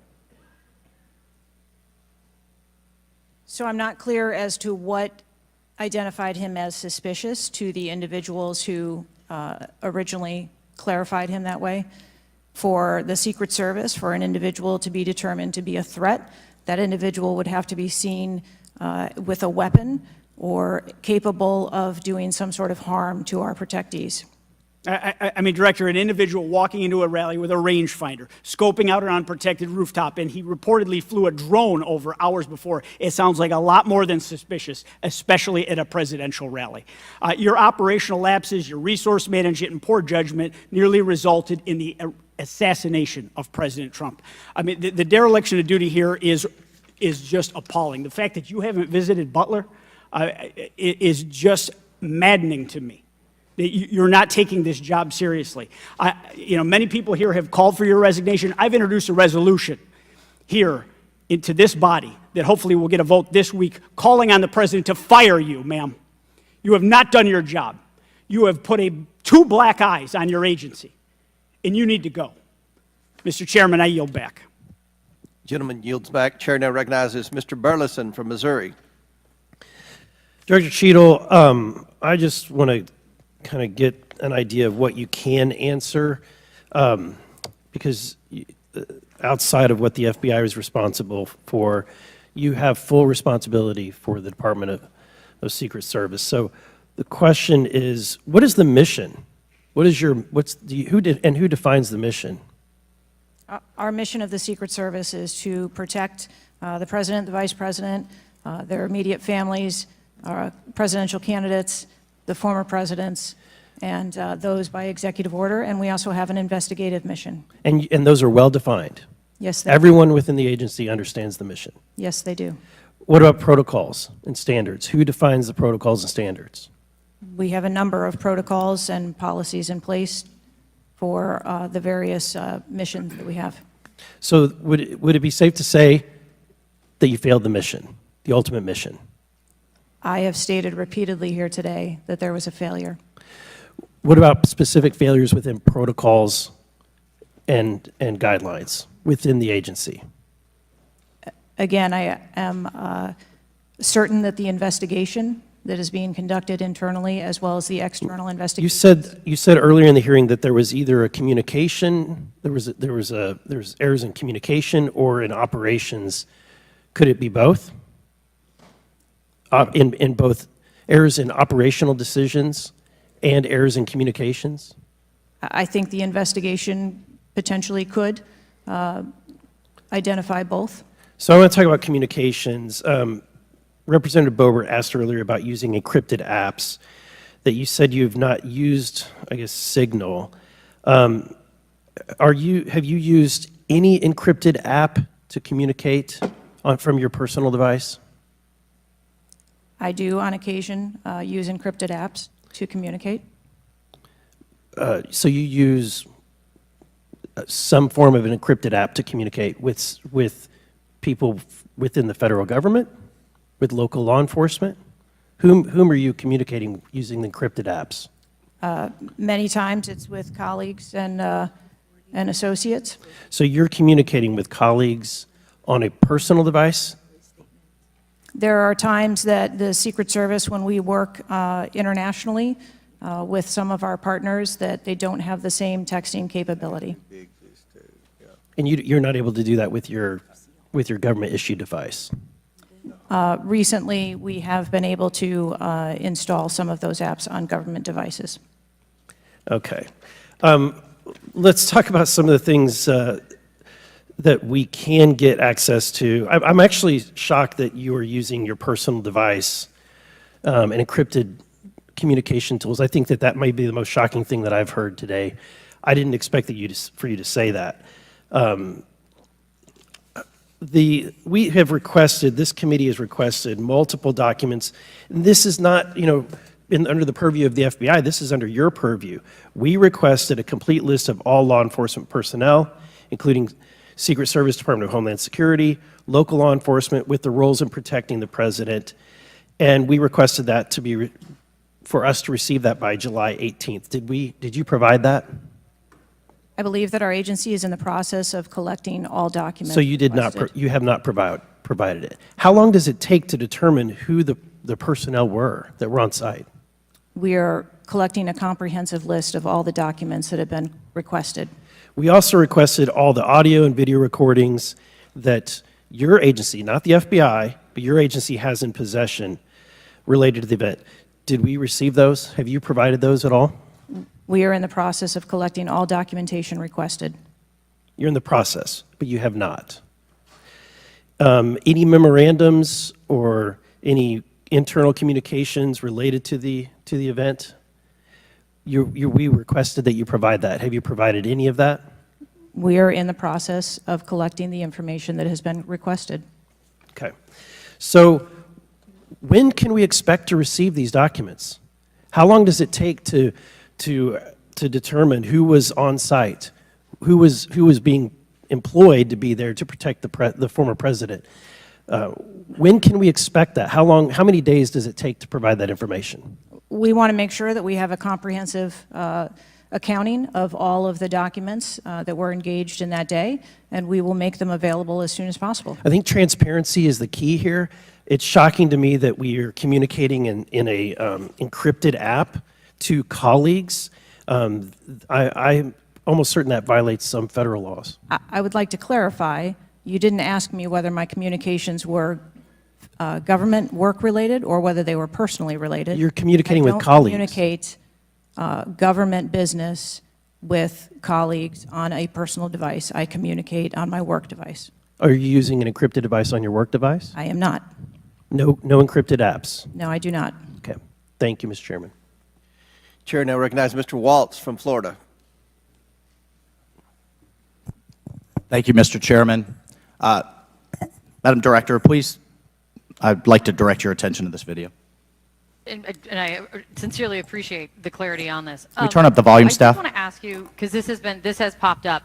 Republican Congressman Mike Waltz, he said on social media on Saturday, and I'm going to read this for you because it does talk about you, Secretary.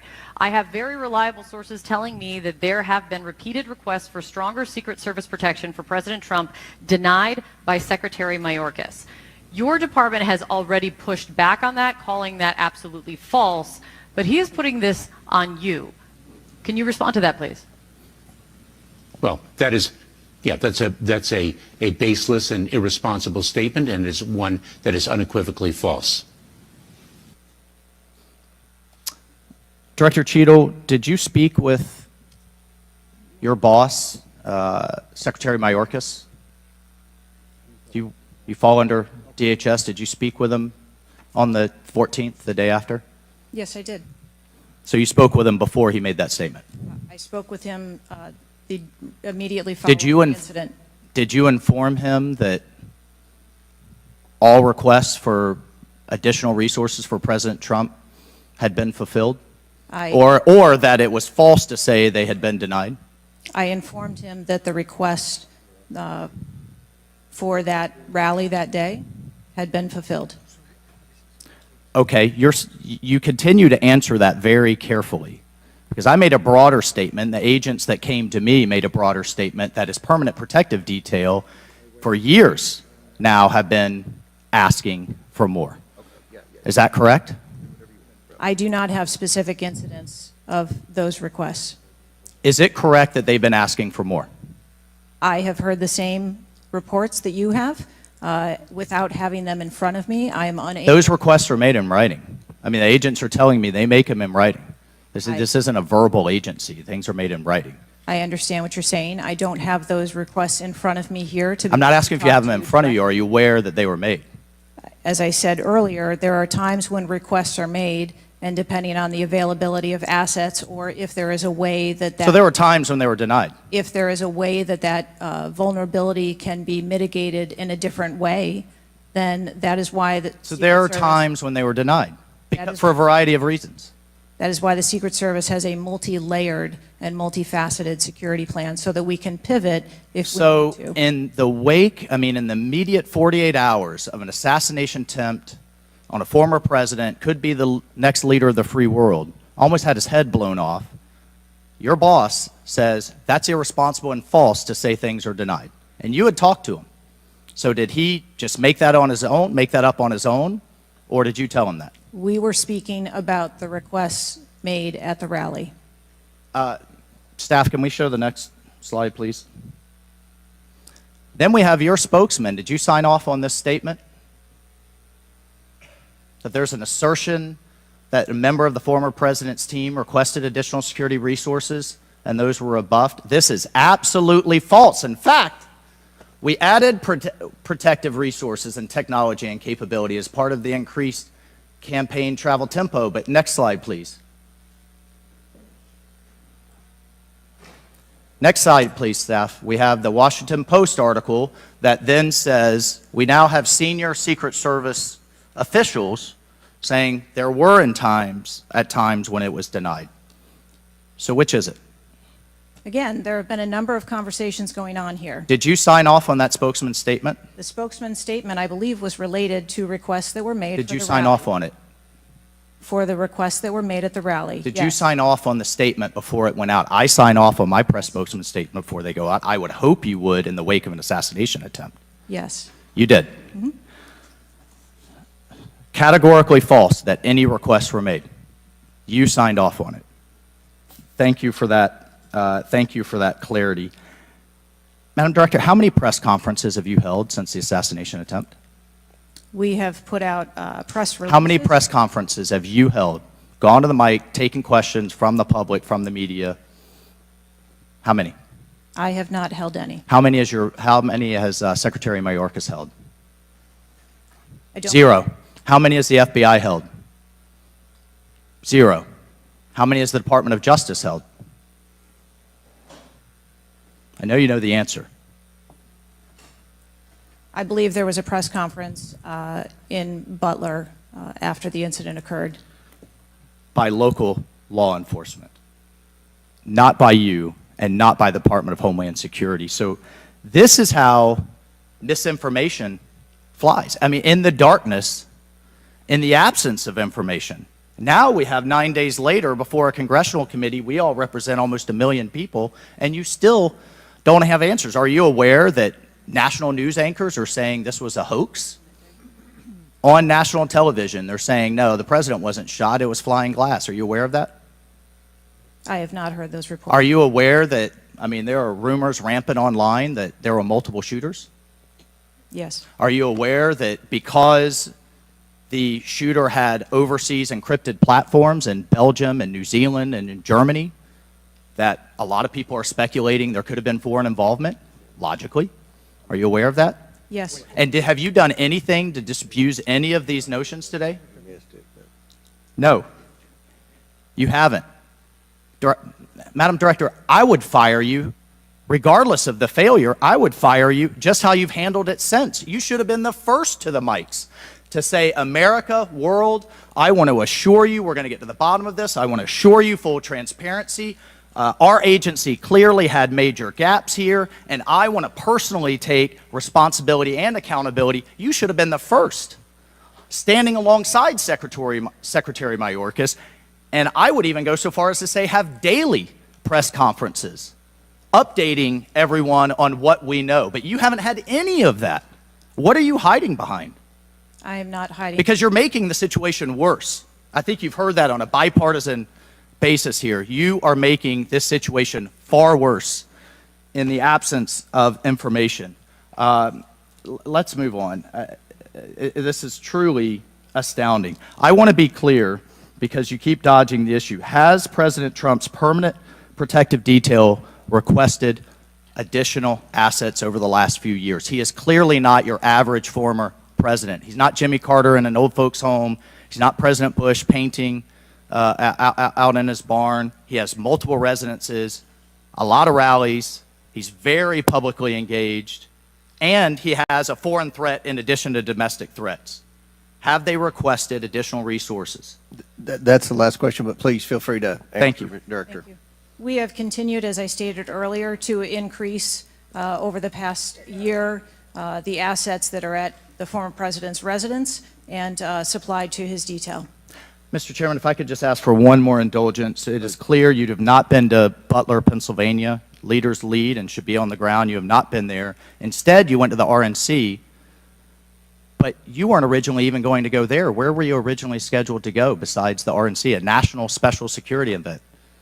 I was always scheduled to go to the RNC. Mr. Chairman, I would like to enter into the record that the director was scheduled to go to Aspen, hobnobbing around with, I don't know what liberal elites go to Aspen. That was where you were originally scheduled to go to speak at a forum. I was scheduled to go to the RNC. I was going to leave the RNC for 24 hours and return back to the RNC. I hope, as your predecessor, Julie Pearson, with a security incident on the White House and under the Obama administration and Reagan's Secret Service detail lead, I would hope you would have the dignity for the sake of the agents in the service to resign. Gentleman's time's expired. Thank you. I'd like to enter a few things into the record. First of all, the remaining articles that Mr. Biggs was wanting to enter into the record, without objection, so ordered. Next, I have a written statement from Representative Mike Kelly of Pennsylvania. His district includes Butler, and he has a written statement that we'd like to enter into the record without objection, so ordered. A bipartisan 114th congressional report titled United States Secret Service, an Agency in Crisis. This was prepared by former Oversight Committee Chairman Jason Chaffetz and former Ranking Member Elijah Cummings. And lastly, the issue subpoenaed compelling Director Cheatle's appearance at today's hearing without objection, so ordered. That concludes our question segment. I want to thank the Director for your testimony today. I now yield to the Ranking Member for closing remarks. Thank you very much, Mr. Chairman. And Director Cheatle, I also want to thank you for your patience over the course of what must have been a very long and trying hearing for you. It has been an unusually encouraging hearing and an unusually depressing hearing. And what's encouraging, Mr. Chairman, is that we came together to issue a strong statement deploring and categorically denouncing political violence in America. And I also didn't see any daylight between the members of the two parties today at the hearing in terms of our bafflement and outrage about the shocking operational failures that led to disaster and near catastrophe on July 13th, 2024. What is depressing is the extraordinary communications gap between the Director of the Secret Service and Congress.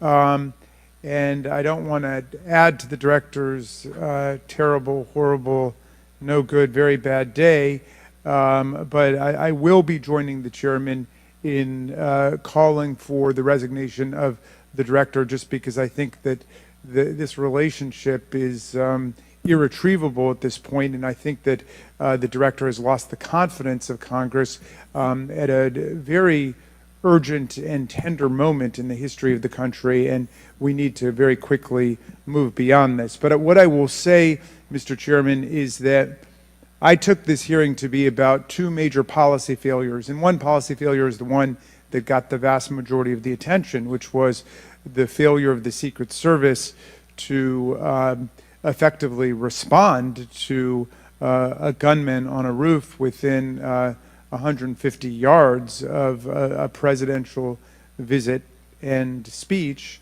But the other failure is on the part of Congress, because the mass shooting that took place in Butler, Pennsylvania, is replicated all over the country every day. And in fact, as I said, Mr. Chairman, it happened that evening in Alabama, in Birmingham, Alabama, where there was a mass shooting where more people even were killed and wounded than were killed and wounded in Butler, Pennsylvania. So it's true, the president, the former president, and a handful of people who get the Secret Service protection are the only people in America we thought were safe from an AR-15 attack. It's clear that they're not safe either, and we've got to get to the bottom of that.